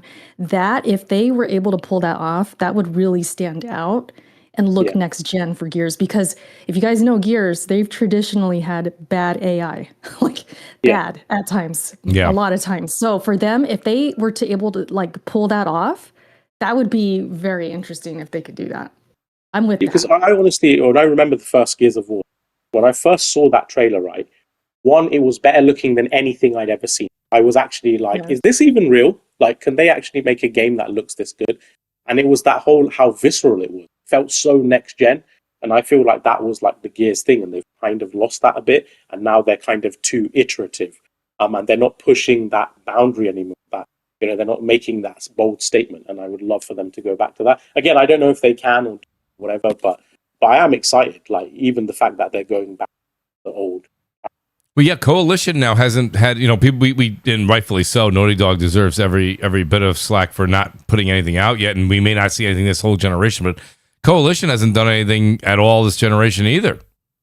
You know, and it's like this is a big show for them. I think this is very big. I think they're gonna have a great output.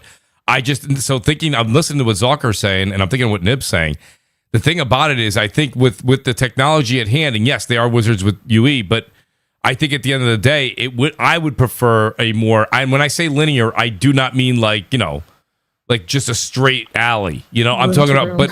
I would, you know what I mean? But it doesn't need to be open world for me to love this Gears. Like it just doesn't. The feeling of playing with friends and going through this campaign and having that dark eeriness and like you say, that feel of actually that's why my favorite thing. You guys know I all love post-apocalyptic stuff, right? The best part of any post-apocalyptic show is if you're watching, like if it's a show with seasons, the first season. It's always the first season or the first 25 minutes if it's a 2-hour movie. Because when they show you see the world go crazy and collapse and how society closes. Like it's everything crumbles within, I think realistically, less than 2 weeks. Everything is gone. Yeah. You know, and that is when, and that is true. Like that really pulls at your emotions in a sense of fear of like, wow, that's unbelievable. So to see that, I want to be able to, and I think Nib, I'm speaking for you here, but I think you want to see them put that emphasis on technology and what they can do to keep us immersed into that world, right? And I would say as well, like from an emotional perspective, you know, that first battle that you guys are describing, or that I said as well, like an Omaha type thing, don't let the humans win. Let everyone get massacred. Let everyone that you played that opening few hours let everyone get cooked. Then you'll be like, what the fuck, bro? Like, what are we supposed to do? Army is wiped out right now. Like, I think what makes that stuff, what makes it so good is you put yourself in those shoes. Like, what would I do? What would I do to survive? And that, you know, gets to people, that gets their heartstrings. And, you know, it's like Last of Us 1 when you first see those opening scenes there. It's kind of the same thing. The only thing I want from Gears is Gears Tactics 2. I'll play E-Day. I'll play E-Day, but I want a Gears Tactics 2 because that's more my jam. As we talk about what if there's a giant golden tree in the middle of the no, that's not. I enjoy Gears of War, but I was always Halo over Gears. But it was, but that was because, you know, Halo 1, 2, and 3, and then Reach. It's just so goated. Listen, I love Tactics too. I love Gears Tactics, so I'm with you on that. I need Tactics too because XCOM type games, turn-based tactic games are pretty far in between. We had Final Fantasy Tactics, we got the Star Wars Game Zero Company coming up. XCOM is MIA for whatever reason, like Wiz number 3. So, you know, I have to take it where I can get it. So show me a Gears Tactics 2 and that'll be absolutely beautiful. But I mean, I'll play E-Day. It's just I was never a big Gears fan. I was more of a Halo fan than Gears. I'm the opposite. Gears over Halo. Yeah, me too. I was Gears over Halo myself. Gears. Yeah, me too. Gears Tactics. But I get it. Amazing. No, I understand. There's no. I would never debate anybody. They prefer Halo. I completely get. I've played all the Halos. I love them. Halo but 3 was just, there was nothing like it on 360. As good as Gears was, Halo multiplayer was just chef's kiss. Gears was that game. Family member came over. It had to have been what 2007, 2008. I don't know. And they're like, we have to play this game. And I was like, oh, what is that? And I like popped it in there, and I was like, holy shit. I mean, it was just played it over and over and over. Gears was just. Like, to me, that's what I want to relive that moment. And I don't know if we can ever do that, you know, like 20 something years later, but like, it's like, that is the goal, right? I think it's going to show really well. Oh, I do too. For the 30 minutes, I think last year, wasn't it? Is it 30 minutes? The Outer Worlds 2. It's like 45 minutes. Oh, they're doing 45 minutes for Gears? Yeah, wow. Like it's doing the end show. It's like 30 plus minutes because they say it's the game show, then the Gears showcase. Right. Oh, no, shit. That fills me with a lot of confidence, dude. I'm sure there's going to be maybe like interviews in there, possibly. Yeah. Well, there's going to be like not basically a deep gameplay. dive. I feel like it's going to be like one of those developer directs, right, that they do in January. Yes. Like here's a real deep dive into Gears, and I think last year was the Outer Worlds 2, which I didn't play it, but I'm going to. I was like, all right, this looks cool. Like, all right, it looks all right. But Gears, I think it's gonna show the hell out. And it sucks because it's Gears and Gears and Wolverine are my most anticipated games, and I think they're releasing near each other. And it's like, man, I'm gonna be freaking busy. What's your prediction, Zalker, on a release date? I'm thinking end of September. I think it's early going October. to be either beginning of September or early October. Yeah, September 24th. I hope not. I think that's what it's going to be. I guess I'll be the only one that says this because I don't know why I feel like this, but if the game is ready and they're ready to go, I think it's going to be end of August. August is right. Beast and Reincarnation, which is another game that Xbox I don't helped fund. Yeah, I know, but that doesn't really matter. How about mid-August? We need a couple weeks. Hey, Mooch, you watch your mouth. September. Sorry about that, Jay. What did I do wrong this time? He said, "Watch your mouth." Beast of Reincarnation slander. No slander. But I really do think that there's a what is the date for Beast though? August what? August 3rd, I think. Okay, so Yeah, that's what I'm saying. Or 6th. So if Gears It might be one of those. if Gears comes out, somewhere around between the 19th and 25th of August, that's what I meant. And like I'm watching this trailer right now. The games that I have Xbox Play Anywhere, that's a legitimate competition to me. I think that's the best competition you have against Steam. Yeah. If you buy your game there, you can play it on the console. Like, because I have my PC here and I play, but sometimes I want to chill on my couch. Yep. Like if I can do that, 007, I wouldn't buy it on Steam. I'd buy it on Xbox because of that. It's because you could play anywhere. Right. Yeah, but Play Anywhere isn't that big of a deal because most people who own a PC don't have a console anyway. I was going to say that's not most people. That's the argument that you usually get, Soccer. I hear your point, but that Singer makes a point. That's usually the argument. Play Anyway isn't used enough for it to matter It's in really the not. fight against Steam. No. Like, you have to just compete with them directly. I'm with one. Zucker. I'm with you. Sometimes I'll double dip. Sometimes I'll buy a game on PC and then I'm like, I'm really enjoying this, but I want to actually like just chill on the couch and play it. So I'll just buy it on PlayStation so I have it in both I've been areas. doing that with Forza this whole time. Yeah. I actually put it on the PC, and I'm like, man. By the way, on the Series X, that game looks insane. Yeah, it looks like, fine on the Yeah, Series X. That's right. Yeah. That's where I'm Anyway, I will say I am enjoying this linear resurgence. Sometimes I feel like too many games are fucking open world these days. I'm not saying I mind Gears being open world because I did enjoy what they did, but with 007 and Resident Evil Requiem, etc. Like, it's nice to have these like super high fidelity, high production, really atmospheric games from time to time. I'm with you on that. 100%. So also. Sorry, I was just going to say to the chat, everyone's saying August. I hope you guys are right. I want Gears in August now. yeah, August is that was my guess. Because listen, September is crammed. We don't even need to say that. It's too much in October, September, yeah. I think October is not. There's some spaces in October, but they're short gaps. And if the game's ready, why would they wait? Why put it so close to because Zucker goes, wait, they have Beast and that's a deal they have. Well, let me tell you what comes out in October: Call of Duty, and they own it. So, like, I don't think that they would want to go anywhere near the middle of October with it because multiplayer, especially. Imagine you can get multiplayer going in August, and like, there's no competition in the multiplayer space right there. Why not? Why not the beginning of November? Like, I know GTA is November, but well, that's if you give it like 2 weeks ahead. Sorry. Why do you want Microsoft and Xbox to die, bro? Do you want Gears to die? Is that what you're saying? No. I'm like, even if Wolverine was there, right? I'm thinking like, okay, you got 2 weeks until a really big game come out, But there's supposed to be a multiplayer facet here, and a lot of people are looking forward to that. To give that the longevity, it's going to need more than 2 weeks. I wouldn't be surprised. Nobody care about Gears multiplayer except Erica. Early September. Yeah. But the real question, you guys, Death Singer, you included, are the logos going to be on the trailer? Yeah, they are. I say And yes. Yes. It's gonna be there. Listen, somebody. So somebody said this to me when the whole topic came up, and I originally thought it could be 50-50, and then when I heard this, it makes sense. Think about it for a second. These things are already made. And forget the video. You can always edit a video. I get that, but these deals are made. So Erica, if you're working at Sony, I'm working at Microsoft. My marketing folks have reached out to you. There's already a deal in place that's coming to your system. I have to pay your logo up there. There's contracts signed. It's low. You can't just throw a logo up on something for no reason. You know what I'm saying? So these things are already predetermined. That's why she said that's a miss. That's on me, because that's not something at this point she even can go back and erase. I don't think because of contracts, not because she wouldn't want to, but because I don't think they can. I think it's already been predetermined. When you have all those logos on there, not just PlayStation, but Steam, blah, blah, blah. Like, those are deals that were cut with them. There's ink signed because logos are trademark, so it's all this stuff that's been done business-wise. I don't know if that's easily erasable, and it's like, so I think the logos are going to stay for this one. Can take it out if they want. I think they're going to be here. They're going to be here because she even said and he said in future shows, we'll reevaluate. We'll reevaluate this show. Yes. I think it's going to be there. And again, like, who knows what happens?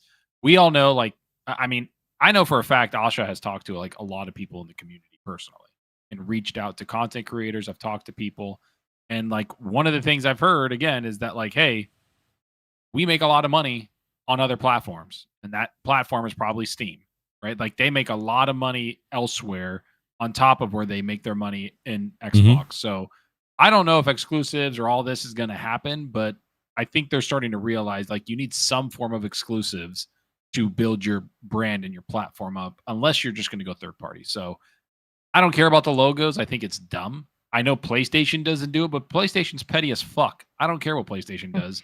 And PlayStation's shutting down studios like crazy. And it's like, okay, well, fine. You guys made a dumb purchase in Bungie. You guys do a bunch of stuff. I'll see if your exclusive and your plan works. I would be careful though, Zucker, because I think you're going to see a lot of Microsoft studios they picked up getting closed soon too. Oh, I think a lot of them need to get closed. Well, that's what I'm saying. So it needs to get taken out. The thing, Sony wouldn't have. Why would if Sony's not putting their games on Xbox and Sony's not putting their games on PC? What logos would they show? I don't understand. No, that's what I'm saying. They're not going to. But it's not petty then. They're just not. They don't. That's not their business model. Bro, they took it off PC right when the Steam machine came out. They're like, nah. That's not petty though. That's business. Also, coming back to the showcase because that's what matters. The only the games that I want to see is Persona 4 Revival. I want to see Persona 6 because I need to see those. Yeah. And then I also need to see Clockwork Revolution. You think Persona's going to be? You think Persona's going to be there? What? You think Persona's going to be there? Yeah, it's going to be there. Yeah, Sega loves that. They have a deal. They have a good relationship. It was kind of leaked, like artwork was leaked and things like that. Yeah, it's looking legit. But Clockwork Revolution, they show me that and give me that release date for next year. And then I can't wait for everyone to go, wow, we live in exile. And I know you're all so full of shit because you never played Wasteland games. Because Wasteland only sold about 1 million copies. So I know half of you didn't fucking do it. How long is the Xbox show? It's going to be 2 hours probably. The entire thing? You mean the whole thing? Like the Gears thing included? No. The Gears thing will be 2.5 hours. They'll probably give them 30 minutes. Yeah. Oh, so they having like a state of play, not a state of play, Summer Game Fest type length show. Yeah, they'll have a long one. Did they say that, or you're assuming? Well, they have never gone sooner than 2 hours. They have never gone less than 2 hours in their entire history. I don't think so. I can only assume it's going to be at least 2 hours, right? I don't know like about when that. they had the Call of Duty one, it was 2 hours, and then Call of Duty was 30 minutes after the 2 hours. They spent a whole 30 minutes on COD.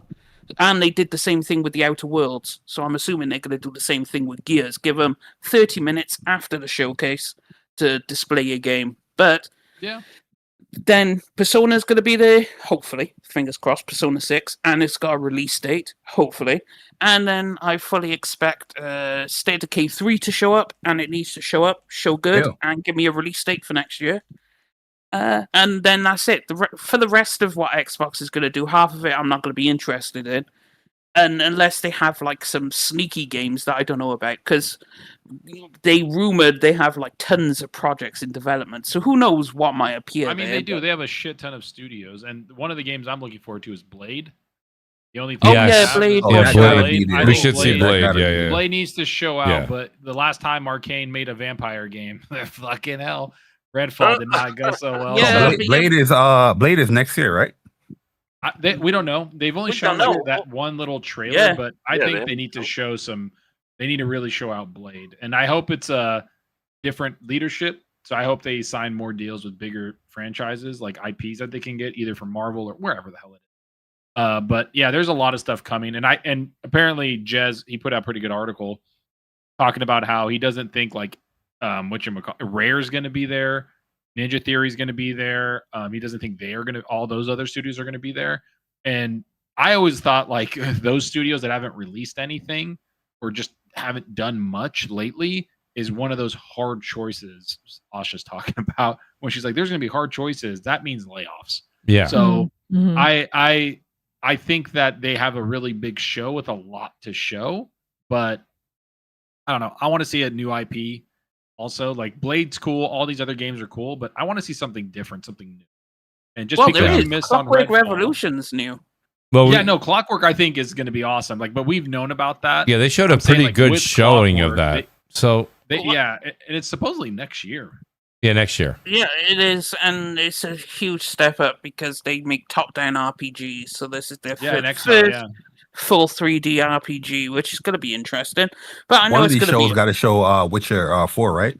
No way. I don't think so, Jay. No, there is nothing for Witcher. Witcher 4 is so far. I think it's like 2 to 3 years out, man, because they're bringing out the DLC next year, And I think it's just to reintroduce people to The Witcher because it's going to build hype. And then it's like, bam, moving on. It's going to be Ciri's story, how she becomes the main protagonist for 4. But then it's like, they could have a ton of stuff. Like Wolfenstein 3 could pop up for all we know. I mean, yes. that could pop up. That'd be great. I don't think that's coming. I mean, who knows what people are doing? They have so many studios. You don't know who's doing what these days. Like some people Machine are in Games the is apparently working on a multiplayer game akin to Counter-Strike or Rainbow Six Siege. That's what Jez said. And so, I don't think Wolfenstein. We have to take these rumors with a grain of salt because, track records aren't track recording. So I'll believe it when I see it. What are you saying, Singer? Are you saying that Jez is not credible? I'm just saying track records are track records, and they're there for see. I mean, speak with your check. What does that mean? Interesting. I mean, if your track record, like everyone misses, like Nate the Hate is generally good, but he has a bunch of misses, but he's generally good. But it's like, everyone has misses, so they can say, oh, this and that, and you're being disrespectful now. But go ahead. No, I'm not being disrespectful. I'm just saying everyone has misses. So when someone says, oh, they're making this kind of game, it might not actually necessarily be true that they're actually doing what they're saying, or they pivot. I don't think Machine Games is actually they might be, and hopefully I'm wrong because I love the games. I don't think they're making Wolfenstein. Wolfenstein 1 and 2 did not sell well, and there's a reason why 3 didn't get greenlit. Like those games are amazing. I love them. I played them. They're fun as hell. They are fun. They're awesome, and they look great, and it's gory. It's like, yo, this is dope, and it's like, but they just did not sell. So I Googled real quick here. It says the primary Xbox game show is expected to last roughly 1 hour. However, it will be immediately followed by a dedicated Gears of War E-Day. 1 hour. 1 hour. They ain't got shit to show then. 1 hour. Oh, look at you, Singer. You're that's a miss. You talking about Jazz? Well, he just missed right there. He said, "Well, then it's no. It's like normally they have 2 hours. Right? They have 2 hours. I don't. I got to be honest with you. I've covered a lot of them. I don't remember them ever. They're always an hour and a half. Not even what's his name there? Aaron Greenberg used to be like 90 minutes. He used to always 60 to 75 minutes. 60 to 75 minutes, and then followed by a 30 to 40 minute deep dive of Gears. Here it says 60 to 45 minutes, news trailers, upcoming third-party games, titles, and Xbox first-party games, and then Gears of War Direct. 45 to 60 minutes deep dive into the new Gears title. Oh wow! Holy shit! They're giving it Where are you reading? Given that much time Wait. Where are you reading that though? The Xbox Twitter, and then Tom Warren also posted. Interesting. Dang, that's a lot of time for Gears. This doesn't say that here. This says 30 to 40. This says 30 to 40 minutes for Gears and an hour for Xbox. How do they? I don't think Tom Warren also posted. I know that has been planning between 60 to 75 minutes for the main show. Yeah, and he said it won't be 2 hours long, obviously, because the Gears will be like 45. So it's like an hour and a half. An hour and 40 minutes. Right, that makes sense. Yeah, I was you guys were saying 2.5 hours before. I was like, no way. Too, you making it seem like an hour is not a long time. You can show a lot of games. Yeah, you can show a lot of games in an hour. It's not like if you generally feel most Xbox shows generally feel like 2 hours long. Like that's how they feel. Like you're going through it and they go through like all the useless. You know why they don't talk? They stopped that bullshit. They stopped putting people up there and talking. Yeah, it's like trailer after trailer after trailer after trailer. This is true. True, and they also don't do. They also don't do. I mean, listen. I like the God of War thing, and like. Literally almost half the show of Sony was God of War and Wolverine in it. And the rest of them were just small trailers. And it's like, okay, they don't do that. The deep dive is where you get into something. But I like that they separated it from the show because then it's just like bam, bam, bam. And usually everything they show is like Game Pass, Xbox Play Anywhere. It's like this is all what I think Xbox the last 2 to 3 years have actually had very good shows. They show a lot. And then I think the Developer Direct in January is awesome. Every single Developer Direct has been awesome because it's like this is what you're getting in like 2 months and this is what you're getting in 3 months. And then not to mention all these games that they're showing, according to Matt Booty, are releasing in the next 12 months. The thing is like, it feels like 2 hours, but that's because they did have people talking on stage. These days, obviously, they don't have anyone talking. They have someone introduce it and then they go into the trailers. So yeah, they could show a whole bunch of shit. It's gonna be weird. No Phil or Sarah at this show. No, it's just not gonna be weird because I just care about the games. Well, you're gonna see Booty will make an appearance, and I think Asha makes an appearance. Are we sure though that everything they show is gonna release quickly? Because Fable's like had 3 years of delays now. Well, I mean, to be fair, they kind of delayed it this year because they don't have room, and that is No, but they still showing Fable, right? This show. I mean, I'm sure they'll. I don't need to see that much of Fable. They'll show some of it. Yeah, they'll show something. I don't need that much of it. I don't know about you. Yeah, the developer direct was enough. Like I do need a bit more because I want to see if I'd like to see a little bit more of the fighting mechanics because that was probably the one part that was a little wobbly. I need to see what the quests are like. Hopefully they do like a walkthrough, like they show some stuff because they need do to like show a quest. Yeah, they need to show something because in an RPG, like raw gameplay, I understand what is the day to day in an RPG. Like I don't give a shit how fancy your shit looks. If there ain't something cool happening around the corner, that's what worries me. It's not fantasy, and the developer said it's not fantasy. They have said it's high. Fable's supposed to be fantasy. It's high like what do you call it? Fairy tale. They've called it fairy tale. Yeah, fairy tale's still fantasy though. That's fine. I think it's a little bit different. It's like fairy tales, like Jack and Jill, right? Fantasy to me is like dragons and fucking crazy shit that you see. Fantasy expanded a whole bunch of things. It's like Lord of the Rings to Game of Thrones, two very different looking and very different vibes, both fantasy. So grimdark fantasy versus fantasy, right? Well, but then again, you get bogged down into subgenres of fantasy. You have high fantasy. That's what I'm saying. That's why I think it's a subgenre. Like I'm one of the few that actually looked at Fable and I was like, I don't know. Like that's just me. Like I was like, I know people were hyped, but I needed more combat because I thought the combat looked wonky.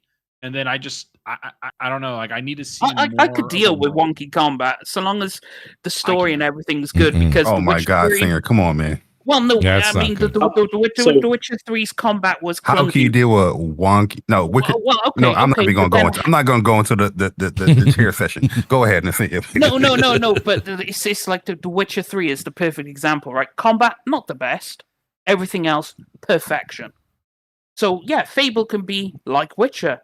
Combat not the best, but everything perfection. Then you got me. I guess It's like, the Witcher 3 example I get. I want to see more of that because, like Zuck, I wasn't. Even though I've been tooting this game's horn, even on this bloody podcast, saying I think it could be their first like game of the year contending game, but I gotta say the last showcase didn't wow me. Not just the combat, but also some of the interactions with the people. I just thought it didn't have that like really personal connection. It was like these are just robotic NPCs that, because there's so many. They had like you can have this relationship with every person, but it seemed like surface level dialogue with every single person rather than having a few that you had really exhaustive relationships with. So I'm not sure about if that everyone in the kitchen sink strategy is necessarily going to be as fun, but we'll see. I could be completely wrong. I think I can't handle bad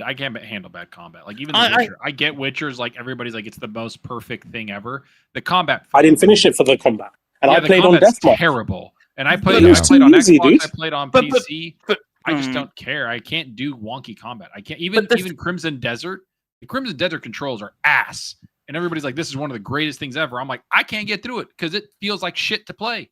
But it is, but like to Nib's point, what I like about it is the player agency. My language right now is also same here. I mean, I don't mind about the combat, because I disagree, but I'm not trying to go. Did you say my language is really bad? No, we're saying my language. No, I said I agree with I agree with you too. Cool. Bad gameplay is tough, man. Go ahead. Back to my point though. Good. The player agency is top notch. Being able to just buy people's houses, buy property, interact with people. It's like, you looked at me the wrong way. Fine, I'm evicting your ass. Sleep on the streets, bitch. I love that because it's like I get to dictate everything that's going on. I am the god of this world, and it's like I get to just interact with everything, which is player agency. Control fantasy. No, But yeah, it's just player agency. I want to choose if you live or die. And it's like, oh, you betrayed me. Fine, I'm going to cut your head off. I want that option in the game because that's just like that's what would happen in real life. Someone betrays you like that, you kill them. Sure. The things that really appealed to me in the initial showcase was the thing I love about Fable, and actually I prefer Witcher 1 and 2 to Witcher 3. I thought that the dialogue and everything was a bit more like raw and hard hitting. The way they cuss people out and everything's a bit more localized, whereas now it's broad. But the initial trailers where they had the dude, I forgot the comedian from the UK, the giant, and I just thought his dialogue and some of they were quirky, it was funny, it looked like they got that British humor thing down, and so I like that kind of curated dialogue, not so much just like robotic. I also don't like British humor. That's the other thing. You don't like British humor? No, I just. I don't think you're going to like Fable, dude. No, trust me. I never said I did. I was one of the only ones that's like quote unquote Xbox guy. That's like when they said they were making Fable, everybody was like, "Wee!" I was like, dude, really? Yeah, I've never been. Make something else. It wasn't because of the English writing. I just never got into Fable. Like the things that, don't get me wrong, I'm actually enjoying hearing DS say why he's going to enjoy it. I've always liked that. Shout out to Jay Barry. I've said this on Crossfire many times. Yeah, the truth is coming out now. No, but when these Americans don't really. No. When Jay and Persona would go on damn right we don't. When they used to talk about games, they would get me more kind of psyched about a game that I didn't know about. So when DS kind of goes down and he's like, "This is why I like it," that's good. The thing about Fable, the things about that fantasy in that world, I'll respect it, and if I'm not going to bash it, it's never been my bag. I've said this all the way back 10 years. It's just never been something that I really enjoyed. So it's got nothing to do with the writing. It's that world that I'm not. It's just it just misses for me. I don't know what it is. Different. I love Fable 2. That was my favorite. A lot of people say Fable 2 was great. Because you can go bad or good, and then you can get STDs. Damn an entire race. It's a trip, dude. You could do some. You can get fat. You can get skinny. I actually think it's good. I think it's funny that I'm one of the few people that have said this, that it feels like a Phil game.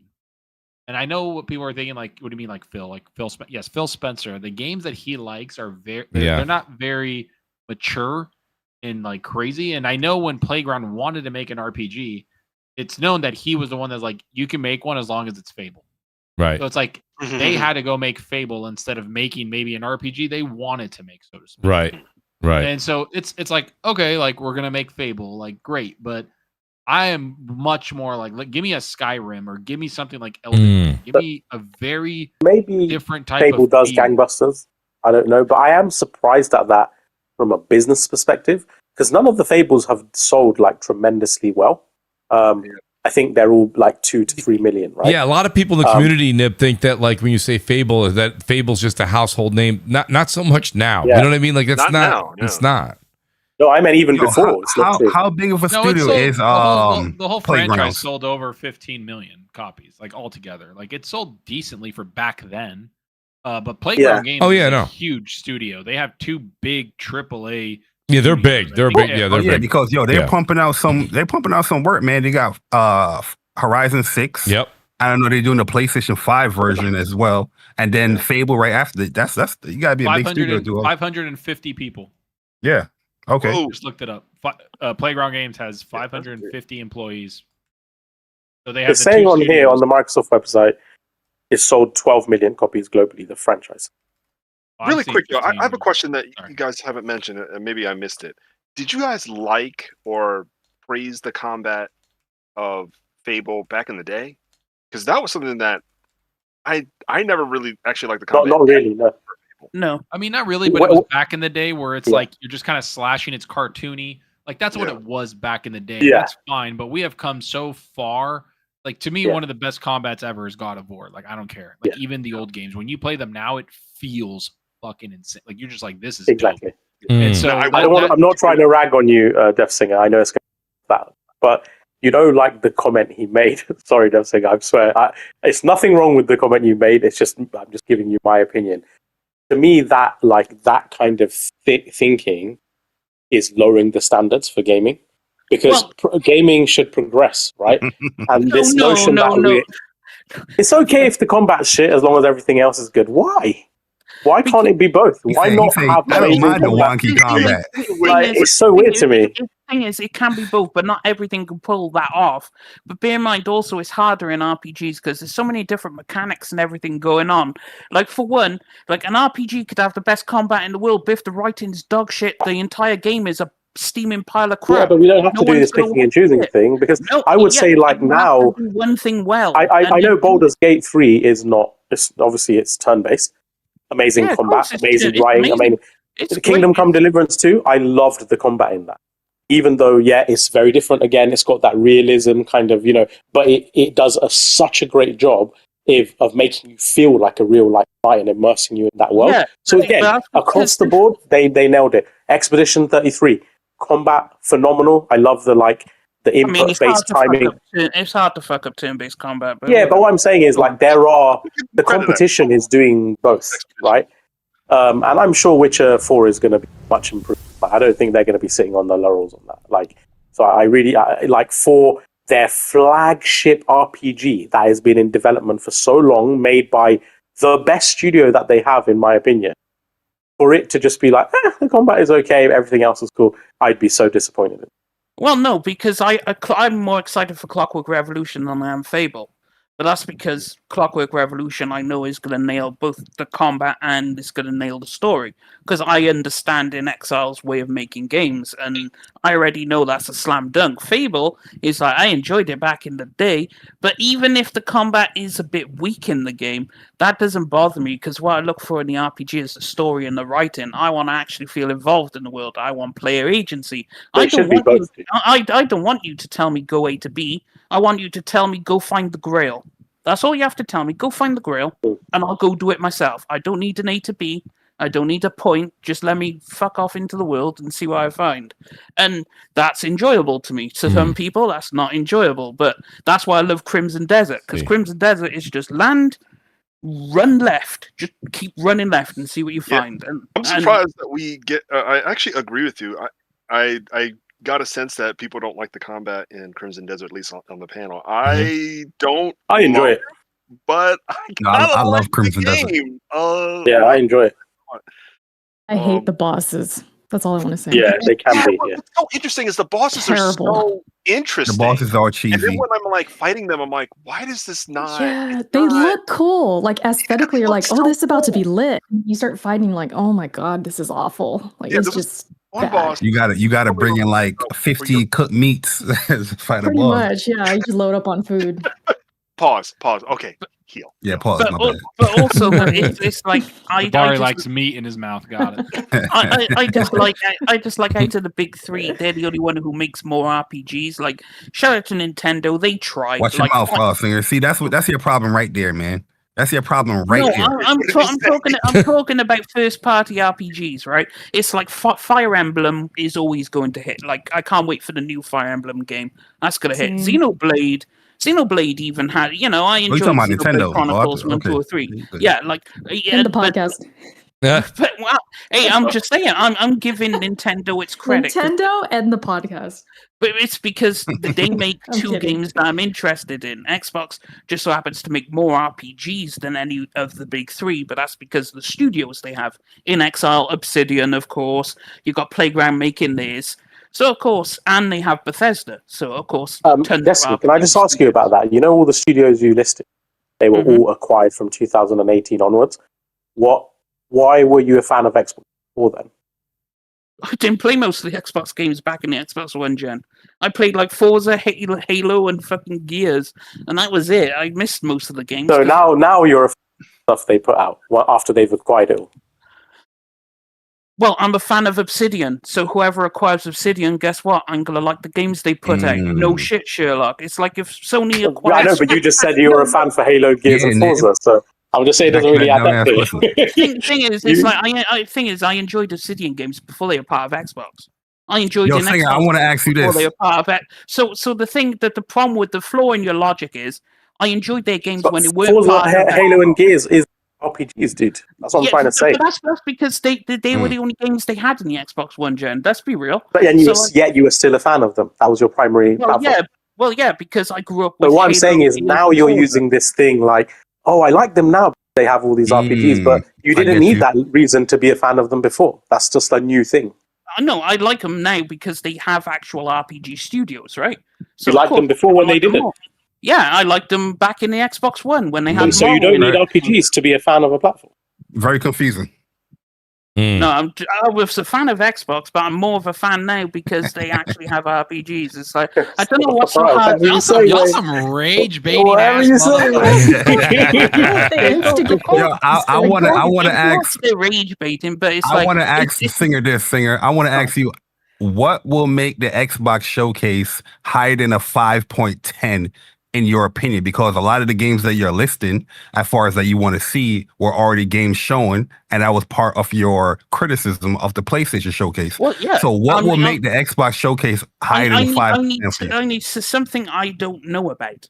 And they're more than likely going to have something because they have a shit ton of studios. Like if they, for some reason, if Fallout New Vegas gets remade and it gets shown, I'm going to be like, yo, that's a huge banger, or something like that. But who knows what they're going to have at the show? Like Persona 6, we haven't seen anything of it. So if they show that, they get marks for that. They also get marks for release dates. I gave Sony Onimusha because they showed a release date. So, of course, if I get a release date, I need to give marks to Xbox as well, even though I've seen the game before. Ace Combat, new gameplay. We knew the game came out, but we never saw gameplay. Boom, gameplay.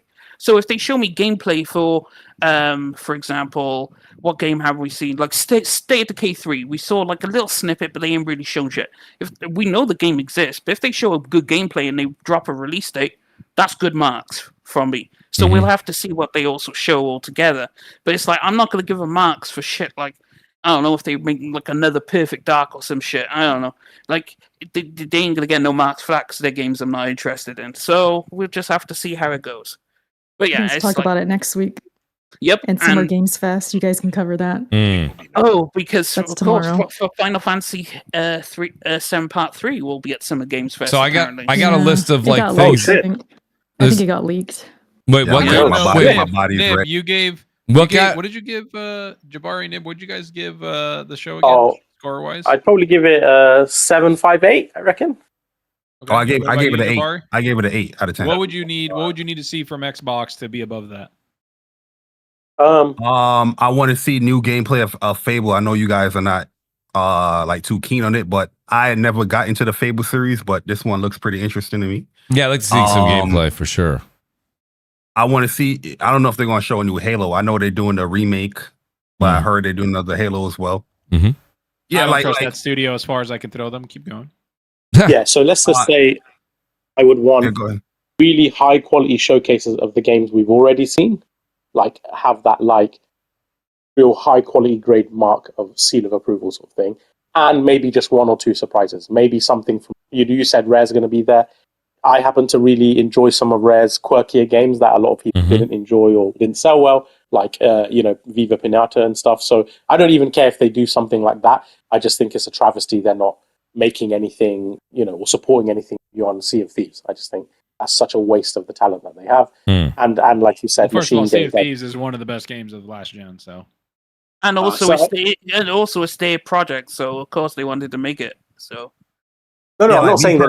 But when did that come out? Like 2018. Same with State. 2018. Okay, yeah. And 2018 was fucking insane. 2018 had God of War, Spider-Man, Odyssey, Red Dead Redemption. Like that is an insane year of gaming. No, I get that, but I'm just saying for them to only have released that in all that time is just. Oh yeah, because the directors left and everything. They had Everwild, not tanked, and then not to mention.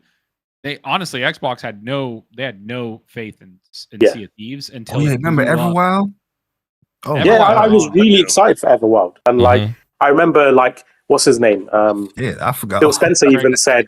Phil Spencer brought it up in the friggin' Xbox Era podcast about the one he thinks is going really well. When they said, "What game that's been on the back burner for ages are you excited about?" He said fucking Everwild, and then they got canceled. What the hell? I think there's a lot riding on this show. I think that for Gears, right, it's the first time that Cliffy B or Rod Ferguson are not involved. Yep.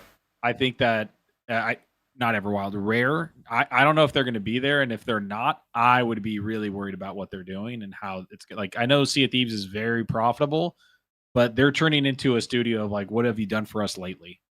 And so I think they need to do something there. I think Sea of Thieves. Sea of Thieves. I think Sea of Thieves is kind of the ship is a bit sailed. I mean, I just checked SteamDB. There's 3,000 people playing. There's 3,000 people playing it, right? It's still got a few people, but to be fair, Rare might. Mooch, I was going to get at you actually a little bit. Go ahead. You know, I was just going to say, you know, we always have this back and forth about Marathon. Mm-hmm. I did a tweet. I ranked in terms of view count from the state of play. Yes. More so because I was interested in what was getting traction and whether God of War Lofe or Laufe, whatever you pronounce it, could compete with Wolverine. Yes. It is. It has far more views. But guess what is right at the bottom of the pile? I know. I saw your tweet. Marathon.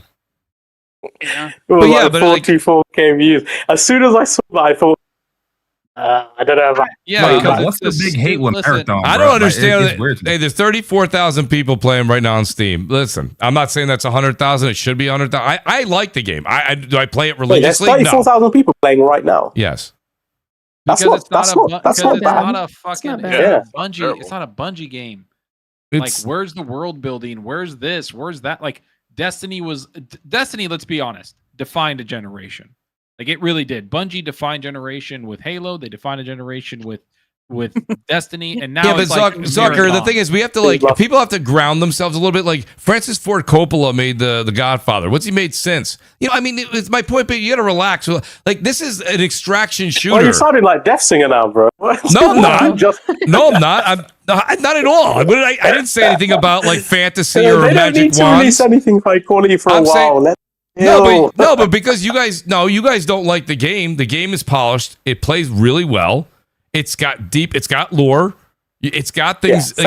I don't know. Listen, you don't like it. You don't like it. You guys also don't like Warzone. Warzone's got 100 million. Warzone's got 100 million people playing it. So I can't. It's more. I'm a massive PvP person. I play every shooter. I am very competitive in my games. Like, I'm a champion in Rocket League. I made Apex and Apex Legend and whatever, Apex Predator and freaking Apex. Yep. And it's just I've always assumed in my mind that these the extraction shooters were never something that can legitimately be competitive. That I understand. I understand that, but I mean, and that's fine. But like at the same Apex is my favorite as well.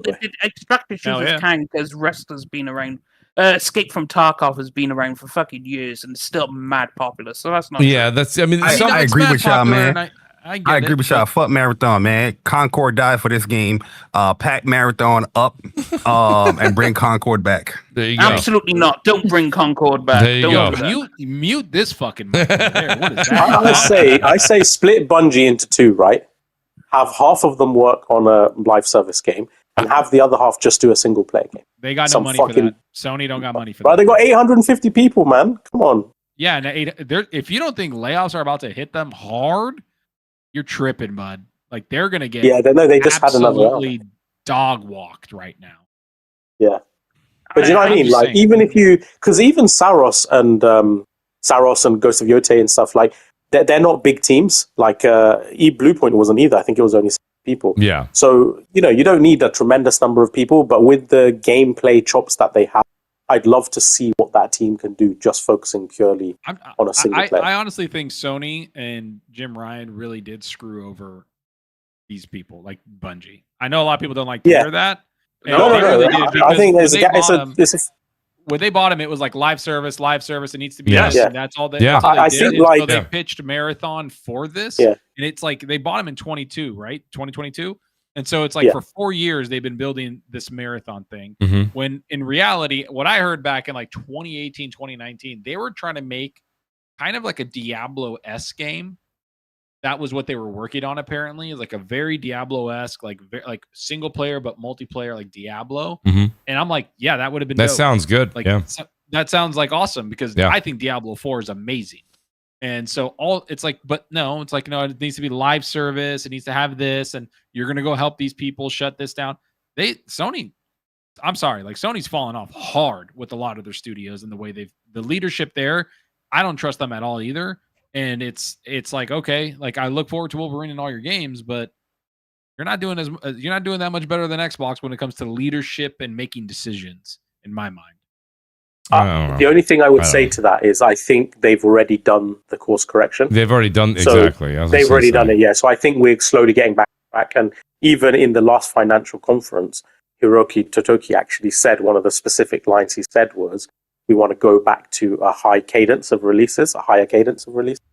He said something about AI would assist in that or something. Good luck with that, dude. We're realizing tokens and all that costs way more. And as somebody that has built AI agents and has done infrastructure for AI, you ain't ready, bro. They ain't ready for that. Yeah, I mean, fair enough. We'll see. Here's the thing, with Marathon, when it comes down to it, though, they said they were going to stick with it. Now we've seen they closed Concord after 2 weeks. So there's sorry, Jay. I'm sorry. I don't mean to bring up those memories, but like 2 weeks was too long, bro.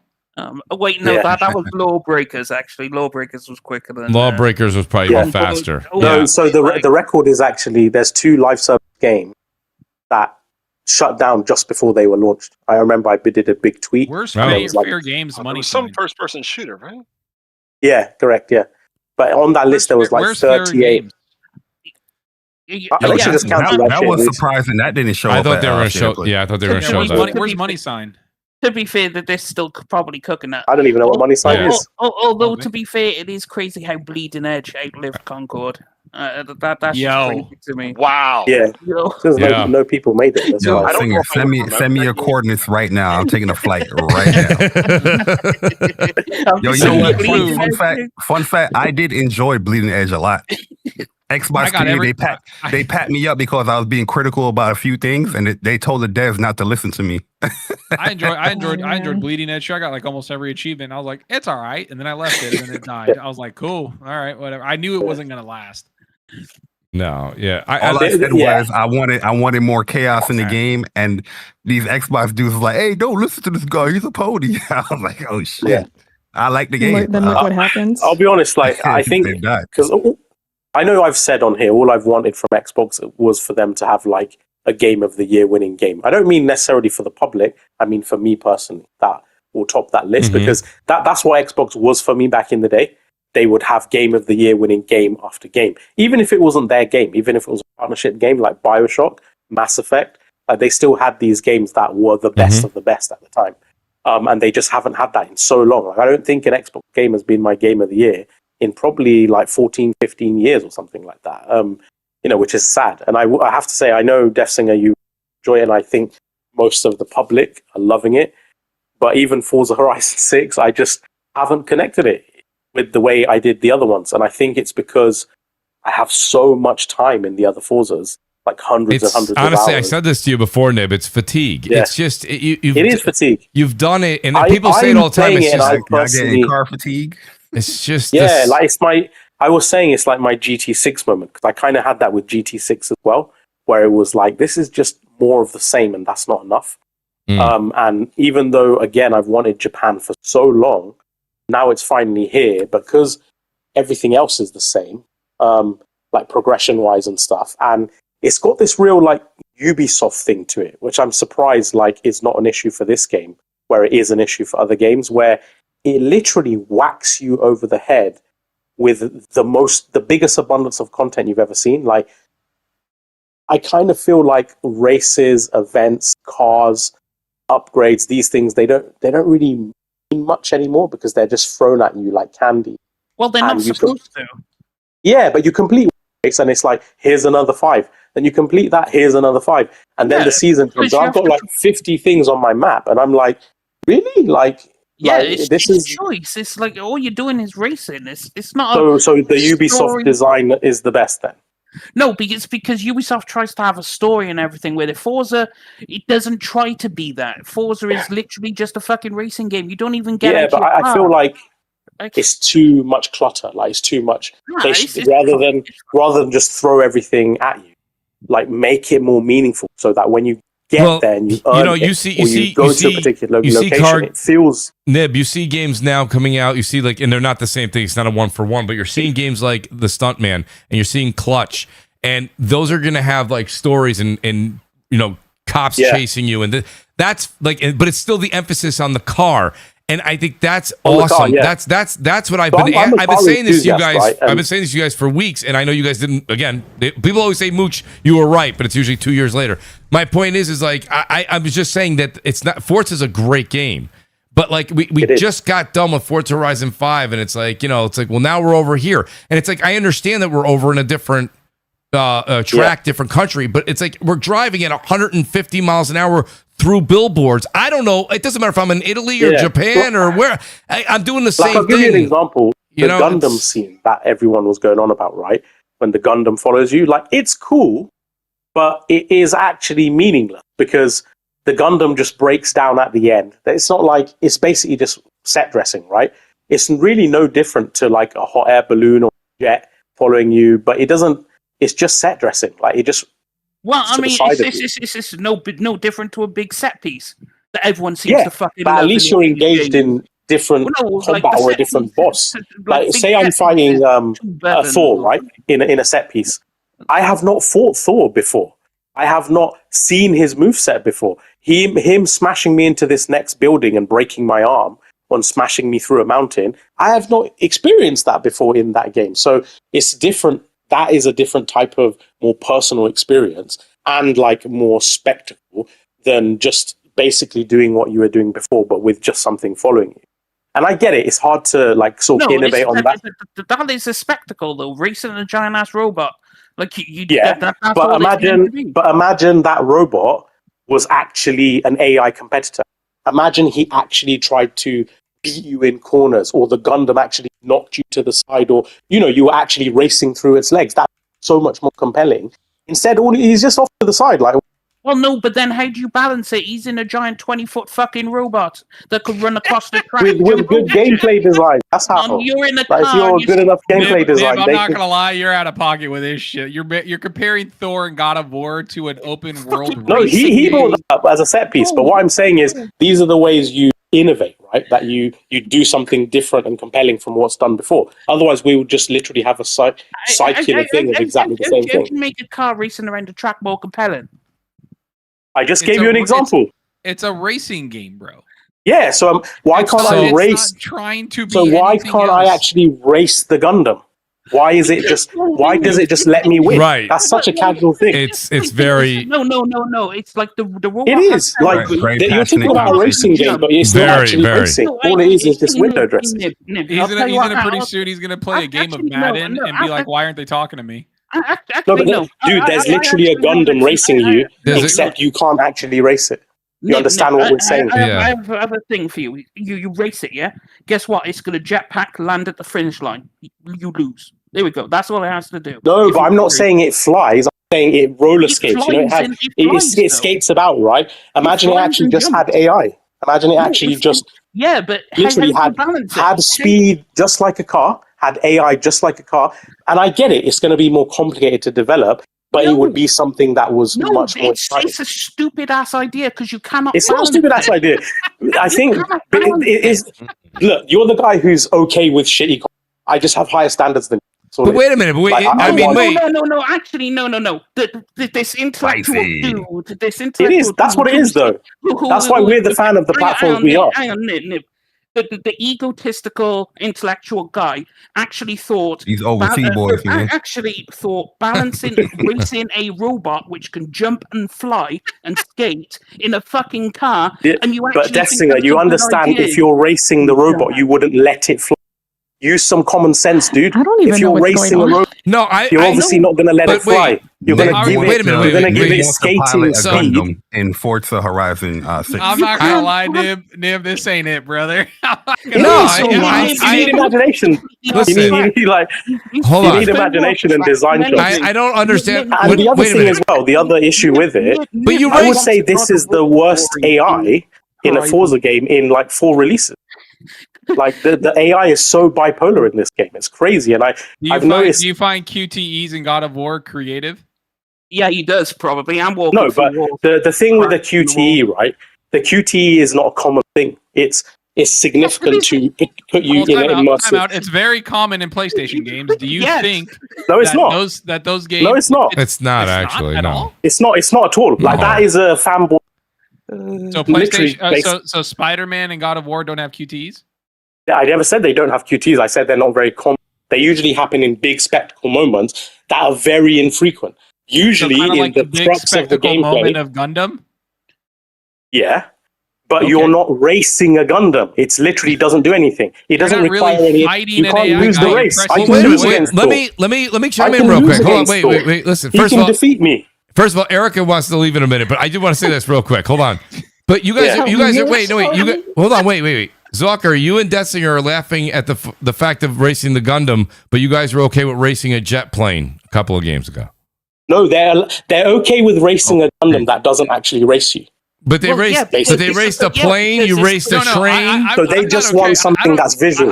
They don't actually want to take race. Forza as a game that it's a party game to me. I go in there, I race some stuff, I have a good time. Yeah, well, I mean, care. you could Zucker, you could. Yeah, that's fine to take that angle, but that's like just saying, you know, like I like video different games. Gundams that you race. You know, it's like No, what I'm saying is comparing a game. Like he was saying, like as Jabari said, people play games on mute in podcasts and don't actually understand the story. Mm-hmm. You don't do that at God of War. You do that to Forza. No. You can mute and just play. So if somebody's like, if it was more compelling, Yeah, like I mean, you're I wouldn't racing through personally the do that legs either. of the Gundam, it's like, what the fuck? Like I'm not buying Forza to sit here and get a compelling story. I'll read a damn book. I don't understand But I'm not talking about a story. I'm talking about improving the thing it already does. I'm saying instead of just set dressing, make it an actual gameplay feature. Forza, You know what I'm It'd saying? be hella Like- cool if the Gundam just picked you up and crushed you. Fuck the race, right? That's what it would do. And the other thing as well, like from the AI perspective, so I play on like Unbeatable, right? It is so lopsided, the AI. 1 minute, it's like literally impossible, as in physically impossible. I could do a lap, I'll go on the rivals, the timings and everything, put the latest tune on. I can see what the world's best times are, right? So I can kind of get an idea of how close or AI is to that. Then in another race, the same difficulty, without even a tuned car, and it will be like your dog walked them. And I'm like, what is going on? Like the balance of AI is and I have seen on Steam Are as you well. on the highest difficulty? I switch around. I try and do high or Unbeatable or Pro. I mean, play but high all the time, right? If that's No, your no, issue because is the AI. sometimes you can't. But then say you drop it down to Pro, sometimes Pro is like ridiculously easy. Then you put it back down to Unbeatable. So it's not like a consistent level of difficulty. And then the other thing is as well, I know they have one character, I think he's called Bowie Knife, like 99. He's intentionally supposed to like kill players and stuff. But the AI like has no sense of self-protection or like, you know, paint management or whatever. They just literally like ram into each other. They're not aware of your racing line. They just literally, if they have a racing line, they're going to stick to that racing line sort of thing. So there's just little things about it that I just think, Well, let me do. I mean, guys, listen, But guys. it's this like the thing is, I still have to go back on it because it's such a stupid idea racing a robot because it's like the Did you even play the game, Singer? Yes. yeah, he's saying I don't mind Gundam as long as I'm not racing it. Oh, I absolutely adore Gundam. As long as there's no Shall I competition. Shall I to all the Gundam? It's a spectacle race. It's not meant to be anything other than a spectacle. So I understand, like racing a Gundam is stupidly hard because this thing is 20 foot tall. Even if you wanted to race it, it can't go under. Or if your car transformed to a Gundam, that would be cool. Oh, that would be fucking fantastic. Yeah, that would be sick. Yes, as well. let's do that But next Forza. the thing is, you can't race the Gundam because the balancing will be so ridiculously. You'd spend fucking months. Now we're trying to playing balance it. Transformers. Exactly, Jay. I'll All just right, do it so for one. a lot of do it for one race. Dumbasses, roll out. so listen, a lot of this conversation is I- more of a Actually, I got it. I know how to ride. Time out, Death Singer. Time out. Yes. Because I got to go. yeah. Erica's got to go. I've been trying to get in there myself, Erica. Erica, thank you for being here tonight. I'm enjoying the If conversation. If this conversation keeps going, I'm going to say, take me with you, please. I want to try to get back to the show. I don't. No one does. All right. So, Erica, thank you for being here. Really appreciate it. Listen, I know that not right away, but I would like to have you back on again in a month or so if you can, just to see what your thoughts are on Gears or when Gears releases, whichever. It doesn't matter. I would like to have you back. I really want to get your take on Gears. Now is a lot of like we're kind of forecasting a bit. but I actually would like to see what your thoughts are when the game releases. So, Yes. Erica. And if you guys run multiplayer, like I said in the chat, Oh, bring buddy, me in. I it's want to happening, run it Erica. together. It's happening. Yeah, you got for sure. Blazes in the We'll chat. stream it. We'll We're do the doing whole it. thing. It'll be We're fun. streaming it. But let people know Erica, where they can find you, I need Erica. a 4-hour video talking about women in gaming. Okay? 4 hours? Yeah, You wanna 4 go to hours. sleep? Yeah, go for it. My 4 voice is hours. Yeah, good. 4 hours. ASMR, right. There you go, Erica. You left with a homework assignment. All right, I'm on it. I'll work on that tonight. Erica, let people know where they can Thank you for find you, having me. please. Erica's for the win on YouTube. I'd appreciate if you guys check out my latest videos. The algorithm is absolutely destroying my ass. I don't know what's going on. I'm trying to get back in the swing of things with like videos and stuff. But I do IGN also. I'm a freelancer there too, so you can find my work on IGN, especially with like Gears and those kinds of games. I'm probably going to be on them. So yeah, but Erica's for the win. That is my YouTube channel, so you can check me out. Very For cool, ASMR, Erica. like Thank you Jay so Barton much for does. being here, Erica. It means the world to me. We'll She be don't in have a touch list, for though. sure. No list. I do kind of. Well, some people think I have a list, but I don't. It's just I talk. Not weird better than sometimes. mine. No, not even close. Not even close. But shout out to the panel. By the way. I had fun talking to you guys. Salker with Gears. That was fun. We had a good time. So thank you guys. Appreciate it, Erica. Thank you so much for joining us Bye, tonight. Chat. Bye, everybody. Bye. Yep, later. Mooch, I need to head out too, buddy. Sorry, I didn't realize how late it is. That's all right, Zucker. I was gonna, so we'll let Zucker do his outro as well. But I'm gonna go in reverse order for the super chats, so I hit them all, and then we'll kind of call it a night. But there's a lot of conversation that's probably gonna occur from these 10 or 12 super chats. So Zucker, thanks for joining us, buddy. You were only gonna stay for an hour. We got you for 3, so I'm excited about that. Let people know they can find you, buddy. And listen, look for the Mooch logo to pop up again and ask you to come on the show. But it's great having you. Yeah, man. Thanks for having me. It's great. Everybody was cool. Thank you, chat. Everybody. I'm back on YouTube doing stuff. Zalker87. Went on hiatus for like 2 years and then like a couple months when I got a new job. So back at it, really enjoying it and looking forward to the game shows and all the shows happening tomorrow and Sunday and everybody on the panel. It has been a lot of fun. Death Stinger, you don't like StarCraft. I don't like you. Nib, you're a rage baiter. Jay Bari, you're such a dick. I love it. You guys, and then Coffee, you're chill, man. You're chilling there. You come in with your nice little comments. I like it. But thanks everybody. Yeah, you guys have a good night. Yeah, That's hey, great. Zucker, man. I remember you from a couple years back. Yeah. Thanks. RDX, baby. Back in the Yeah, day. exactly. Yeah. Yes, All right, sir. fellas, you guys have a good night. Thanks, all right? Zucker. Appreciate it, buddy. Have a good night. Yeah, later, dude. So I'll go in reverse order here because, of course, Babor's got all of this going on. Of course, Babor chimes in, and I'm gonna make some of these the PG version. He says, 17 years since the last good game from Xbox. Imagine if Gran Turismo 7 released with as little content, new gameplay as Forza 6. It'll be reviewed as a 6. Oh, hang on a minute. One new gameplay going around the same fucking track you've been going around for the last 20 years just looks a bit better. Okay. Well, there you go, Babor. Keep it moving. Keep it moving. It's Whoa. the same fucking track. It's just redone. My bad, Mooch. I also should probably. Oh yeah, Kofi, it's on 3. We're on 3+ hours. I hear you, buddy. So Yeah, I believe you. Well, the conversations went a little off cue. But Kofi, thank you, buddy. I appreciate you being here as well. I knew you couldn't make it for the whole show too, and you guys being here 3 hours means the world to me. I'm not going to let this. The only thing that means is, unfortunately, Jay Bari can't leave. So, what happens now is Jay. I'm kidding. Jay, when Death Singer, don't forget, Trail's got a release date, so I know we're going to be very happy September 17th. Yes, Trail in the Sky. Yep. And Oh yeah, I'm in there. Day one. Yeah, man, we're gonna be talking. All right, guys. Yo, thanks, Kofi. Appreciate it, buddy. Babor also says DS is putting in overtime for Gabe. I'm going to make this. He goes, stop it. Steam is a parasite that releases one game a decade. They don't even. They don't have to. They just do nothing and win. Like I don't know. Like it's just do nothing and win. That's the So you motto. sound like a Steam fanboy. The motto of 2026: do nothing and win. I like it. I mean, to be fair, when you have like CS:GO and Dota, like you already have like big games that have lasted for like 10+ years. So you don't really need. I mean, would I love a Half-Life 3? Yes, but you know it's probably not going to happen. So.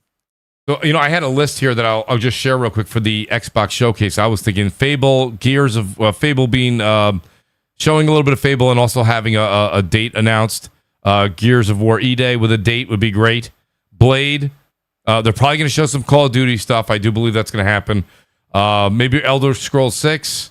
Halo, the one that you guys didn't mention. I'm shocked nobody mentioned it, but I'm excited for it because it's just a genre I like. State of Decay 3. I hope we see something on that. Ew. You say, Jay, was that you? Yeah, my bad. I thought I was muted. Yeah, he said, Wait, if Jay. I said you to God of War. Jay, you don't like Why State are of you Decay? comparing God of War to State of Decay, dude? I don't know how we got Look that at the one. reviews, look at the awards. Look at the reception. No, we're not talking about that. None of that matters. All that's complete bullshit. The problem is, Singer, I respect gaming. You don't. You know what I mean? I think his quality bar is just different from ours. It's he comes on the podcast all the time, like Obsidian. Yeah, it doesn't have the greatest animations, but it's good enough. This doesn't have the best game combat, but it's good enough. This doesn't. We're like on our side of the spectrum. We're like, nah, they better push the boundaries. It better be state of the art. They better improve this. They better improve that. This cannot be the same. This needs to be hella refined, or this needs to be much more polished, or these animations. Like we're not going to settle for just kind of decade-old animations and stuff. That's not how we run. Our standards are just very different. Well, yeah, and the very, very small amount of people actually do that because it is what it is. People reuse shit all the time. Shout out to Spider-Man. Yeah, so that's how they're able to get Miles Morales out so fucking quick.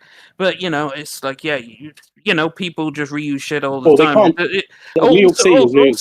Also, production quality doesn't dictate a good game. Like there have been plenty of games that have amazing production quality, but it improves it, right? You don't. What do you need to improve as long as the game's good? But if in an RPG, for example, right?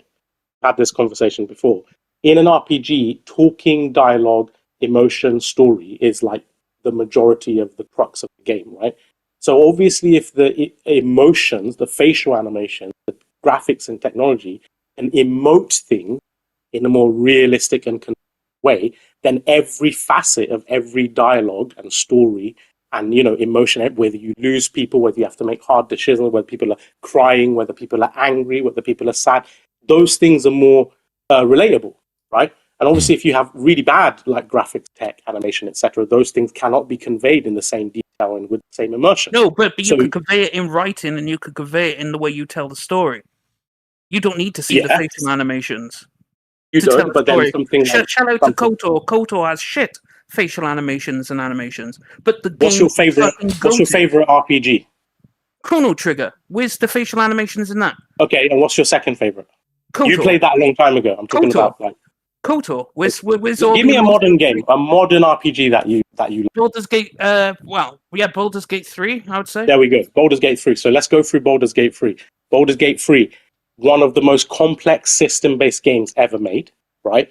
They did things that other people have not done the breadth of, right? In terms of systems, in terms of options, facial animations that are, for the genre that is, some of the best you can get, right? Great animations, great dialogue, great writing. So in all the things that sort of encompass that genre, they were state of the art. They're among the best of class, right? Hence, it's an amazing game with incredible reception. If it did have shitty acting, or if it did have really bad visuals and poor animations and stuff, that stuff may not have landed in the same way, So there's a reason these games, certain games, get the recognition and like sort of commendations they do. And I get you mentioned a bunch of old games. At that time, those games were state of the art. Those games pushed the boundary. But like today, Baldur's Gate is that. But obviously, even then, it's like production value. The production value only matters to people who enjoy shit like God of War and whatnot. We're like, I need to make sure. Because I just gave you examples of how production value massively Baldur's Gate 3. But then again, you'd skip great games without production value will get skipped over. Even though they're fantastic games, they don't have good production value though. Yeah, but I mean, obviously, like I'm not saying like has it all. So all the matter. Would you say, Jay? So I do play. So actually, like one of my favorite games of the year is Ken. Right, it's a mountain climbing game. You outed yourself for you only care about. No, but you're inventing a narrative. What I'm saying is stop comparing AAA state of the art high budget games to like indie games and stuff like that. You need to up your standard, Defsinger. Right, a game that costs hundreds of millions of dollars should not be compared with some other, lower budget title. Fable is not like, made by a little indie studio. You know, like, so you saying, oh, it can have bad combat. Why? Because combat doesn't have like to be a $200-300 million game, right? But then it's like you're pushing then your ideal of what you want, which is clearly not what great gameplay, great combat. What's wrong with that? Yeah, great. Yeah, if that's what your ideal is, but it's like you keep coming back to The Witcher 3, probably one of the greatest games ever made. Yeah, but it came out in 2015, dude. That's over a decade ago. Yeah, you want a decade standard. But the combat was still bad, and even today, combat is still. Do you not want technology and design to improve over decades? You just want it to stagnate to what we had a decade ago. No, I want them to improve, but I want them to improve the actual world building. I want them to improve the story. I want to improve the quest. But why not do? Why not have the gameplay? Combat, but in turn-based, it's hard to improve on turn-based. It's like Baldur's Gate 3 combat is fantastic, but it's like you expecting a revolution the next time. No, but I wouldn't say any aspect of Baldur's Gate 3 flawed. All the things that it needs to do well, it does well. The combat is fantastic for turn-based, right? It's one of the best there is. Like the visuals and animations, it's one of the best there is in the RPG space. There is really nothing that it leaves on the table. Hence, it got the recognition and reception it did. Whereas something like Avowed, something like Outer Worlds 2, they're never going to get that because there's a complete different level of quality, right? And those with the standards are going to recognize that, obviously. Obviously, you love Baldur's Gate 3, but I'm saying why not want more studios to try and attain that level of quality? I want all of them to attain it, but a lot of them won't because they don't have the budget or whatever they got doing it. But then I just like good games. Give me a good game. I don't care whether it looks like Baldur's Gate 3. I just want a good game. Like, I really don't care. Like, it's like, if I want to missing out on a lot of great games, Singer. That's my opinion. I don't believe that either because he's missing out on loads of great games. That's what I'm saying. No, I'm not missing out on any games. You haven't played the Dark Souls games. You haven't played Demon Souls. You haven't played God of War. You haven't played Ghost of Yotei. Like, you've missed it out. Like, if you like samurai games, which you do. No, I don't have to play those things. You don't have to. But I'm saying you're missing out on quality games. Yeah, but everyone's missing out on quality games. Well, I try not to. You need to. But it's like you need to. Now we're going to force you to play those games because the thing is, it's like late at night and you're pissing me off now. Okay, it's like quality games are everywhere. Like Divinity is a quality set of games, but I know console players didn't play it because it's so like fucking dog shit on console. I already know that. Divinity and Divinity Original Sin and Original Sin 2. Yeah, I'm not talking about necessarily what the casuals play because great games sell poorly all the time. Like Saros is an amazing game. It hasn't sold that well. Bayonetta, Titanfall 2, like Ninja Gaiden. There's so many, Shadow of the Colossus. There's so many amazing games that even have great critical reception, but that don't sell well because they don't appeal to the masses. Nib, you saw that Saros charted again, right? It did chart again. I was actually impressed by that. That's why I didn't want to. Remember, I said last week I didn't want to really comment on Saros' sales yet because 1 day of tracking or 2 days, 3 days, whatever it is, whatever it was, 3 days, sufficient to know where it lands. The fact that it's tracked again, like it means it's got a bit of legs to it, right? And that's in the US and in the UK, Europe. Yep. Correct. Yeah. Correct. Yes. So that's something. So shout out to the Cis. I think I'm saying it wrong. Easy, you put Span. He says, I really hope Gears E-Day is good. Xbox has a chance of winning me back. Now that Sony is back to their old arrogant ways, I would consider Xbox next gen. Well, we'll see about that Span. I think about when you say that Sony's back to arrogant ways. People want both things, right? Jay, we hear this all the time. We heard this tonight. People are like, I don't want Sony to do that new wave of live service. I want them to go back to what they were. Then they go back to the way they were. And they're like, I don't like that guy. He's arrogant. And I'm like, well, which one is it? They're going to have Wolverine, Saros, Phantom Blade Zero, Tokon Fighting Souls, and then a bunch of other Marathon. Right? Nobody wants to count it, but it's like, still counts. What? I don't really understand this arrogance and not arrogance. These are people. Who gives a shit?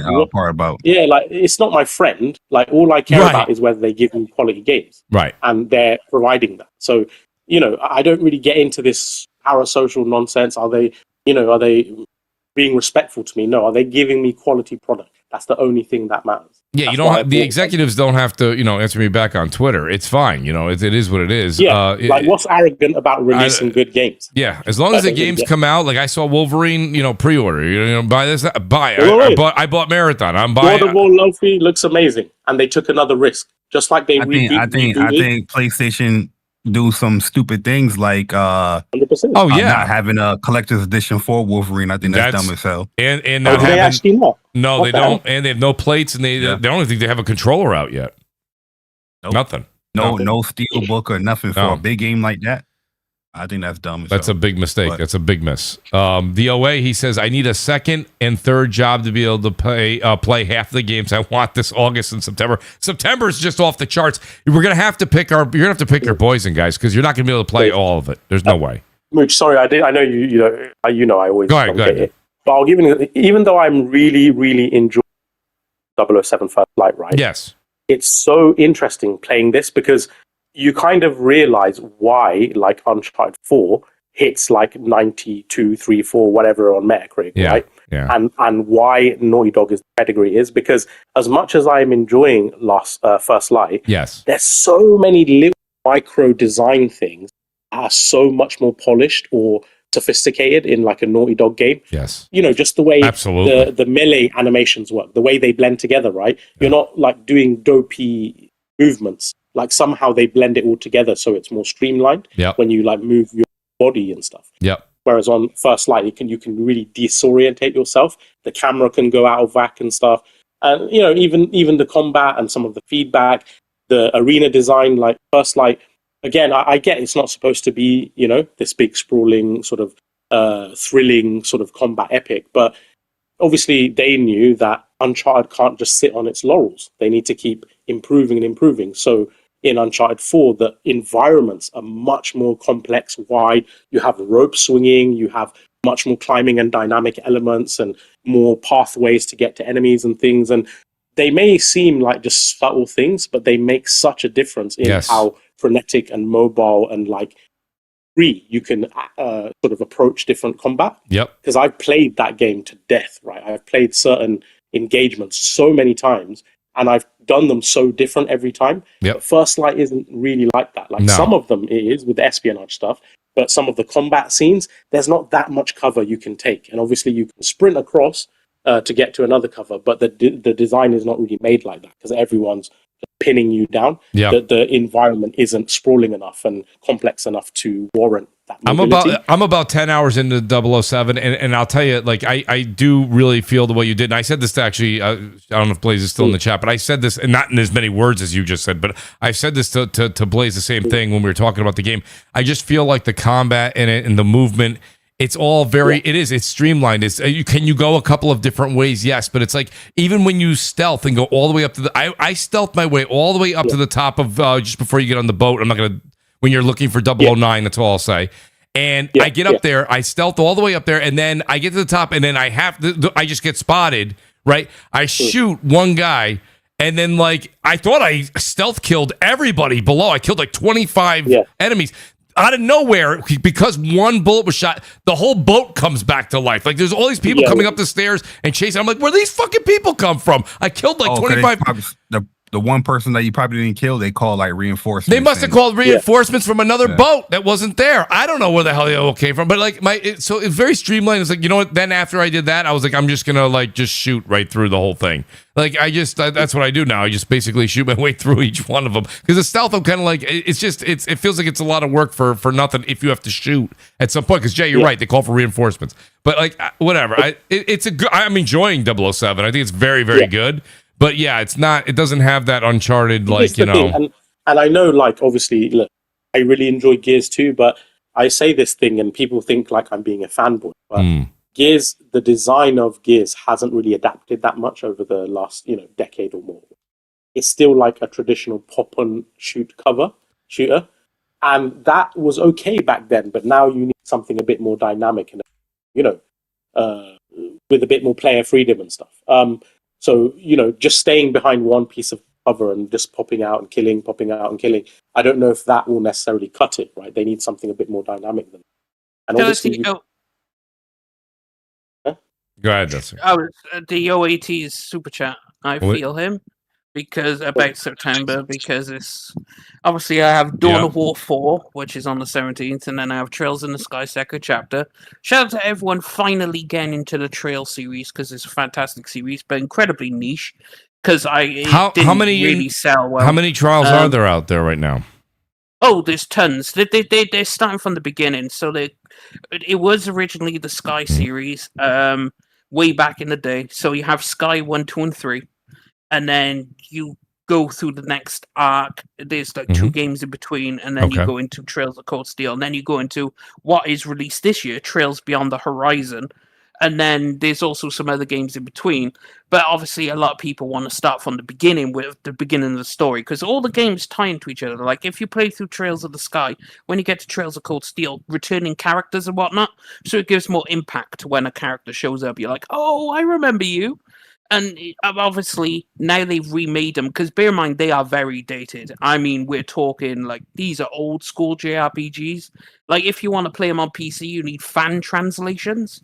Because they never got official English translations, so yeah, it's a whole thing. So that's a big game, and then obviously Phantom Blade Zero and Blood of the Dawnwalker. So September is completely stacked for me.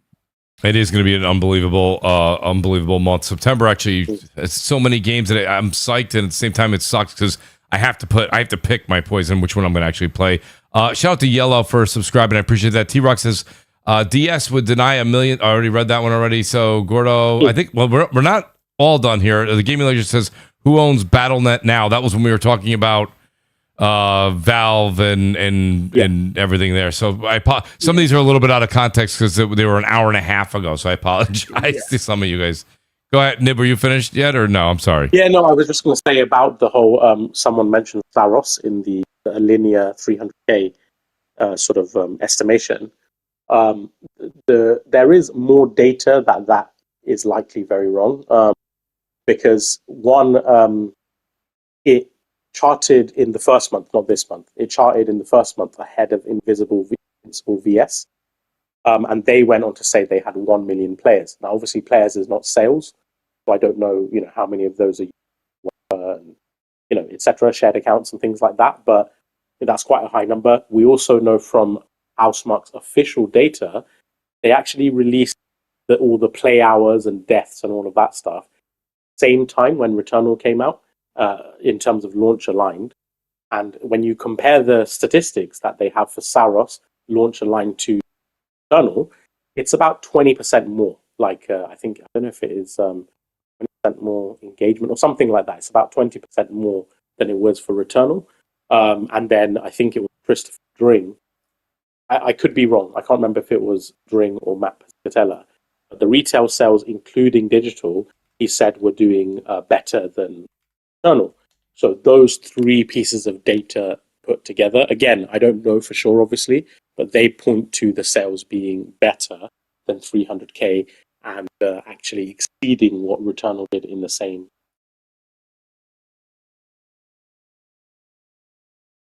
Nib, you cut off, buddy. You're muted. There you go. Oh, shit. Oh, okay. Anyway. What were you saying about Return? Yeah, no, I was just saying the data is pointing potentially Saros actually selling better than Returnal in the same time. That doesn't surprise me. Yeah, it should be a lot better, to be honest. But these kind of games, I just don't think they have mass market appeal. Oh, I see. So, yeah, I'm sorry, buddy. I was just writing to Jay Barry. He just had to leave. Shout out to the great Jay Barry. Dib, I'm sorry, dude, we're hitting almost 4 hours here. I'm gonna read these super chats. I've got to wrap up the show, buddy. I have to work at like 5:30 in the morning. I'm sorry, bro. I really do want to have these conversations, but some of them get so like out there, and it's like we got to tie them in a little bit so we can maybe just narrow this down just a little bit here. I've got Babor. He said in 2023 I tried Gears 5 and Forza 5. He didn't like them. He says trash. Something was missing. Reaffirmed my PS lifetime membership. Tried the new Pokemon last week. What the F was that? Babor, I apologize. Some of you guys, these are like literally 2 hours ago. Shout out to Gordo who wrote, it will take... This is what Gordo wrote. Horizon 6 is still an amazing game, but all I would say is if you have shitloads of hours in all the other, won't be as compelling for you as other people. And I know that's kind of shared on Steam reviews as well. I've actually got some of the reviews because I was like, is it just me? Am I going mad?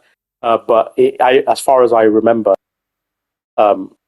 worse reviewed than the last two on Steam. And a lot of the complaints are kind of similar. Like, it's a bit too familiar. AI is a bit wonky stuff. But, you know, we're talking about nitpicking here at the end of the day. If you haven't played Forza before and you like racing or car adventure type games, then still give it. I totally agree with that. Shout out to, this is funny though. Gordo wrote this 2 hours ago. He goes, it'll take Mooch 2 hours to read this, but DS, do you really think people won't use the Xbox PC app if they make the new Skyrim exclusive? They wouldn't make the new Skyrim exclusive. You don't think they will? No, too big of Elder Scrolls is too big of a franchise. What about timed exclusive? I mean, they still won't lose it from PC because PC is where Bethesda's home is, regardless of what people say about console. But Elder Scrolls originated from PC. It was first created on PC, and then it came to consoles with Morrowind on the OG Xbox. It's like, it is very a PC-centric game, so they all want it on PC because what is the biggest thing about Bethesda games? The modding community. Where is I meant console timed exclusive. No, because they want the PlayStation sales. Because an Elder Scrolls game will be big on PlayStation. So, no. It's a shame because, like, obviously I want more competition for PlayStation, and I just think with them going multi-platform, that's it, basically. Lost a major competitor now. That's possible. Shout out to, I just want to say shout out to Gordo again for calling it. It would take 2 hours for me to read that. I literally tried to get to that 2 hours ago, and I failed miserably. Sorry about that, Gordo. Jimmy Harrison says, always damn to see, good to see all of you guys. Jimmy, the great Jimmy Harrison, everybody was here. I appreciate that. The Gaming Ledger says, the same people hated on Yote, sold great. I want to try to work, while I have actually DS here and I got Nib here, I do want to try to work in a way that we can actually, like, maybe through DM or something. So, like, when these super chats come in, when they're relevant to our conversation, I'd like to kind of interject them a little bit, especially if they're on conversation on point. If there's something where it's just like, you know, oh, Mooch doesn't know what he's saying or something like that, you know, that's fine. We'll get to those as well. But I mean, I can wait till you're finished. But I'd like to make these things all kind of intertwine, so I'm not reading some of them at the end and they don't really hold any substance. Batisha's Prime, he says, when you... I think maybe... You know, when you change subjects, maybe after each subject change, just go through and read them off. Even though you probably don't notice, that's actually what I try to do. Oh, okay. But Nib, we went from the State of Play to the God of War to Gears. Yeah. And it happened with actually, you got to applaud the panel. We did that seamlessly. I just switched over the actual scroller because we just did it naturally. I didn't even switch. I didn't even read these to you guys. Like, we just kind of did it, which was great. But I do want to try to get that so we can actually do that. But that's actually a good idea. I'll try to maybe like message you guys or notion you guys so you guys know. Batish's Prime, though, he says, when you follow the full story of the OG games to now and also follow the BTS of God of War, this has been a great and memorable experience. Shout out to you, buddy. T-Rock, let me see if I think he says you can, this is when we were talking about all the people that were online. He goes, when you can always tell when those who don't play games open their pie holes and smell off, I think you mean spew off, BS starts to contaminate the room. Appreciate you, T-Rock, as well. Mariko says, growing the bond is a side goal, but LaFay was visibly distressed when she saw the mask in everywhere, or it was everyone. Definitely something more to that. Again, I apologize, Mariko. This is stuff we were talking about before, and that was the last one. This is ages ago, dude. That was ages ago. But I'm telling you, buddy, they were when we were doing the whole God of War segment there, these super chats were flying in. And it was like I couldn't really get through them all, so I apologize. But like, guys, the super chats mean a lot to me, and I will sit here. I don't care if it's 1 o'clock in the morning here in New York. I'll still read them. And I want to actually get to the points a little bit more in contention when we're on those topics. So that's something I'll work on in the future. I apologize. I'm going to go in reverse order here. Before you read the next one, when actually is the Summer Game Fest and Xbox show? Summer Games Fest is Friday night. I don't know what time it starts, Eastern versus over there in the UK. I think it's later generally. I want to say 5 or 6 p.m. Eastern time. I do know the Xbox showcase is Sunday. Today or tomorrow? Well, I guess if you want to be technical, for you it's today. For us, it's tomorrow. But yeah, for you, it's I would assume it's 10 o'clock. I want to say it's 10 o'clock your time. DS, maybe you can check me on that. I think Summer Game Fest. I'm already sold. If Final Fantasy, Remake 3 or whatever, leak, I'm already there, man. Oh, absolutely. Well, I don't know if they leaked it or that's just a rumor. I didn't see a leak about it, but maybe it is. I know DS was reading something about it before the show. It's a rumor. It's gonna be there. Yeah, it's a rumor, so it may be there. And then the Xbox showcase is 1 p.m. Eastern time, so that would be 6 o'clock your time, DS and Nib, over there in the UK. And then they're gonna, and again, I think that's gonna be a solid hour of Xbox with a good 35, 40 minutes of Gears. I think it's gonna be an hour and 45 minutes, probably something like that. Which is, I think the PlayStation one ended up being about an hour and 20 minutes, and I think this one will be about an hour and 45. That's how I think they're gonna roll. I'm excited. I'll tell you that. Oh, me too. Honestly, I really want to see a lot. But much like DS said, I think a couple people said it on the show. I said it before the show. Same thing I said about PlayStation. I hope that they have something new that we haven't seen. Like, if the Final Fantasy is one of them, that's a great. But like, I hope we see some things. Like, I want to see State of Decay 3. Others don't. But I mean, I think they're gonna make some changes from 2 to really make it a much better experience. They got rid of the tethered thing, make it so that there's more exploring, more not just going out doing these small little fetch quests, coming back and feeding the town or your camp, and really expand on the fear factor of it. You know what I mean? I don't know if they'll do that, but I hope they will. I agree. I think I want to see from Xbox them like raise the quality bar, right? Like, yes, move up the level quality and what we expect from their games. Because I just think for too long they've been, and I'm sorry to the Xbox people in the chat, but I think for too long they've been in the shadows of Nintendo and PlayStation. Obviously Nintendo with the gameplay centric stuff, the Breath of the Wilds, the Mario games, like they are some of the most formidably designed games ever made, right? And then the PlayStation stuff between gameplay, polish, production, just even like we were talking about between Uncharted and First Light, it's the same thing when you compare to Tomb Raider. There's just that X factor of quality and polish. Remember, we didn't even touch on the story. We're talking purely gameplay and mechanics, right? There's just that little X factor, and hopefully they can raise the bar and attain it. Yeah, I completely agree with you on that, buddy. I really do. I hope it's a hell of a week. I think it's going to be a great week. This is our new E3, so we have to kind of live up to that. I do want to say shout out to the great Nib and DS who are here. These guys are actually here. I am complaining it's 11 o'clock, and over there it's 4 o'clock in the morning. So God bless these guys. I can tell I angered DS. What's that? I can tell I angered him today.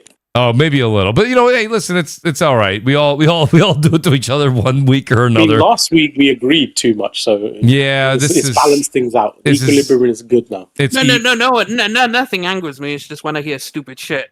Oh, I call it. Stupid shit is wanting more innovative or bold game design. I mean, stupid shit is just wanting everything to be like Sony games, which is complete bullshit because half their games just don't appeal to me. Do we race giant robots in Sony games?